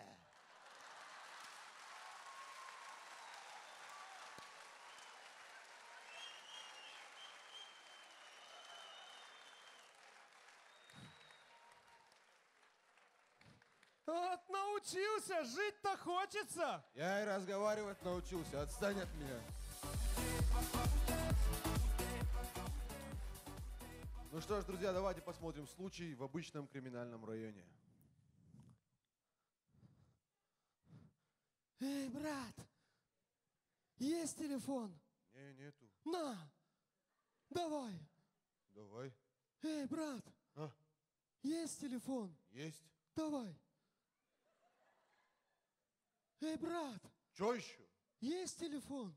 Нету. Ну на, давай. Эй, брат. Че? Есть телефон? Нету уже и больше никогда не будет. На, другой. Давай.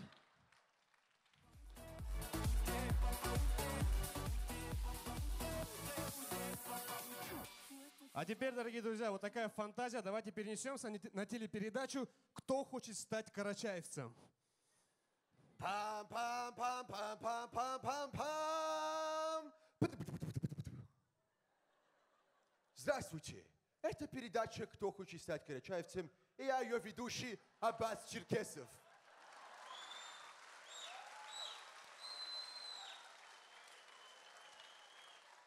И сегодня у нас в студии по традиции еще один человек, который хочет занять звание карачаевца. Иван Барышев. Здравствуйте, Иван. Салам алейкум. Я смотрю, вы подготовились. Хорошо, давайте присядем.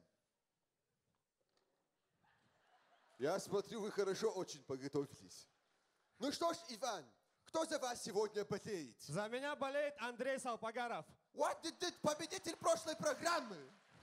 What did it? Что ты творишь? Поддержку привел. Ладно. У тебя будет сегодня 2 подсказки. Это скорая помощь зала и 50 на 60. 50 на 60? Ну, знаешь, просто у всех карачайцев всегда все на 110%.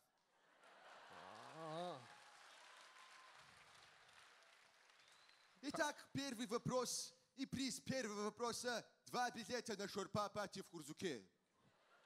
Всю жизнь мечтал, с женой поедем, ага. Ага, если найдешь. Итак, какое из ниже перечисленных блюд карачаевское? А. Борщ. Б. ВГДЗ. С. Лагман. И Д. Манты. Вариант Д – манты. Это неправильный ответ. Правильный ответ Д. Манты.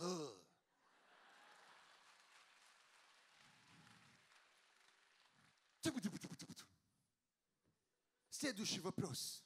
Извините, а можно без заставки в следующий раз? Нет. Итак, скажите, пожалуйста, из сколько хачинов балкарских могут заменить один карачаевский?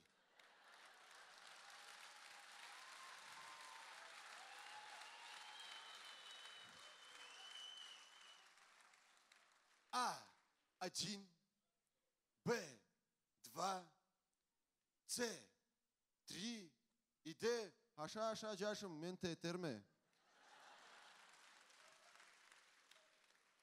Я думаю, 3. Неправильно, вы не становитесь карачаевцем. Ну что ж, друзья, сегодня не получилось у него это сделать, как говорил мой друг карачаевец Кет Блайдан. До сих пор не понимаю, что он говорил мне.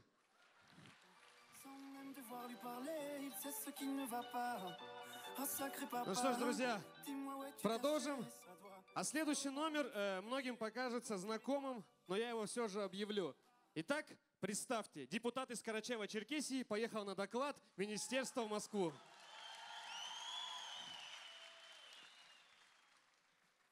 Ну что ж, депутат из Карачаева-Черкесии, вам слово.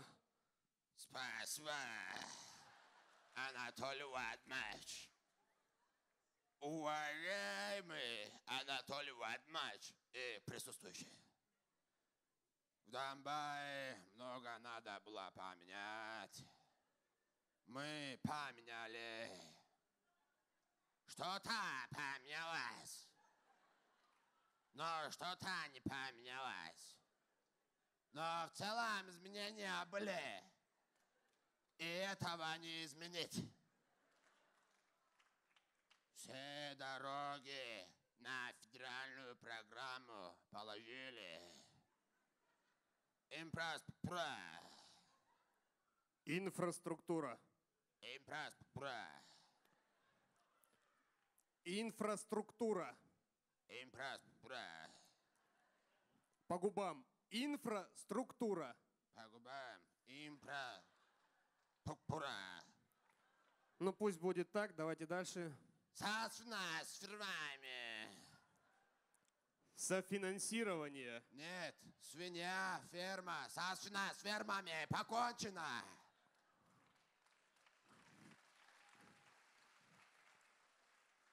Это хорошо. А что у вас по экономической части? Хороший вопрос, Анатолий Владимирович.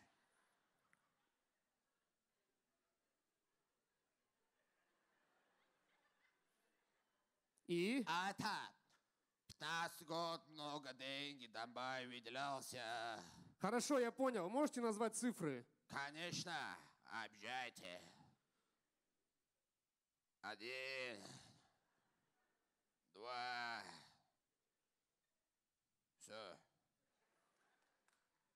Все цифры. Конченый доклад мой. На этом можно встать. Спасибо, Анатолий Владимирович. Спасибо, дорогие друзья.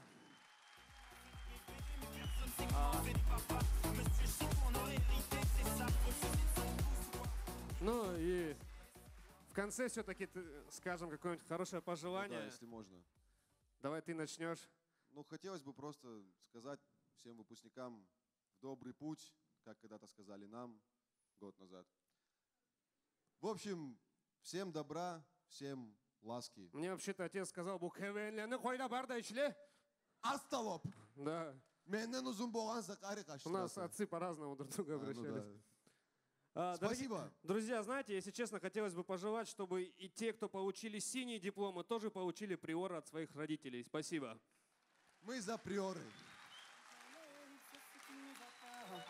Oh sacré papa, dis-moi où es-tu caché? Ça doit faire au moins 1000 fois que j'ai compté mes doigts.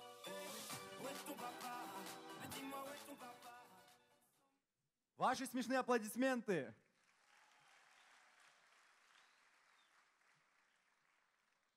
При разборе выражения «чан-чо-чинга» у специалистов не по-детски разошлись мнения. Кто-то связал это с философией индийской йоги, другие сочли, что это из самоучителя лезгинки. Третьи решили, что так оттягивались в старину. Вы поймете, о чем речь вообще? Тогда вашему вниманию представляется новое прочтение старого хита.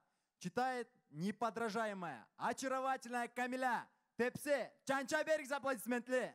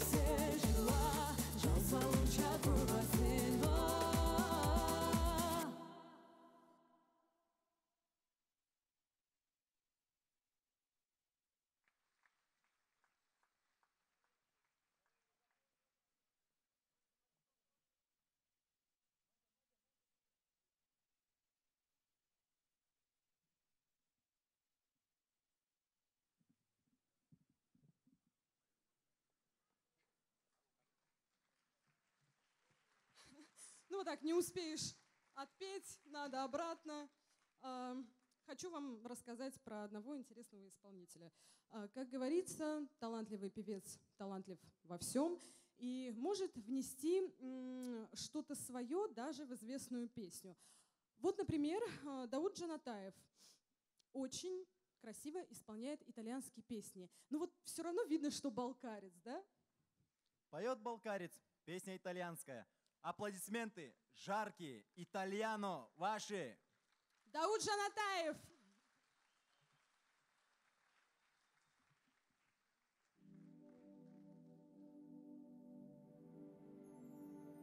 Sì, lo so, amore, che io e te forse stiamo insieme solo qualche istante. Zitti stiamo ad ascoltare il cielo, la finestra, questo mondo che si sveglia nella notte, già così lontana, già lontana. Guarda questa terra che gira insieme a noi, anche quando buio.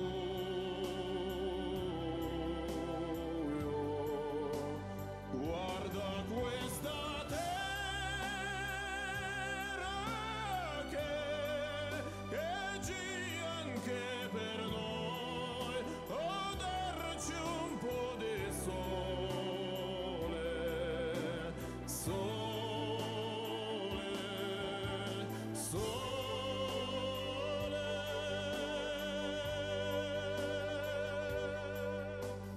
My love, che sei l'amore mio, sente la tua voce ed ascolto il mare.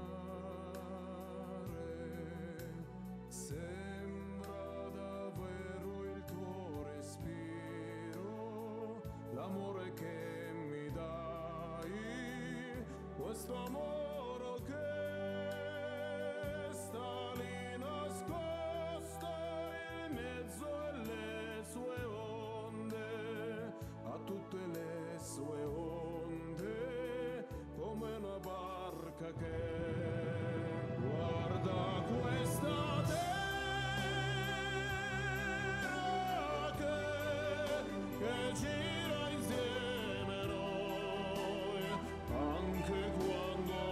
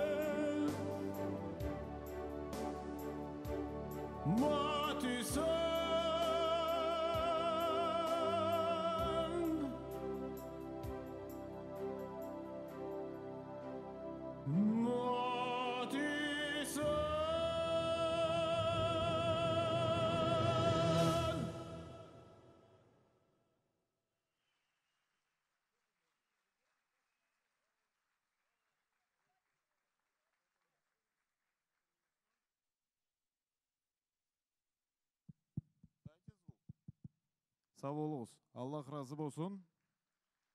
Kuru davulay kuvançlığa kelişe sizge de Allah nasip versin. Biz de sizni xarız tavuşuğuza tınlap, kuanıp keterçe Allah nasip versin bizge de. Anı sebepli tuğan ellerinden kengde boğan adamla da köp borla bulayda. Anı sebepli aranjurovka dep, braytalla aranjurovkasız. Kesimi avazımla bir jıraytırga söyeme sizge baraqsıga da. Tuğan eligizni üsünden ullu salam tuğan eligizni. Kesimde Karaçay'dan kelgenme de. Anı sebepli salam baraqsıga da ullu Karaçay'dan.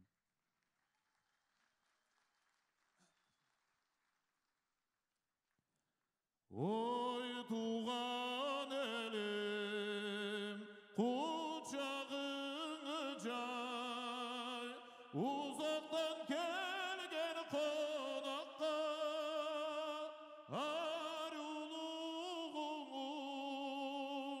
suratga salıp, uşaysa deydile comakka.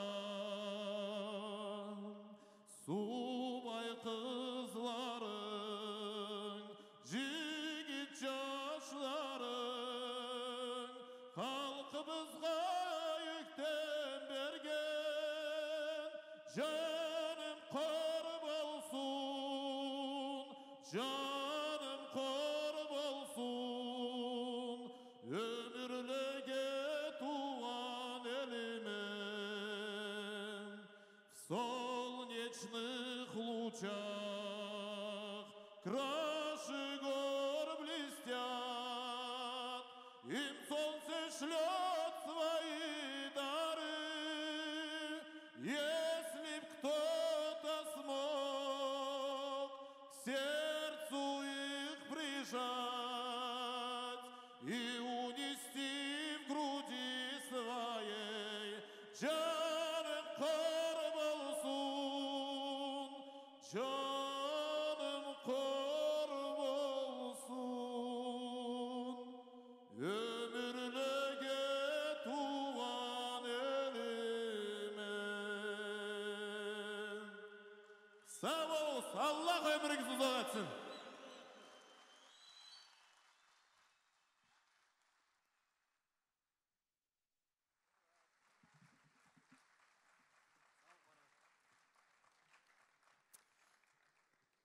Тулан, а ты когда-нибудь слышал про чечено-ингушский вальс? А такое тоже бывает. Такое? И такое тоже бывает. Я хочу пригласить на сцену лауреата международных фестивалей Омарбека Димаева с чечено-ингушским вальсом. Аплодисменты!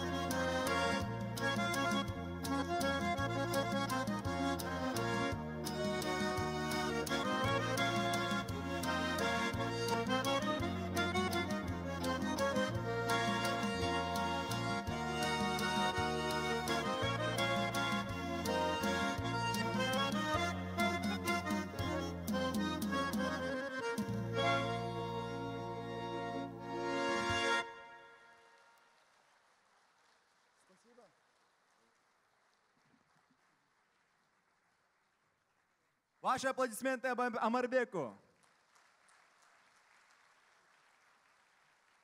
Ну а сейчас у нас будет войнавская лезгинка.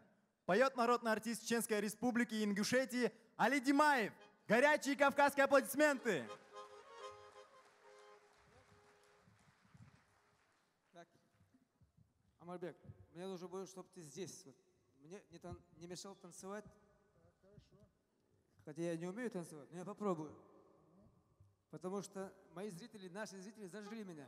Итак, девушки, девушкам всей России, не только горянкам, посвящается...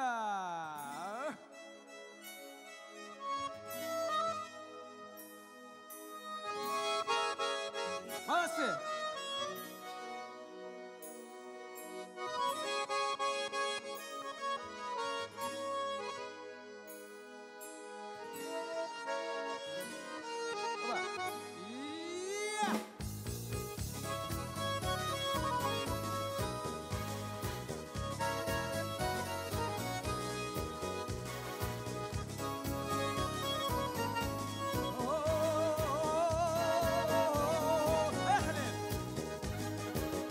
Когда горянка в круг выходит и только руки разведет, со стройным станом ее спорят вершины гор и птиц полет. Со стройным станом ее спорят вершины гор и птиц полет. Танцор подтянут словно струнка, в его движениях простор, и в танце огненном лезгинка ведет безмолвный разговор. И в танце огненном лезгинка ведет безмолвный разговор. Люблю я танец твой, горяноха, и твой торжественный наряд пленяет сердце без остатка твоих очей прекрасных взгляд. Пленяет сердце без остатка твоих очей прекрасных взгляд.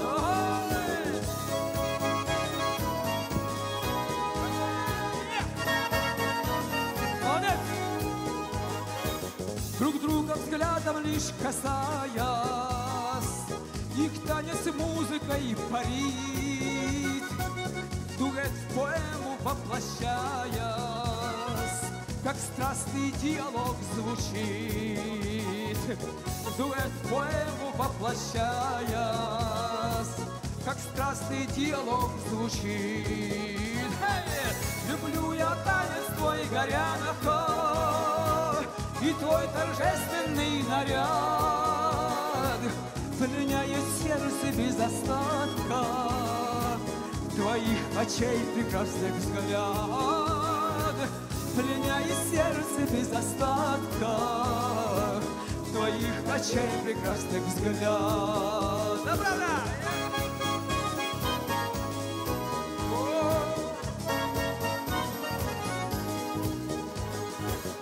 Чарует все нас в этом танце, задор, свобода, красота.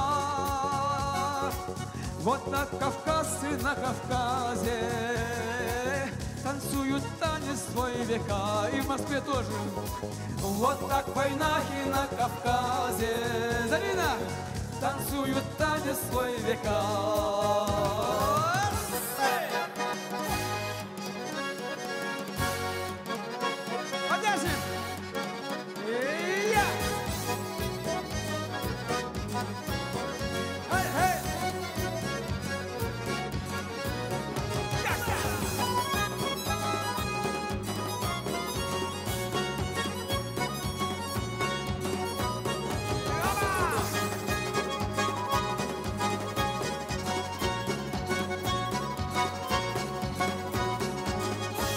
Люблю я танец твой, Залина, и твой торжественный наряд пленяет сердце без остатка твоих очей прекрасный взгляд.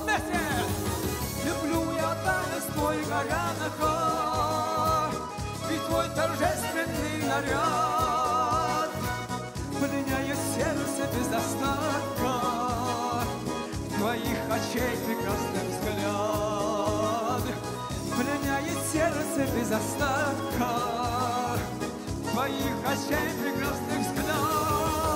Hey! Спасибо! Нормально на гармошке играешь. Ну мы пойдем.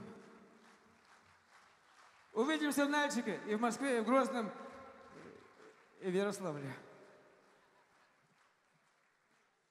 Еще ваши бурные зажигательные аплодисменты.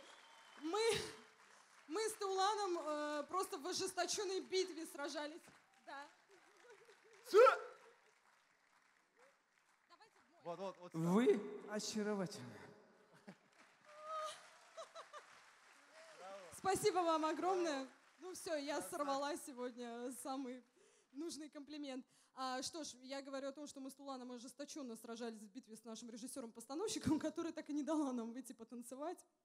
Вот. Но мы перейдем, пожалуй, к более такой лирической теме. Да? Она бывает вдохновляющей, она бывает зажигающей, она бывает крылатой. Мохнатой, бородатой, податой, ну или еще с какой-нибудь изюминкой. Таулан, это ты точно сейчас про любовь говорил, да? Ну да, она же разная тоже бывает. В общем, друзья, не слушайте его душещипательную грустную историю. Да, Таулан мне расскажет за кулисами, а у нас на сцене бесконечно талантливая, очаровательная Зухра Кабардокова с песней «Сүймекликны канатлары». Ваши окрыляющие аплодисменты.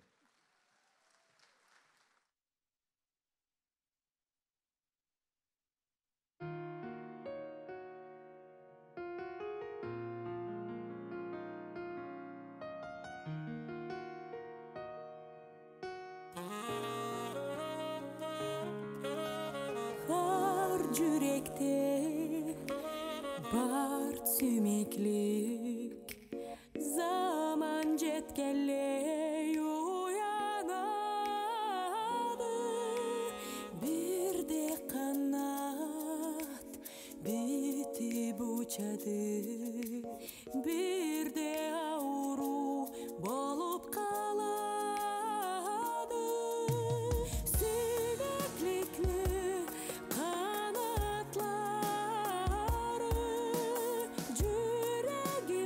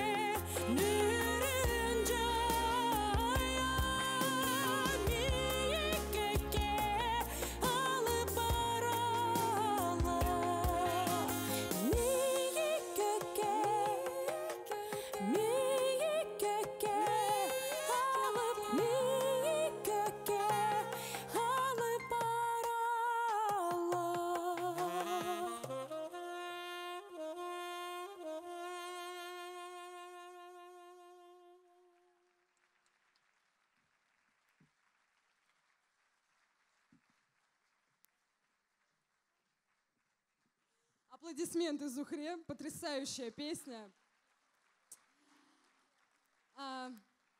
Итак, мы идем дальше. Что такое карачай? Я объявляю, там меня отвлекают такие вот нерадивые. Значит, карачай — это фермопилы Кавказских гор. Крутые теснины, бурные реки, узкие ущелья. Именно отсюда стремительно вырывается Кубань, потом спокойно растекается по равнине. Прекрасная песня в прекрасном исполнении. Дорогие друзья, мне выпала удача объявить всеми любимого Тенгиза Габаева.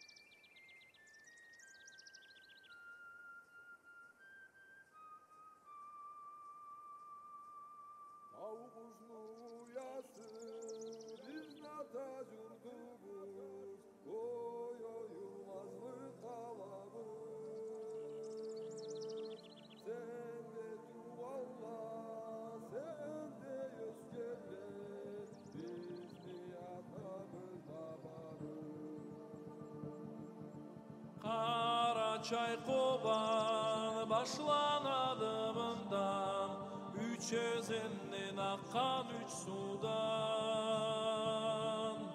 Karaçay halkını kerti ata jurtu, tar jurtla hurzu koçkulan. Kulak suçukların, jayan jolçukların, karap tirenge baradı. Atala işlegen köp zatın etta, gölden körür çaturadı. Karaçay atını sen bizne halkını köp saklagan sacalladan. Ul Allah kelginçe erkinlik berginçe çıgarmadır bolmay tavladan. Bu elleden bağalı kim bolur, bu özenlede tuğanlar. Koynuna alıp kobanını soğurlar, anası betin juğanlar.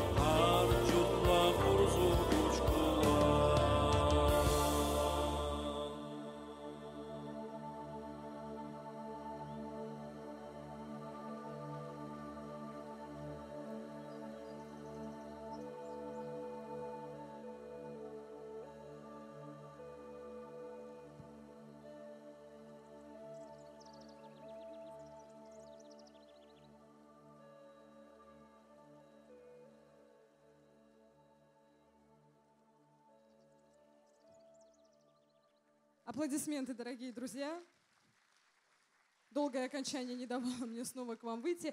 Собственно говоря, я теперь поняла, почему меня так активно зазывали за кулисы после номера Зухры. Дело в том, что они с Тенгизом уже стали конкурировать и опережать друг друга. И поэтому Зухра только что востребовала с меня еще одно исполнение песни. Давайте снова повстречаем ее. Зухра Кабардокова.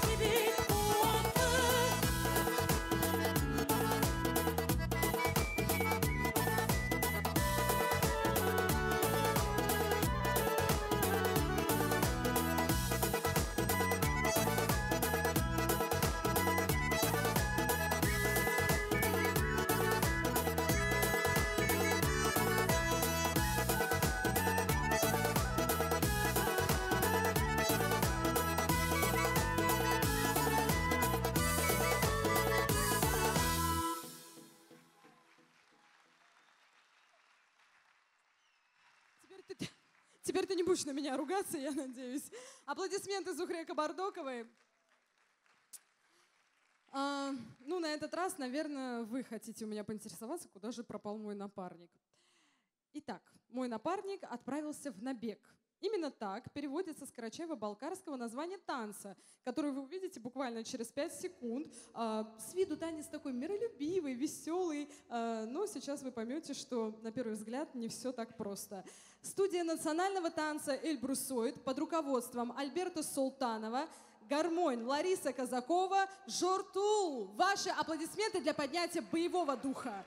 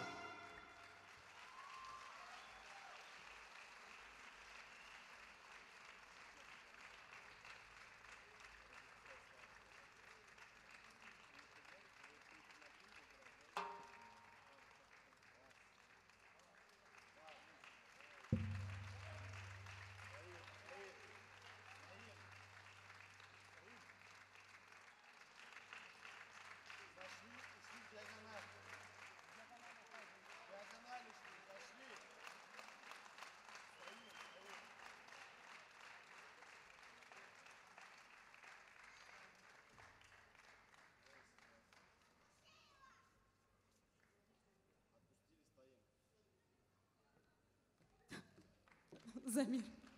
Аплодисменты студии ансамбля «Эльбрусоид», хотя, я думаю, меня и так все слышали. Я прошу своего соведущего ко мне присоединиться. Дорогие зрители, мы рады, что сегодняшний вечер вы были с нами. И мы очень надеемся, что это было взаимно.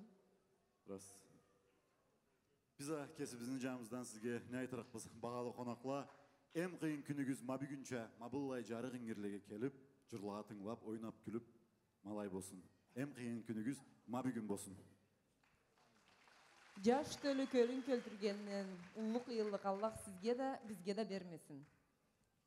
А сейчас настало время объявить результаты нашего благотворительного марафона. Внимание! Общими усилиями было собрано 105 850 рублей. Браво!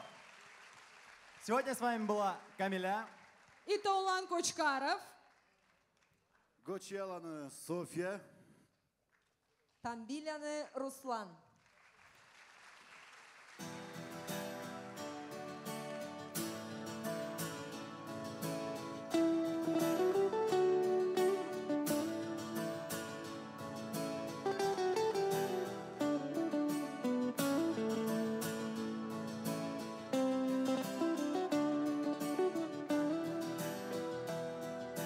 Dev alanla zor çoladan şavladan Köp ömürleni Allah'la saklanan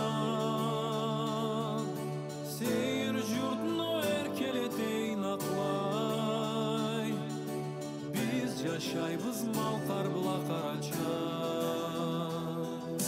Bu dünyanı cennette de basalgan Tau çerebiz mahtavla aytılgan Sularımız tavam gümüş beli bal Kuvançı bizeki başlı mingir tau Karaçayım, malkarım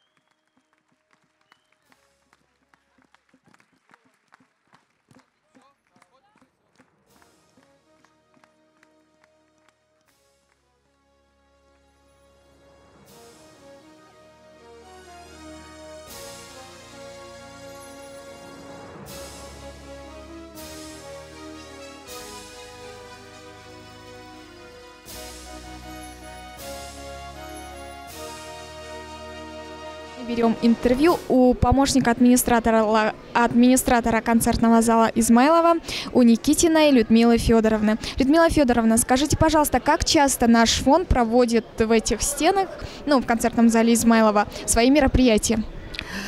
Вы знаете, практически каждый год у нас проходят ваши мероприятия. Мы их с удовольствием проводим вместе с вами и всегда рады и ждем вас, потому что это всегда очень организовано. Надо отдать должное организаторам. Всегда очень организовано, очень хорошие концерты, содержательные, оформление хорошее, очень хорошие выпускники, молодые, красивые. Поэтому мы всегда рады. А скажите, Людмила Федоровна, как давно вы работаете? В этом зале я работаю больше 20 лет. Я даже сейчас затрудняюсь вам сказать, наверное, 25. Спасибо вам, Людмила Федоровна.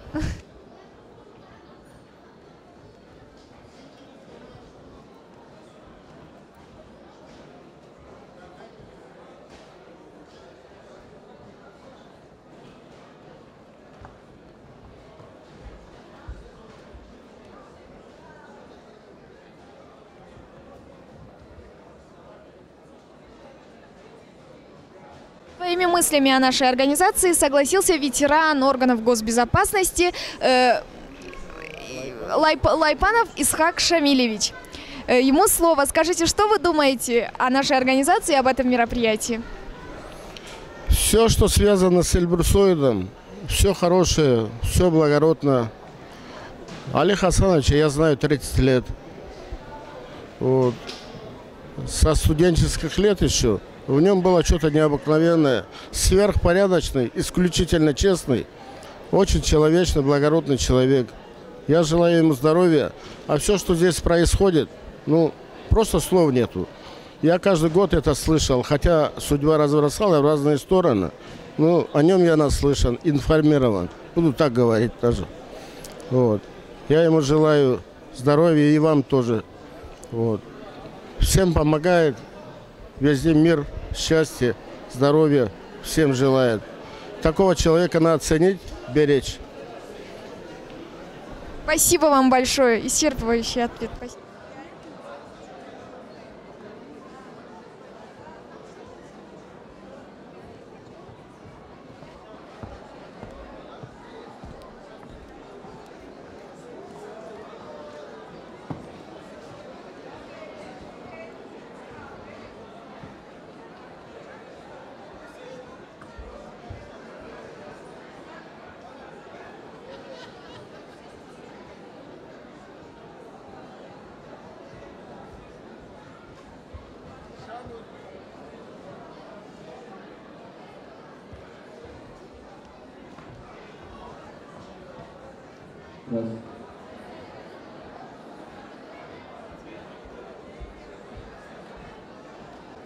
Сегодняшнего мероприятия. Скажите, как вас зовут? Аслан меня зовут. Вот, я работаю в Москве 5 лет. Первый раз пришел в этот клуб Эльбрусоид на землячество. Удивлен. Меня поразил масштаб, поразил подход. Я благодарен организаторам данного мероприятия. Именно президенту клуба тоже, Татаркулову. Вот, будем посещать ежегодно. Вот, будем участвовать активно в жизни клуба Эльбрусоид. Вот, желаю удачи вам всем. Все.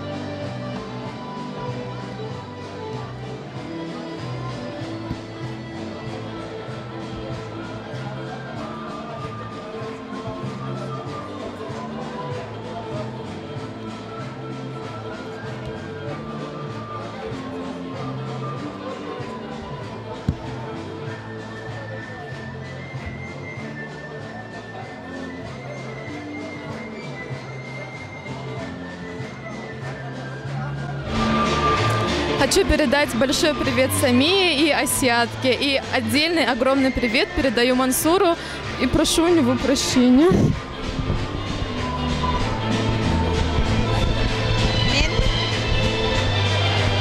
Саня, привет! Я передаю тебе большой привет с концерта. Претендер тебе тоже, как я обещала. Кавказом привет! Алло! Алло! Алло! Вот, перезвонил на работе, работаю.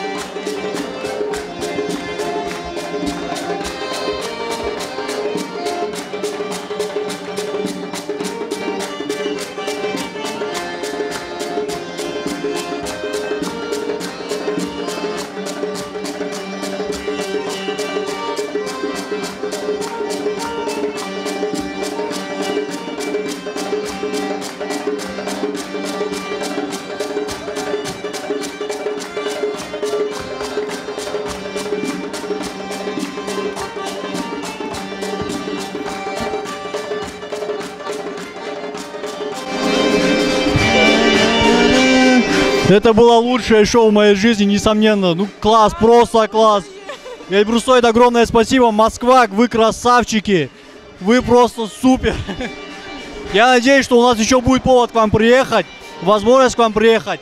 Я надеюсь, что этот праздник был таким, хоть он был на сегодняшний день самым лучшим, но отойдя от того, что нас ждет в будущем, пускай он будет самым слабеньким, а впереди у нас великие дела, добрые дела. И чистые помыслы. Добрые дела. Я хочу передать всем, особенно офису Черкесска, Эльбрусойд, салам. Я по всем вам уже соскучилась. Алибек, Поймен, целый день говорим о вас. Вот.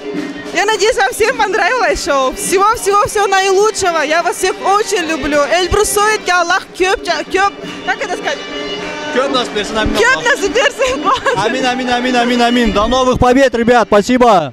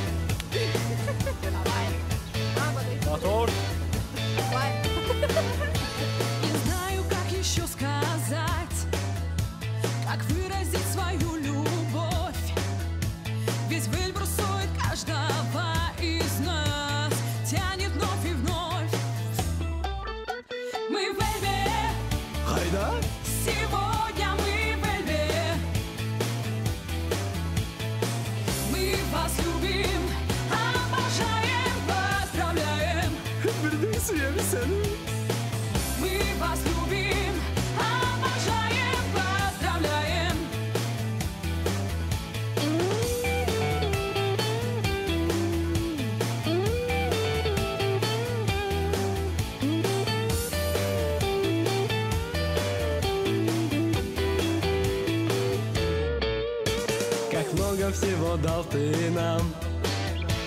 И этого уж не отнять. Благодаря твоим добрым делам стал чисто размышлять я.